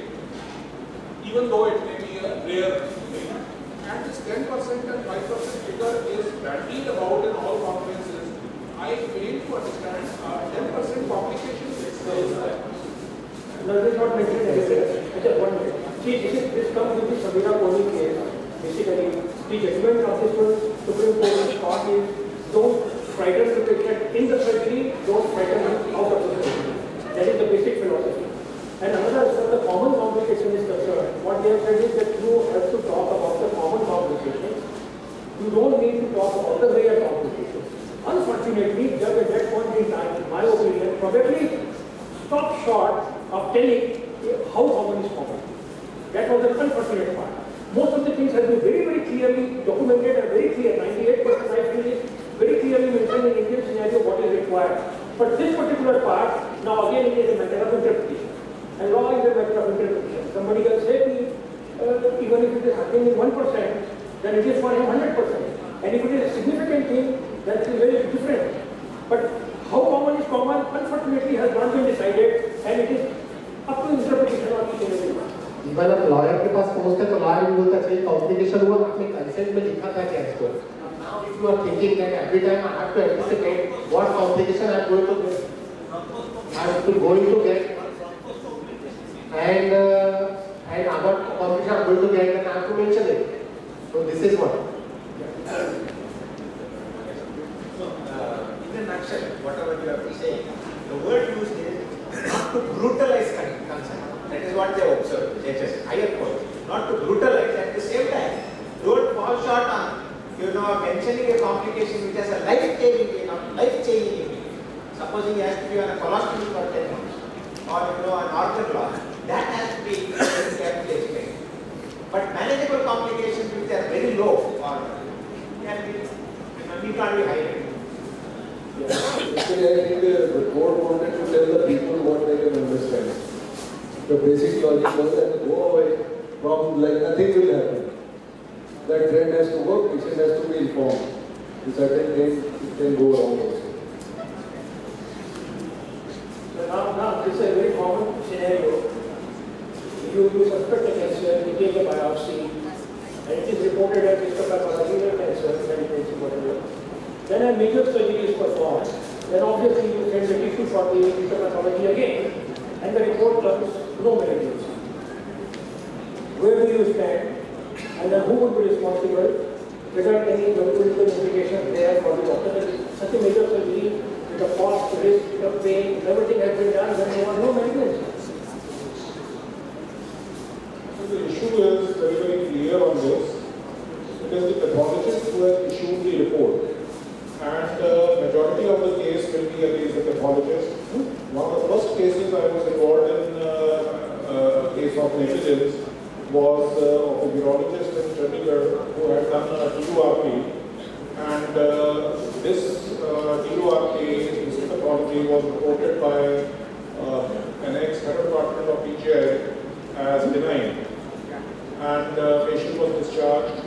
I had seen the patient pre-operatively to give fitness for surgery, and the patient came back 6 months later with metastasis to the spine. And a case of spine, I was accused why I gave fitness for surgery without ruling out malignancy. The surgeon was asked, and the histopathologist, of course, was one of the accused.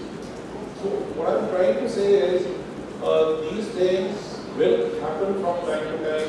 FNAC done on histopathology, things turns out to be different. We proceed in the best interest of the patient, and it is the best interest principle which has to be used to defend ourselves when we land up in such kind of a case. Suppose you have an FNAC or a biopsy report of malignancy and you do not operate, saying yes, this is because I have had a problem with colonoscopy. I did a biopsy of the polyp, and it turned out to be adenocarcinoma. The polyp didn't look that bad to me. I had reported it as a benign polyp on bronchoscopy, but biopsy came as adenocarcinoma. But the thing is, it was so small, when I did the biopsy, it evulsed, and there was absolutely no residue remaining. And after that, patient went to PGI, came back to me, went to PGI, came back to me. We did 6-7 bronchoscopies after that. We could not trace the polyp, or we could not trace the area. Those days PET scan was not there. We went from actually, and so issue is these kind of issues will arise, and best interest principle needs to be applied, and it is your clinical judgment which you will have to defend in courts. Because now there are certain, at least in neurology, there are, if you give chemotherapy or this, tumors vanish. It is known fact. There are publications, it is the literature evidence that you may have the tumor in the biopsy, and on the specimen it will be no malignancy. It is a R0 or something like that. It is a published evidence and it is a known fact.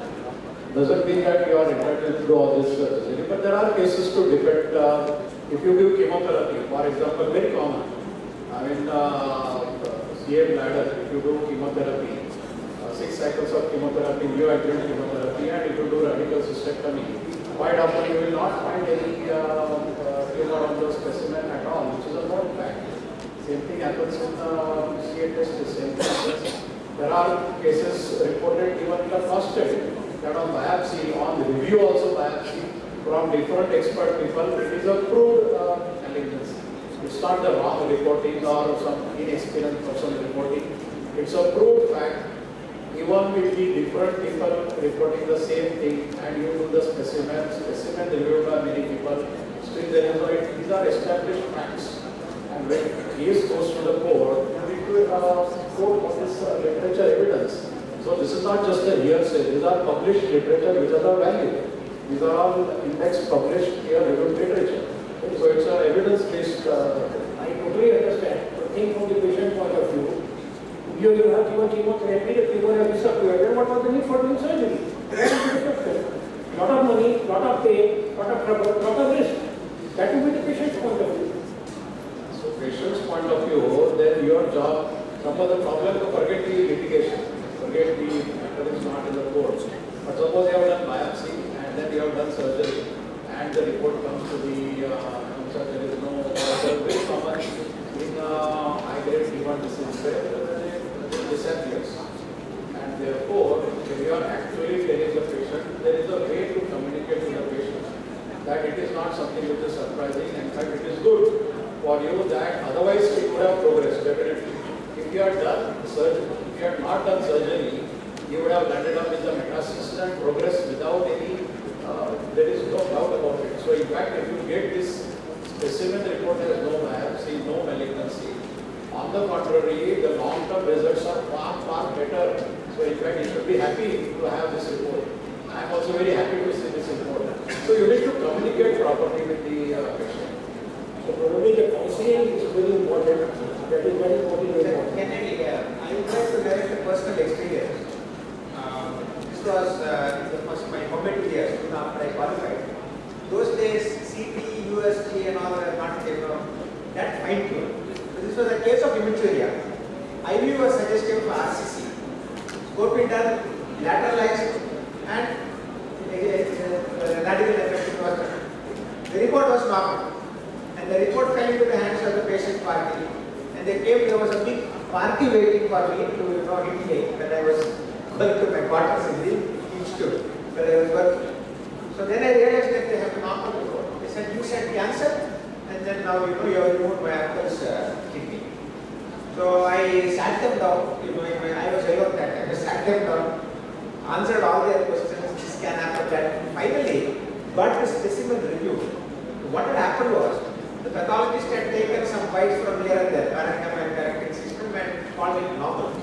Actually, when the seniors reviewed it, there were extensive sulfide aneurysms around the parenchymal system, which was causing clot, filling defect, eye defect.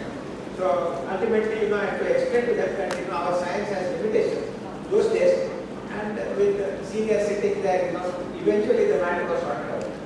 Why I am mentioning this is, there was a time when all RCCs, even after the advent of PT, RCCs were done without a biopsy.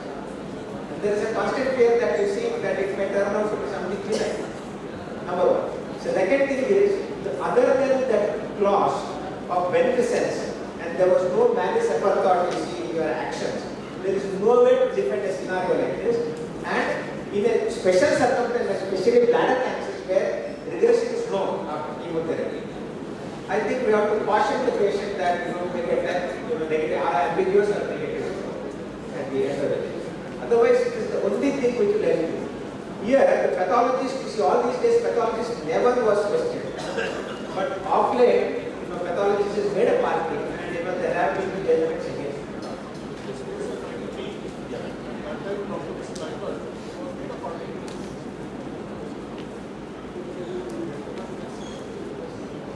The problem of biopsy is less than rather the radiology problem is more because they often report something else on the basis of that if you are going to operate, then it's really difficult. So one has to confirm it, one has to judge it clinically, correlate it clinically, and then, but of course, with biopsy after biopsy you cannot have, you can have a second look, but ultimately you have to act for the report of biopsy. Actually, if you are doing a very major surgery, it should be biopsy along with all other features, the imaging and so many other features which you have. Like what Dr. Dheeraj mentioned, that he has actually removed that small adenosine. And you will get, if you do a colectomy, every colectomy you will get only normal colon. Yes, you can't do anything. We have another case where large tumor marker positive and suspected CAOV was operated and it turned out to be negative. And they said this was a complete written consent, everything was taken. He said, no, it's a frame of mind that the consent is not given. We were not in a proper frame of mind that we gave that consent because we had been given this wrong report. That this is malignancy. So the case was very vigorously fought at different levels. I think it is still ongoing in the Supreme Court. And the issue is the husband had given consent separately, the wife had given consent separately, and I think the state commission awarded compensation and the commission did not, something like that. So we are still probably to get the answer from the Supreme Court. But this scenario can occur in other scenarios. There is one scenario where the patient is advised hospitalization, he refuses. It is mentioned in the prescription, the treatment is prescribed, patient goes home and goes upstairs. Right. So what should be the doctor's position, legal safety position? Did the doctor document hospitalization in the OPD prescription? Yes. And did he write urgent hospitalization or did he simply write hospitalization? Because the person not going home is right. I understand that he wrote only hospitalization. So under the circumstances, whether the urgency was explained, it will be verbal duel between the relatives and the doctor, whether the urgency of that hospitalization has been explained. Because patient going home and expiring the same day is different from patient going home and maybe 2-3 days down the line worsening or something else happening. So depending on what urgency the advice has been given would become the crucial part of the whole litigation. Another similar scenario, which in this also I think is there. In general, most of the cases, this refusal of hospitalization by the patient is supplemented, but it is in the prescription paper. And in general, the prescription paper goes to the patient. So doctor doesn't have anything. What is the very चीज तो मेरी top देर ध्यान से सुनते हो उसको मैंने बड़ी क्लियरली बताया हुआ है. Now you have to have electronic records of your prescriptions also. Number one. Number two, if you don't have it and the patient party has it, what will happen? Tomorrow when they want to make a complaint, they have to produce that document. Yeah, I have gone to show the doctor. So obviously they have to produce that document to make the allegation. If they produce that document and you have written hospitalization, it already comes on record. that is not so much of a problem, but as a message, to present complete common. Prescription का 2 page को नहीं निकालता होता है, prescription तो usually एक single sheet होती है, और एनीवे अगर आप क्लियर कर रहे हो उस चीज को तो it is obviously tempered document. Another similar situation comes for people. The patient comes with a chest pain, they do examine whatever they want to do ECG and all that, and everything appears okay. They send the patient with medication, he goes home and he dies. So what would be the responsibility? No responsibility. See, once you have, in fact, you are quite safe. Because you have seen him, you have examined, you have done ECG, you have documented that everything is fine. So at that point of time, you are perfectly alright. So you are absolutely safe. I mean, you should not worry at all. Anything can happen to anybody when it goes home. Anything can happen. I mean, there are people who have sudden deaths. So many people have sudden deaths. No problem at all. If patient is working in one city and he goes to another town and further treatment is getting there, now he comes to the local person and he says to give me the fitness certificate. Why we have not done the treatment? He's from Raipur, we go to Raipur, take the treatment there, come back to Raipur to me, give me fitness certificate. Should you give? You should not give. Fitness certificate will depend on what kind of injury he has sustained, what kind of surgery has been performed. And this is a story which I had in January 2019. And before that, nowadays it is very, very common to see all these kinds of reports in the newspapers, WhatsApp group, violence against doctors. So, let me tell you what happened to me and how I saved myself.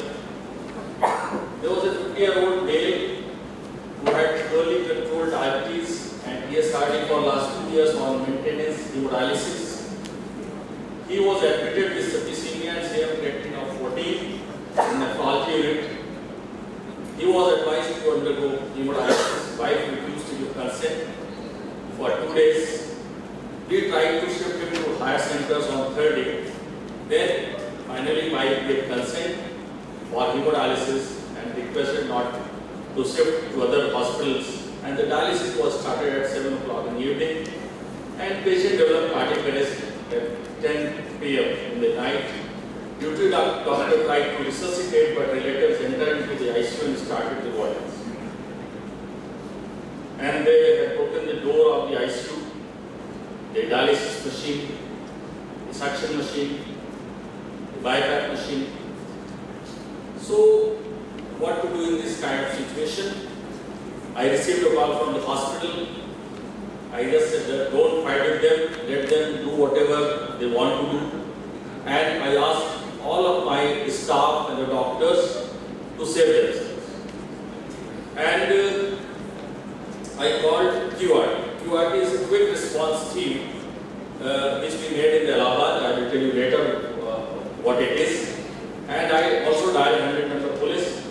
And I also called the circle officer of the concerned police station to send police force. Within 10 minutes, the QRT team and police arrived, and the vacuum was solved.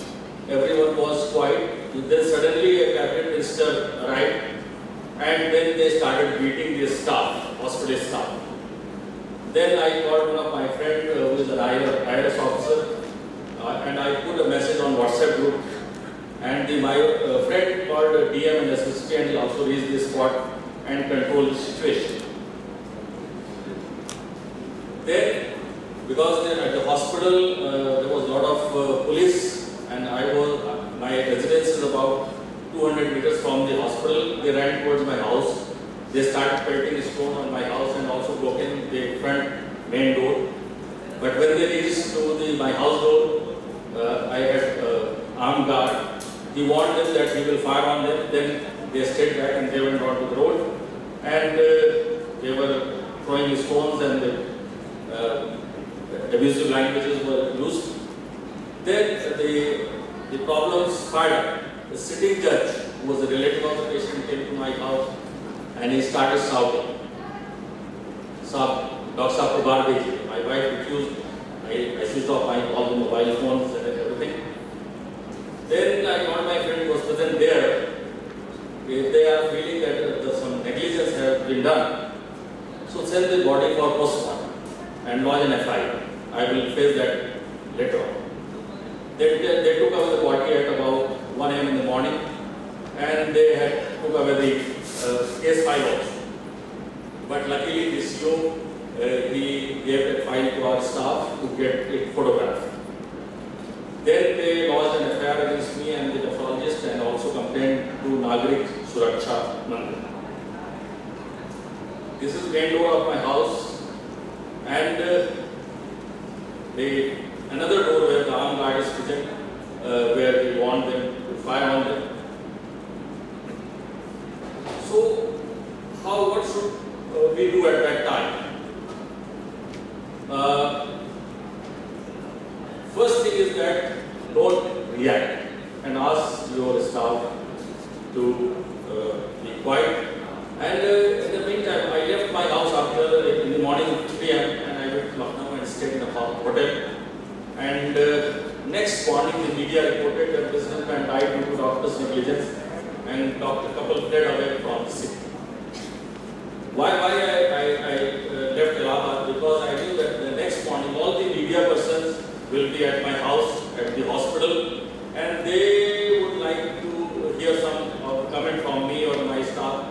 So I stopped everyone that nobody will give any statement regarding this. Then we tried to file an FIR in the local police station, but because of the influence of that minister, it was not filed. Then we filed a FIR through the online channel. I returned back on the 4th day, and by that time the matter was diluted, and no media person came to me after that. And then CFO made a committee to look into the matter, and the committee called us. They have taken our views, but we said that we don't have case file, and until we get the file, we are not going to comment anything about this. And still now, we have not got the file, and it is still pending. So, just to tell you what to do, ask your staff not to react in such situation. Never ask for payment in such situation, because most of the time this ruckus is created because of this payment scenario. And try to send the body as early as possible from your hospital. Ask the police to send the body for postmortem if there is any complaint of negligence. Later on, we will find it in the court. And another thing is that don't come out of your house, because there were on that day there were 300 people in front of my house. And अगर मैं बाहर आता तो शायद मुझे मारा। तो इसलिए कोई भी आप किसी भी जहाँ पे भी मॉब है, आप उसको फेस करने की कोशिश मत करिए। आप जितने प्रोटेक्टेड एनवायरनमेंट में रहेंगे उतना सेफ रहेंगे। And employ armed guard at your house and also at your hospital whenever you are doing OPD. And if during violence you are at the hospital, try to get out of your hospital as soon as possible. And then comes the concept of quick response team. We have made a quick response team about 8 years ago, where at that time the violence rate was very high.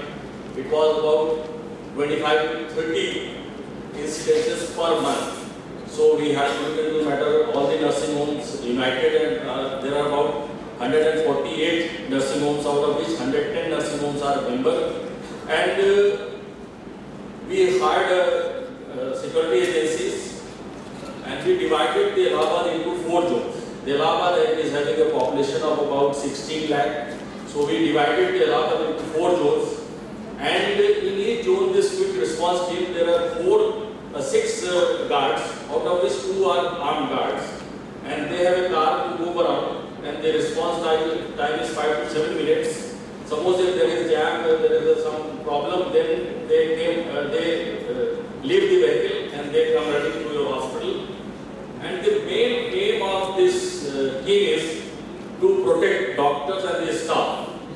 And उनको किसी को भी मारना पीटना नहीं है, बस लेकिन जो हमारा स्टाफ है, हमारे जो डॉक्टर्स हैं उनको बचाए, कोई मिसहैंडल ना कर पाए। और इसकी वजह से अभी जो लेटेस्ट हम लोग देख रहे हैं कि जो नंबर ऑफ वायलेंस इतना ज़्यादा था वो बहुत कम हो गया, 3 से 4 जो रिपोर्ट होता है शहर में। और जितने भी हमारे हॉस्पिटल हैं वो 11,000 रुपये हर महीने इनको कंट्रीब्यूट करते हैं, डायरेक्टली हम कंपनी को देते हैं।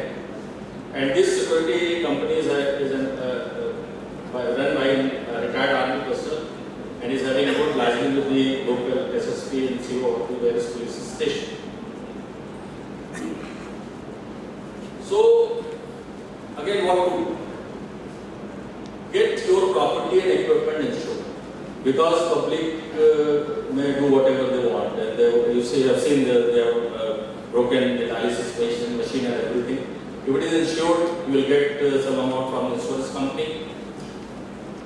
And normally what they do, they go out of your hospital in the road and they throw stones on your hospital. So make the general ward and private ward in front, on the front side of your hospital. Normally I see people, they make operation theatre on the road side. Don't do that. Because जब भी अगर आपका operation theatre सामने है, जो भी पत्थर फेंके जाएंगे ऑपरेशन थिएटर पे जाएंगे और आपके और इक्विपमेंट टूट सकते हैं। अगर प्राइवेट वार्ड और जनरल वार्ड सामने की तरफ है, पत्थर फेंकेंगे तो जो वहाँ पेशेंट है वही आके उनको रोकेंगे, वो भी उसको रोकने की कोशिश करेंगे।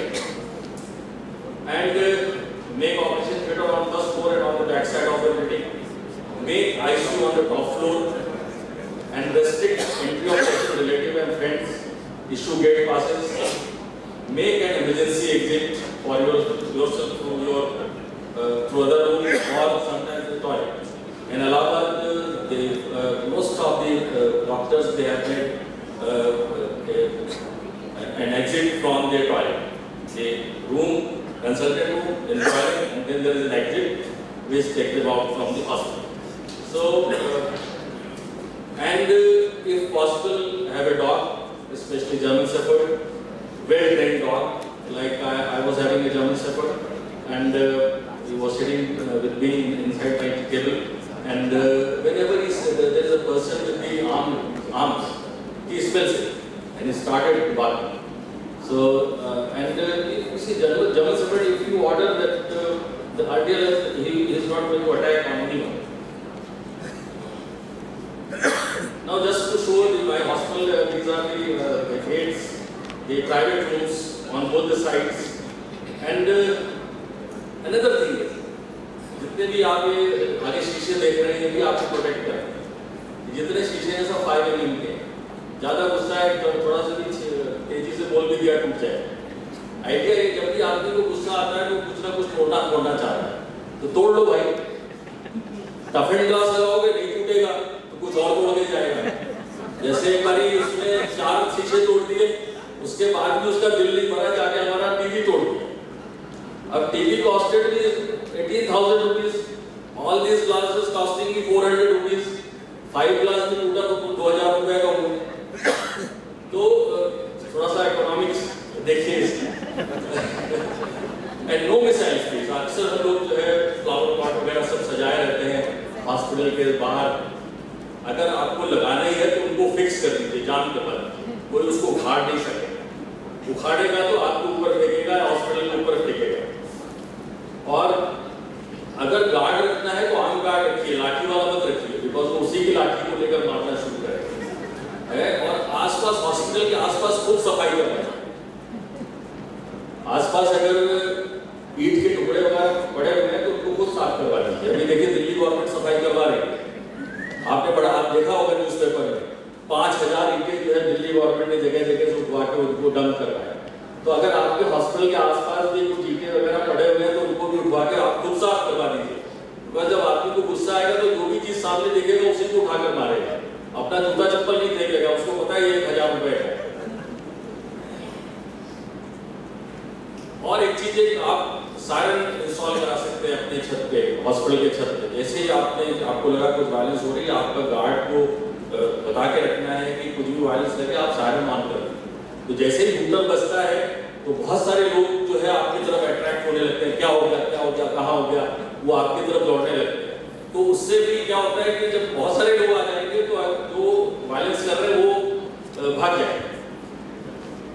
And install adequate CCTV in your hospital and also at your house. It is very important because CCTV covers everything and अब जैसा कि आपने देखा जितने भी ये वायलेंस हुए उसमें गवर्नमेंट ने लोगों पे फाइन इम्पोज किए। तो इसी तरह आपके पास भी एविडेंस होना चाहिए कि किस जो वायलेंस में कौन-कौन लोग इन्वॉल्व थे और उनके खिलाफ आप FIR करके उनसे कंपनसेशन ले सकते हैं। एंड जैसे ही वायलेंस शुरू हो आप मेन गेट क्लोज करवा दीजिए, लिफ्ट बंद करवा दीजिए, जितना भी मूवमेंट जहां भी हो रहा है बंद करवाइए और गार्ड्स को कहिए जितने लोग बाहर अंदर हैं उनको सबको बाहर निकालने की कोशिश करें, बाहर निकाले फिर गेट पे लॉक कर दे जब तक कि पुलिस और या हमारी QRT ना आ जाए।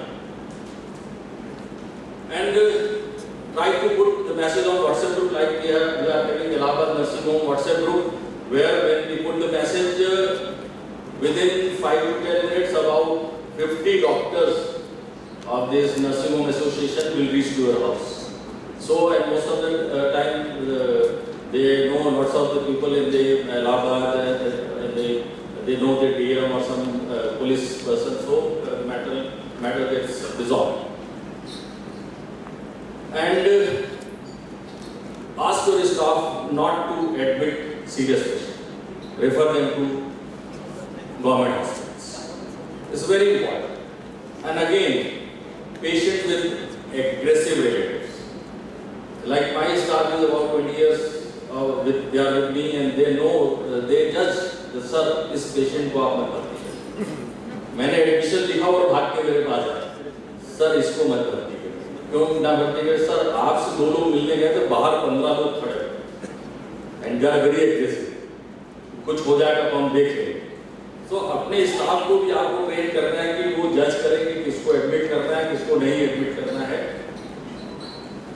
And if a patient becomes serious, try to shift out as soon as possible. If not possible, then shift this patient to ICU. And if cardiac arrest, resuscitate, but don't declare death till you are out of the hospital and till you arrange adequate security and the QRT team. Like what we do, we call the QRT team, and at the same time we call the police also. And when everything is around, we are safe, then only we declare. And another problem is sometimes the patients are with you, serious, you try to refer them to higher centers, they will not take up. So in that case, what we have done, we have made a committee of 10 doctors. We call them, they are all from the Allahabad Medical Association. They will come, they will talk to the relative, we call an ambulance with ventilator, we shift that patient onto that ambulance and send the patient to higher center. So now we should know about the protection laws, and these are the IPCs which are there, like misbehavior in duty doctor, nurse, ward boy or other staff. IPC is 500 with 2 years of imprisonment. Use of abusive language, which is again 504, 2 years of imprisonment. Threat to duty doctor 506, 3 to 7 years of imprisonment. Attack on duty doctor 333, 3 to 10 years of punishment. Damage to property and equipment 4 to 7, 3 years imprisonment, and about 3 to 5 times of the cost of the equipment that they have to pay. And the forceful entry into the hospital is 141, 143, 6 months of punishment. And all imprisonment of more than 2 years is non-bailable offence. Is a non-bailable offence. So it's very important to know all these IPCs which you can use, and CCTV is very important if you want to lodge an FIR and if you want to want the recovery of whatever is broken in your hospital. Thank you.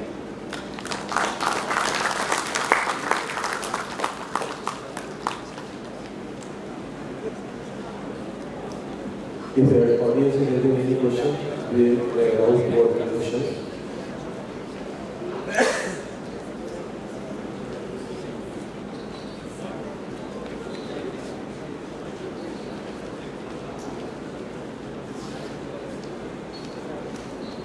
Any comments on your side?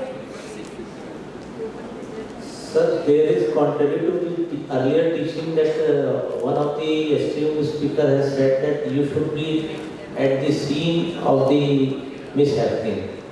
You have said that you should move out of the hospital. Sir देखिए, पहले अपनी जान बचाइए फिर किसी की जान बचाइए. जब आप ही नहीं रहेंगे तो फिर क्या कोई करेगा? सबसे पहले आपको अपने आप को बचाना. और जिस तरह के सिनेरियोज होते हैं, खैर यहाँ का तो मुझे नहीं आइडिया, लेकिन इलाहाबाद में इतना एग्रेसिव हो जाते लोग, अगर आप सीन में रहेंगे तो आपको मार डालेंगे, आप बचा नहीं सकते अपने आप.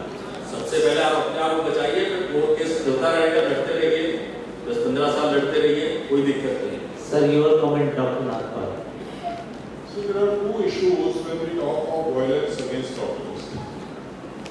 One is mob violence, which is what we are discussing today. And the second is simple violence, patient को आप समझा रहे हैं, कोई चीज़ सर नहीं कोई प्रॉब्लम होता है, और the patient is under alcohol intake. So direct patient or patient relatives attacking doctors during treatment. These two have to be tackled totally differently. And mob violence, you need to tackle it from the stage when you are conceptualizing your hospital. He has very rightly said, what he has done is he has put other patients at the forefront. वो शीशा तोड़ो, very nice. I would give them some more glass items और उसे तोड़ लो. It helps. But one thing which needs to be done is we build our operation theatre, we build our ICU, we build our OPD. What we do not build is a safe room. And you require something like a safe room inside the hospital premises. This safe room is one which will not be broken open, which will have an exit path for you. Now whether that is the toilet or whichever, that is a secondary issue. But the concept of safe room, I have seen places like Fortis, the consultation chamber is 4 walls, 1 door. Now there are 6 people standing in front of you. Where are you going to escape from? So that has to be seen, and the first thing is in a mob violence, you need to contain. Your own safety is the first priority. Second is containment. So that, like he said, the violence doesn't spread to ICU, the violence doesn't spread to areas where we have expensive equipment. So all that kind of thing comes in containment and the OPD area में हो रहा है. We have to have segregation so that they don't enter the areas which have bigger equipment. But design of the hospital has to be such that a person, a staff member, I am not totally in agreement with the death we have, mob correct हो गया है, and I leave the hospital and leave the declaration of death to somebody else is a recipe for disaster in itself. So I would probably say here that yes, till the time the quick response team. I'm surprised to hear about your like Rajat का तो मुझे पता था Rajat Gupta वाले case का, but we have so far 7 deaths which have occurred on doctors due to violence across India, and Lahore seems to be, Prayagraj seems to be quite higher in the list. But one of the recent articles on violence which I have sent to Lancet, which I have to accept it, what we have tried to bring out is something which is similar to the He Now phenomena of China. Here you have these mobs which collect and then they negotiate with the hospital administration for reduction of the outstanding bill. It's a purely financial thing and they get paid for doing that, committing that violence by the patient relatives. This is called He Now phenomena in China. In India, what we are seeing is mob violence is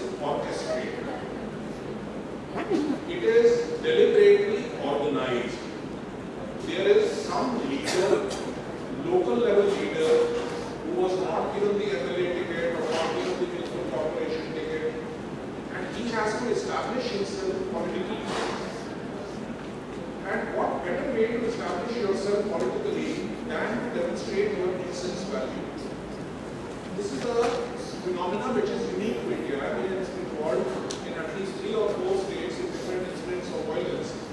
And whenever we have gone and tried to investigate, it is always कि वो कोई BJP का local नेता है, कोई शिवसेना का बंदा है, कोई or even from the caste-based leaders or religious-based leaders, and the whole thing, which is actually a doctor-patient thing, gets suddenly converted in कि इस अस्पताल में मुस्लिम औरतों को जानबूझ के मार दिया जाता है. So what answer do I have for these kind of allegations? But these are the messages which are circulated on social media, which gathers the crowd and then incites the mob for violence. This cannot happen suddenly. This is an organized thing. The same person who is trying to become the leader will probably, for a national level leader coming to the city, if he has to gather a crowd of 200, he is the right person. He has all the mechanics in place. So in a hospital, when you conduct violence, it's a very low investment. There is going to be no retaliation. There is going to be no punishment. 99.9% of the doctor will pay. First he will get beaten up, then he will pay you also. And you can also earn money from the patient's relatives. Plus, on top of it, you will get notoriety through newspaper media and newspaper coverage of what brave action you have done. So next time when they are deciding whom to give the ticket to, your name probably will come. This political vote bank making, which is unique in India and is one of reasons which is least studied. If you want to pick up literature on all violence in hospitals, there is just no literature available. And this article, if it is not published here, I will have it published on Indian journals, but they seem to be sitting on it for a very, very long time. This is probably not answered because they usually give you a decision immediately, yes or no. Anyway, but this issue, I don't know how to tackle this. One of the best ways, my suggestion is join a political party. किसी न किसी के member बनते हो, जब वो आते हैं, अगर बीजेपी वालों को 50,000 दे दो, कांग्रेस वालों को भी 20,000 दे दो, थोड़ा आप रिलीजियस फंक्शन जो भी आपके एरिया में हो रहा है, चाहे आपके रिलीजन का है या नहीं है, कोई सोशल फंक्शन होता है, आपको इनवाइट किया नहीं किया, कोई मर गया जी रहा है, please go. If you want to prevent violence from happening, if you want to because we tend to project ourselves as apolitical. This is wrong. Thank you, sir. The patient pays money, we take service, and he thinks he deserves, he has purchased life. He has purchased cure. And when that cure is not provided, it's a problem. The second problem is our governments, you forget whichever party is in power. Electoral promises are made to the sky. Ayushman Bharat scheme. We are talking of providing free medical treatment to 55 crore population. When you give the speeches, you are saying that her family को 5 लाख रुपए तक का इलाज मुफ्त होएगा. So the patient party expects that. But what is the budgetary allocation you have given? 6,000 crores is the budgetary allocation for this year for Ayushman Bharat. Expectation of the patient population is high.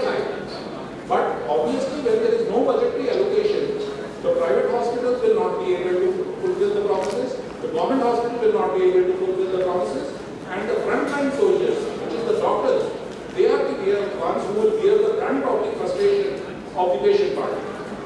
This propaganda and this mismatch between the general population's expectation and what doctors can provide and what the government provides as services.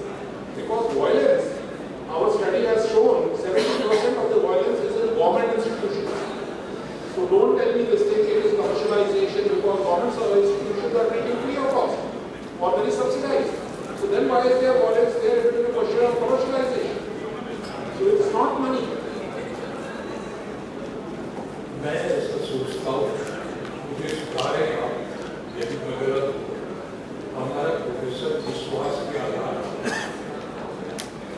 उस विश्वास में कहीं कमी आई है क्या? जो वातावरण बना है देश में, और जैसा कि कंज्यूमर प्रोटेक्शन एक्ट है या जितने भी है, और हमारे जो ऑर्गेनाइजेशंस है उनने खुद कुछ नहीं किया। हमारे medical council of India, Indian medical association, national, जिनको जो काम करना चाहिए था प्रोफेशन के लिए, उसके बजाय उन्होंने उल्टे काम किए। We are everybody is facing and continue to face if it is not so. Sir Google ने जो है सब सत्यानाश कर दिया, सब पढ़ के आते हैं, आधे डॉक्टर बन के आ जाते हैं, और फिर अगर उसके विपरीत कुछ जाता है तो कहते हैं साहब आपने गलत कर दिया। तो गूगल की भी इसमें बहुत इंटरफेरेंस है। इसमें गलती की जनता की ज़्यादा गलती है। गलती सारों की है, हमारी भी है as part of the society to let this thing happen. यदि हमारी गलती है तो उसको सुधारने का क्या तरीका निकाल कर? तो उसका सुधारने का तरीका है, पहले हम समझ तो लें कि हम क्या चीज़ अचीव करना चाहते हैं, फॉल्ट कहाँ लाई करता है, और उस फॉल्ट को करेक्ट करने का क्या तरीका है। अगर हम हर टॉक में इंट्रोस्पेक्शन की बात ला रहे हैं, बिकॉज ये शब्द इंट्रोस्पेक्शन है जो मैं हर टॉक के बाद सुनता हूँ कॉन्फ्रेंसेस में कि we should introspect why this is happening. This introspection is what has been given the what should I say, weapon to the judiciary, to the parliamentarians, to the politicians, to the society at large, with which to beat us more. There are bad apples in our profession, we all know it, no doubt about it. But then there are bad apples in each profession. When I want to make a complaint against Times of India group, I went to Press Council of India to make a complaint against Times of India for publishing 45 news items in case where a doctor had a light plaster cast and application of the Legacon done. 45 newspaper items are not needed for one single case like this. And they were front page items. What did the Press Council of India do? It sends me a notice saying first you give an affidavit that you have not filed the case in this regard before any other court of law. When I am to be prosecuted, my case is filed against State Medical Council, it is filed in the police station, it is filed in the consumer courts, it is filed in the National Human Rights Commission, it is filed with the CTNTT, Government Authority, Clinical Establishment Act. There are 6-7 concurrent places where I am prosecuted. This is something which is just unacceptable, and there are people, because yes, earlier technology was limited. The issue of doctor-patient, it was a very sacred relationship.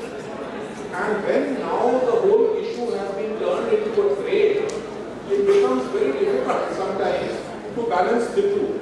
We would love to be professionals, but professionals have a right to govern themselves. Professionals have a right to decide on whether I am being professionally correct in advertising. Let us say advertising, for one thing. The point is, with the NMC bill, your right to be governed by your own peers has been taken away. It is now bureaucratic control which is going to be on that.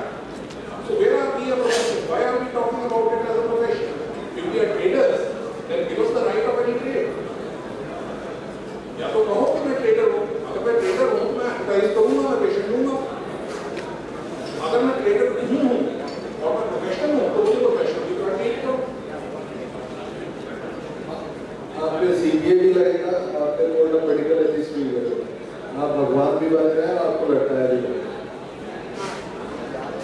मेरे को लगता है introspection की जरूरत है, क्योंकि intelligent section develop करके वो हमारी जवाबदारी ज़्यादा है। और मैं इस बात के लिए आप लोगों को बधाई देता हूँ कि उसकी शुरुआत आपने की है, पर इसका अच्छा मैसेज सोसाइटी को जाना चाहिए, इसका अच्छा मैसेज मेडिकल फ्रेटर्निटी को जाना चाहिए, ताकि इस फीलिंग को, इसकी आइडिया को, इसके पीछे सिद्धांत जो है उसको हम और आगे बढ़ाएं और समाज को इस बात के लिए हम समझने को बाध्य करे कि हमारा देश उनकी सेवा कर रहा है, उनकी तकलीफ दूर कर रहा है, उनकी जान बचा रहा है। इस मैसेज में कहीं कोई गड़बड़ी हो रही है, इसे हमें समझना पड़ेगा और उसके लिए ज़्यादा बड़े डिस्कशन की जरूरत है।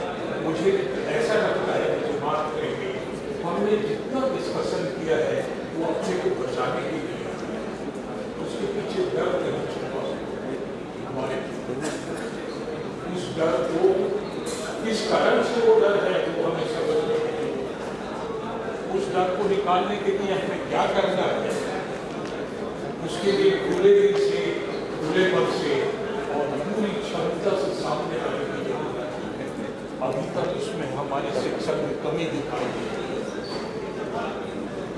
उसको सुधारने के लिए भी एक ऐसे कॉन्फ्रेंस वर्कशॉप होना जरूरी है जहाँ हम अपनी कमजोरियों को कबूल करें, उससे छुपाए ना, उससे बचने की कोशिश न करें।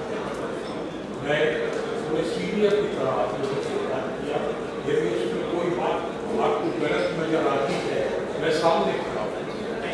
यदि बात ठीक नजर आती है तो हमारे इसी छत्तीसगढ़ के इसके बाद का प्रयास इसको इम्प्रूव करने के लिए, हमारे रिलेशन सोसाइटी के साथ इम्प्रूव करने के लिए, क्योंकि यदि हम जनता के बीच में विश्वास नहीं जगा पाए तो हम कहीं नहीं। ये क्या है? धन्यवाद। यदि सर आपने मुझे कहेंगे रिस्पेक्ट करो, but I am very clear on it.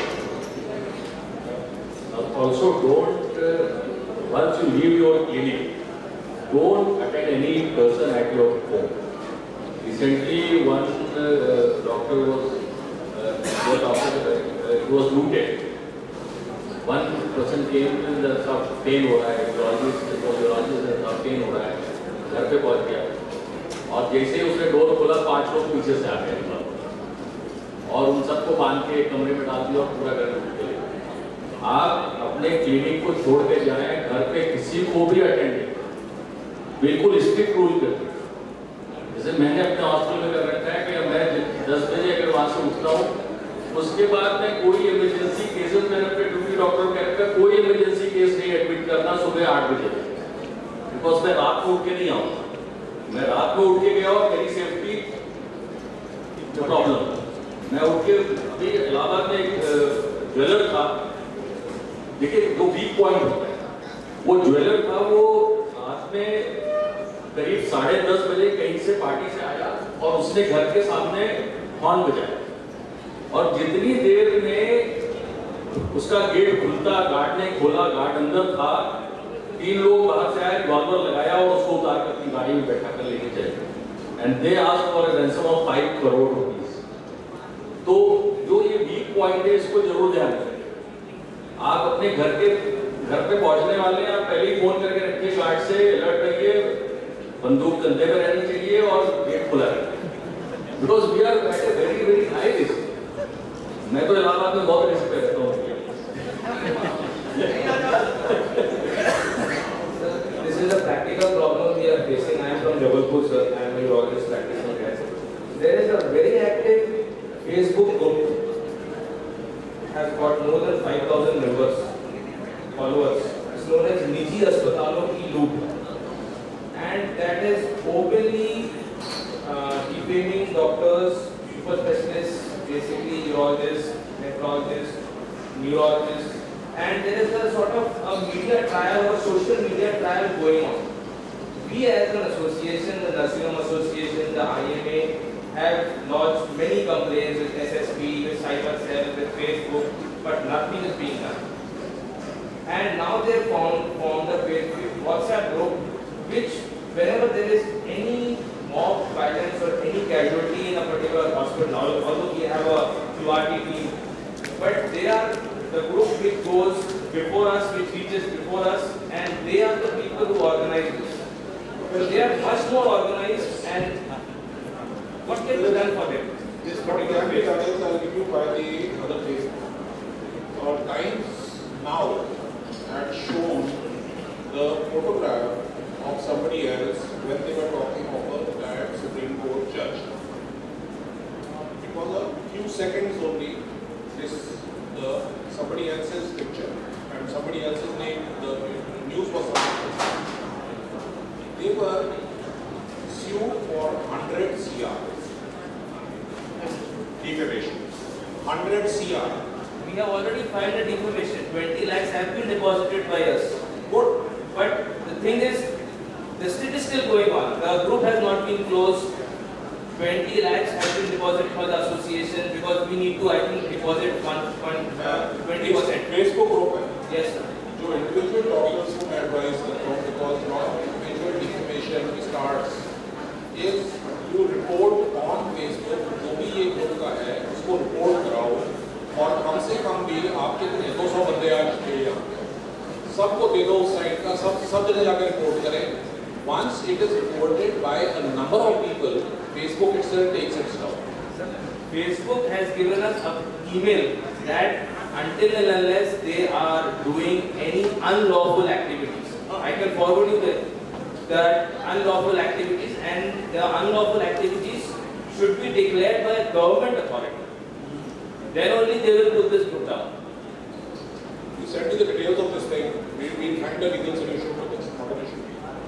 But normally, if many people are reporting it as offensive, that in itself is sufficient for Facebook to take down whatever post is being bandied about. Even on WhatsApp group, you can complain directly to WhatsApp. You get the customer care number, you directly report them. Not only one person, again a group of persons.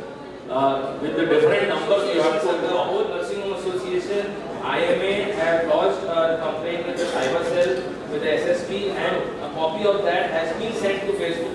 You see, not as a group. Every individual person with his phone number, you report it back. Then they will take it. But if you have made a complaint to Facebook and they have refused to act, you can directly file a case against Facebook itself. But first the local authority should take a case. Pardon? The local authority, the cyber cell. Yes. The cyber cell जो section 61 था ना Information Technology Act का, that has actually been struck down by the Supreme Court.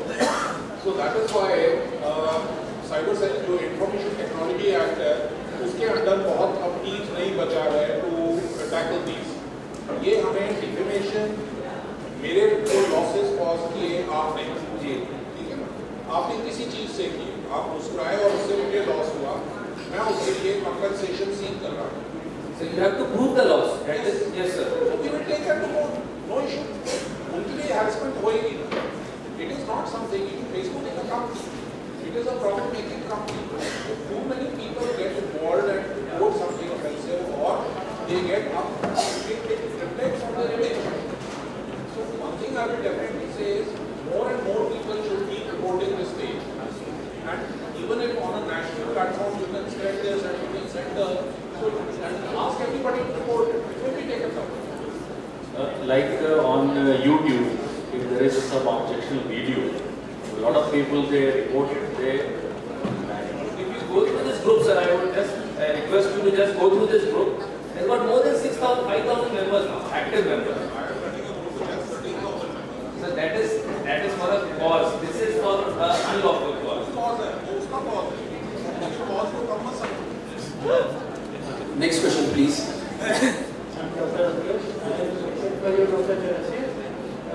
you rightly said that at the time of mob violence, don't talk about any bail payment or anything. Related to that, I have a question that do you have a pending payment policy? Like patient is got admitted with some initial deposit. Now his payment is pending for some 10,000, 15,000, whatever X amount. And he is not paying. Whenever you ask him, he says, some relatives will bring, some relatives will bring.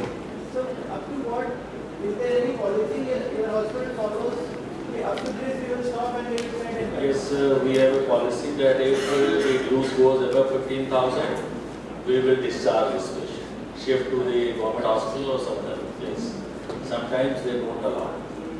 But usually after 15,000, we don't keep the patient, we shift them. But how can you shoot the patient? Sir, how can you shoot the patient in such a case? Yes. Is there there is problem if the patient is on ventilator? I've told you that the nursing home group will come, will assess, 10 people will assess. Okay. Then we'll call an ambulance, we'll pay the ambulance charges, and then we shift this patient to appropriate center. Maybe Lucknow, which is 200 kilometers away. We send a duty doctor also to send the patient to that area. We don't keep these type of patients. So next question, please. Okay, sorry, I'm sorry. In this regard, we had a case in Chaitanya Hospital, Physical Mother and Child Hospital in Chandigarh. The boy was brought for NICU after delivery outside and was put on ventilator. For the first 4 days, 15,000 rupees per day were deposited, 2 lakhs was deposited. After that, the father stopped coming. But every day, some new relative would come to assess whether the child was okay. The father would not pick up the phone or would say, this thing carried on for 6, 7, 8 days, and the bill started mounting. Because clinical intensive care in major this thing is costly. So around 6 lakhs or so was outstanding. And when things were not materializing, finally we had to involve the police. We had to file a case of abandonment.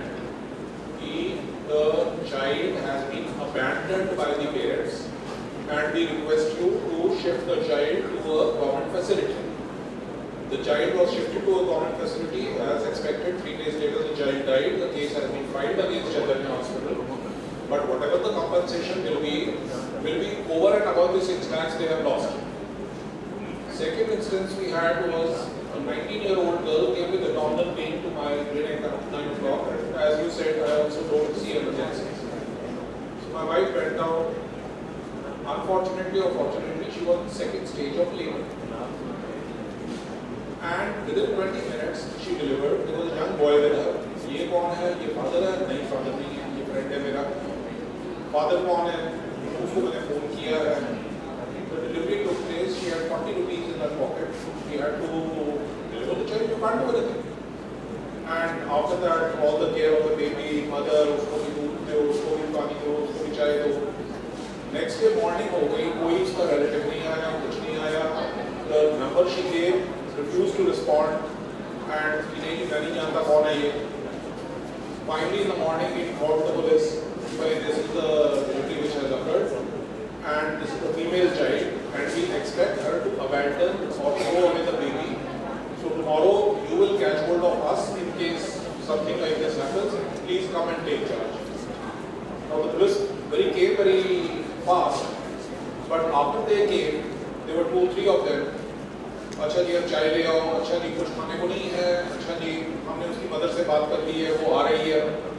This drama carried on till 2 o'clock. At 2 o'clock finally I said the child is sick. I am not liking the look of it.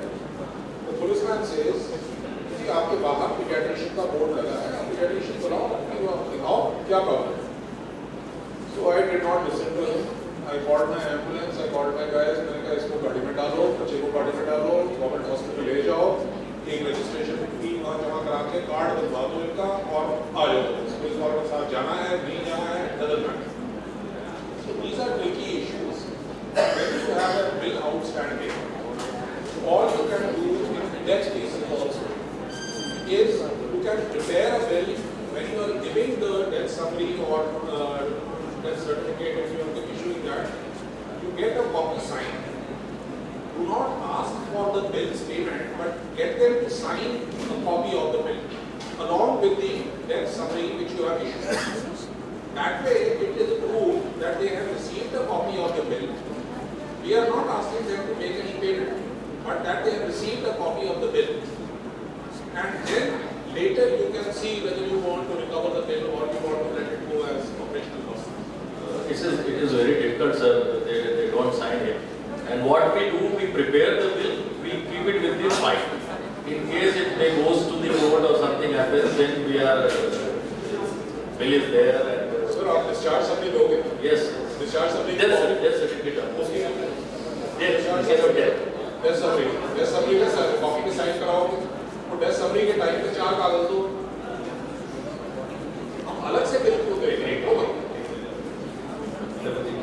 of Dr. Sunil Rao.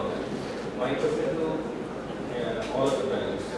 Is there any guideline as per the qualification, whether it is a BBS, MS or exercise specialist, or procedure charges or consultation charges? Procedure charges or OPD charges?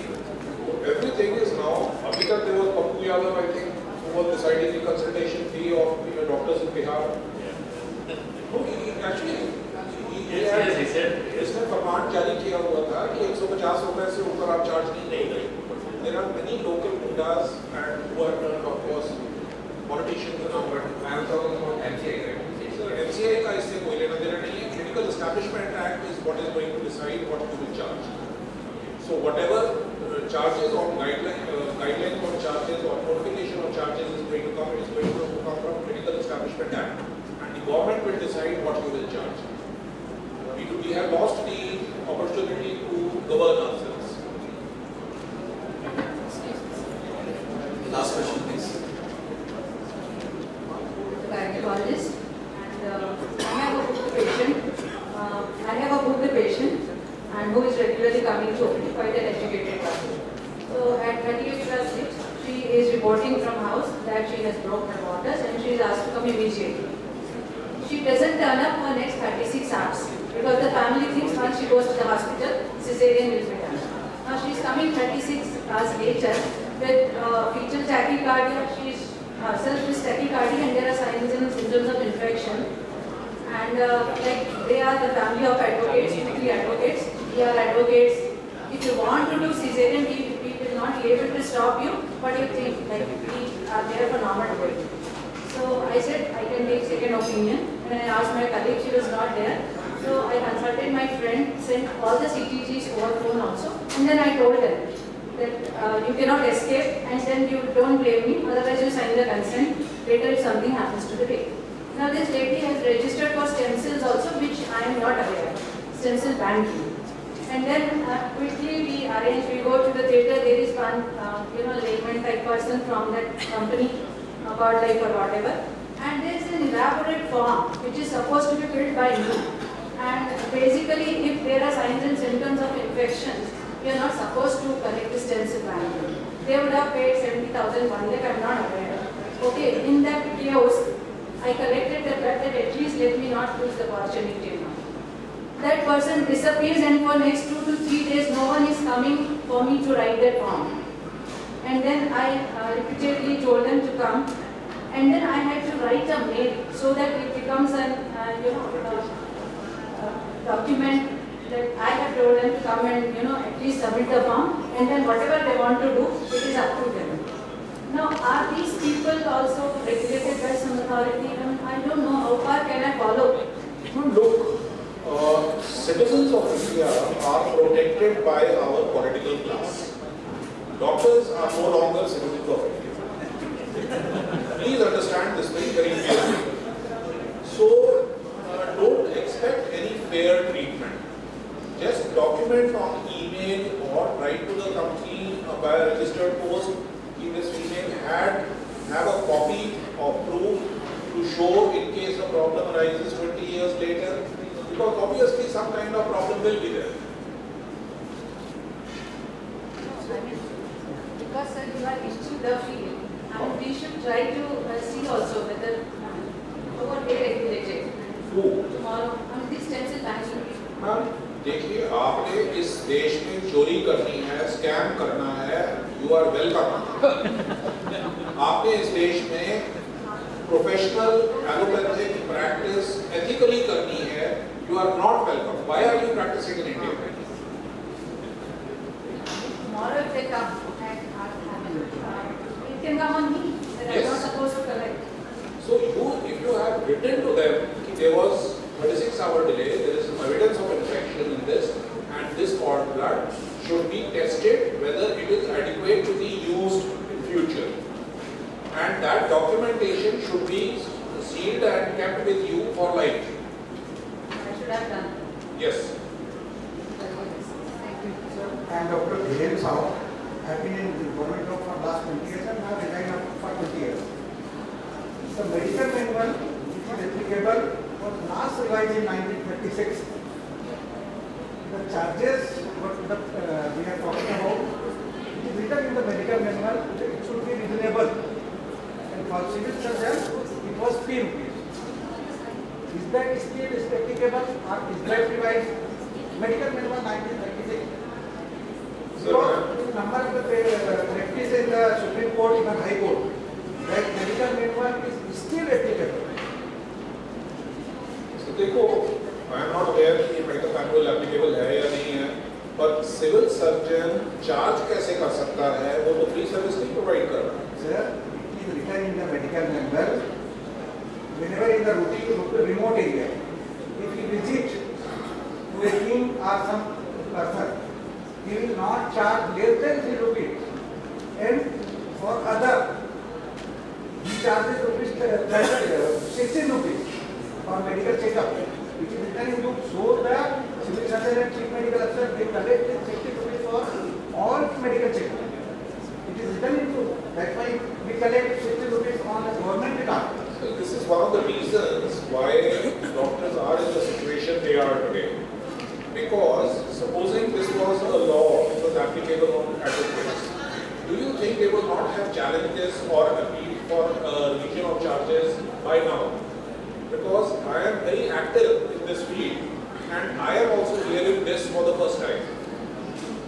So unless and until you raise a voice, बिना रोए तो माँ भी दूध नहीं देगी.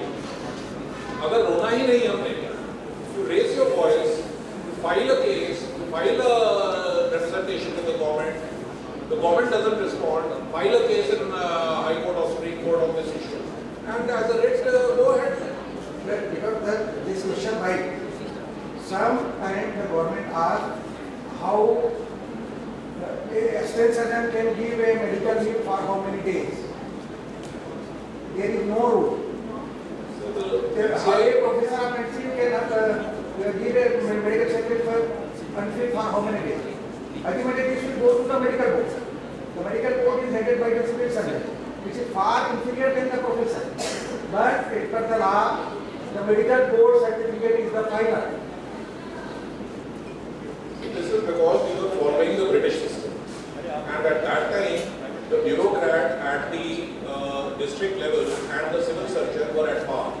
There was no concept of a medical college professor in those days because they were not in this stream.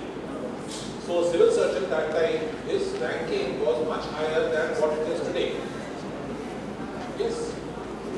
So similarly, there is a complaint against me, and the committee is formed by CM. And all these committees, they have people like they have passed MBBS or they are MSMD, and they want to try a super specialist.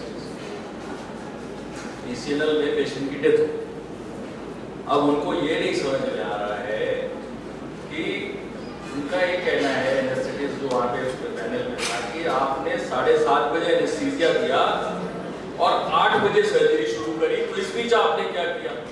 अब उनको कैसे समझाएं कि भैया urinary catheter डालते हैं, position change करते हैं, फिर पेन ड्रिप करते हैं, 2 बार पेन ड्रिप होता है, तो उसको ये बात ही नहीं समझ में आ रही. हर बार ये एक ही क्वेश्चन पे रोता रहता है. मैंने कहा भैया आप बंद कर दीजिए, आप रिक्वेस्ट कर लीजिए संजय गांधी दीजिए एम से एक्सपर्ट को 3 लोगों को बुला के जो भी एग्जामिन करना है कर लीजिए.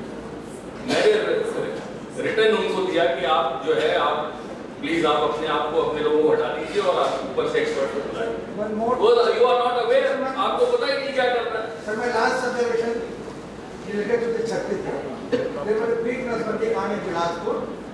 The judiciary commission was formed, Anita Bhag commission. On evidence, pharmacology has given the opinion.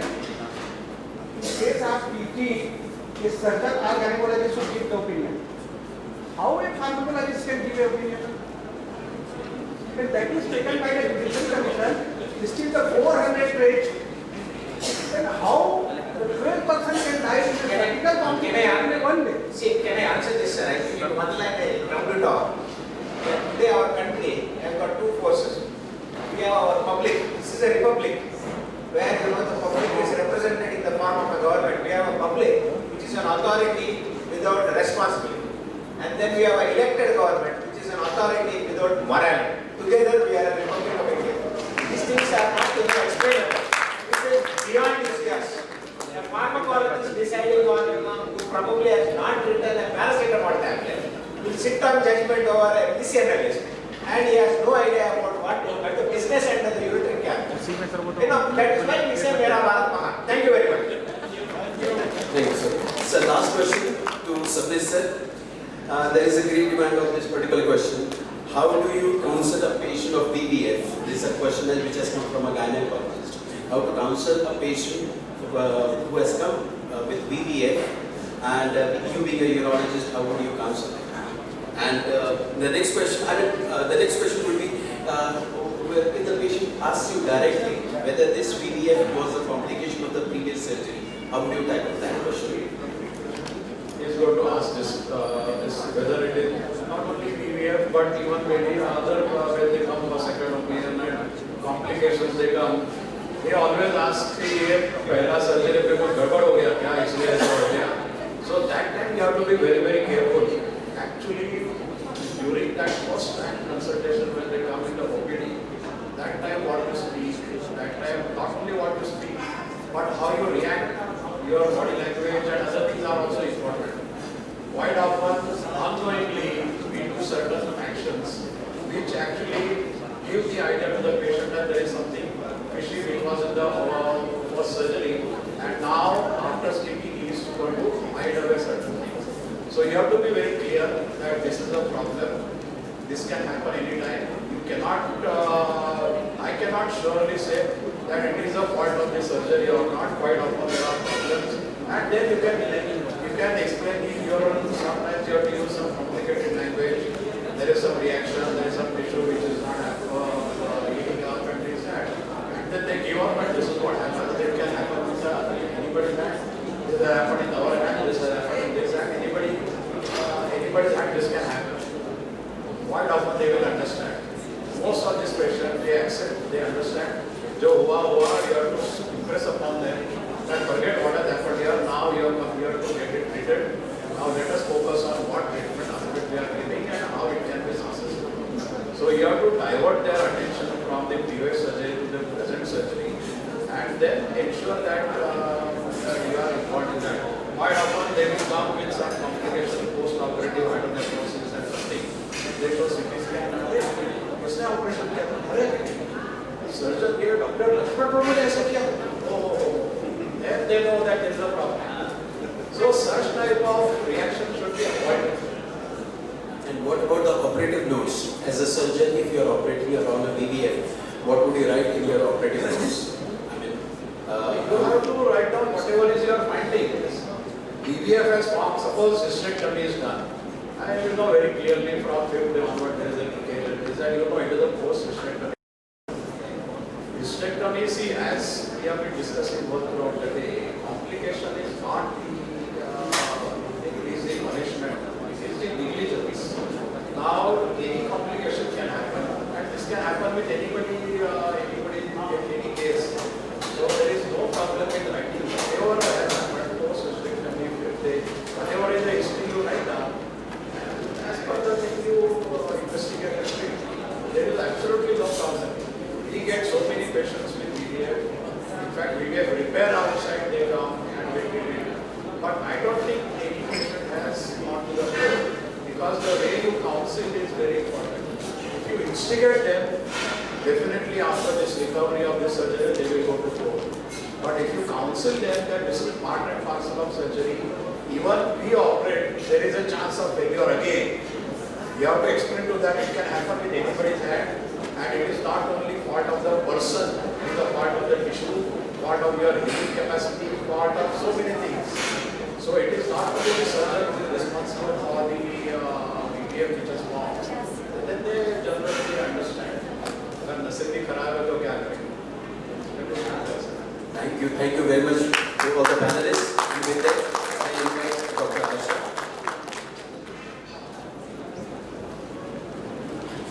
Thank you, experts, for a really enlightening session.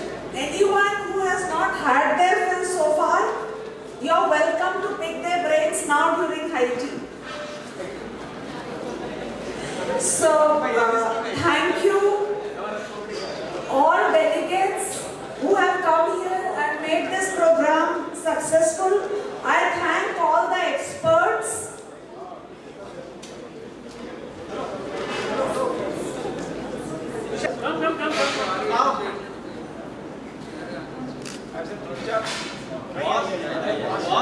इसको बोलते हैं माहौल जमा देना आपके लिए। है सारा तुम्हारे ही किया खरा है। अब ये मत बोलना, मत कर दे।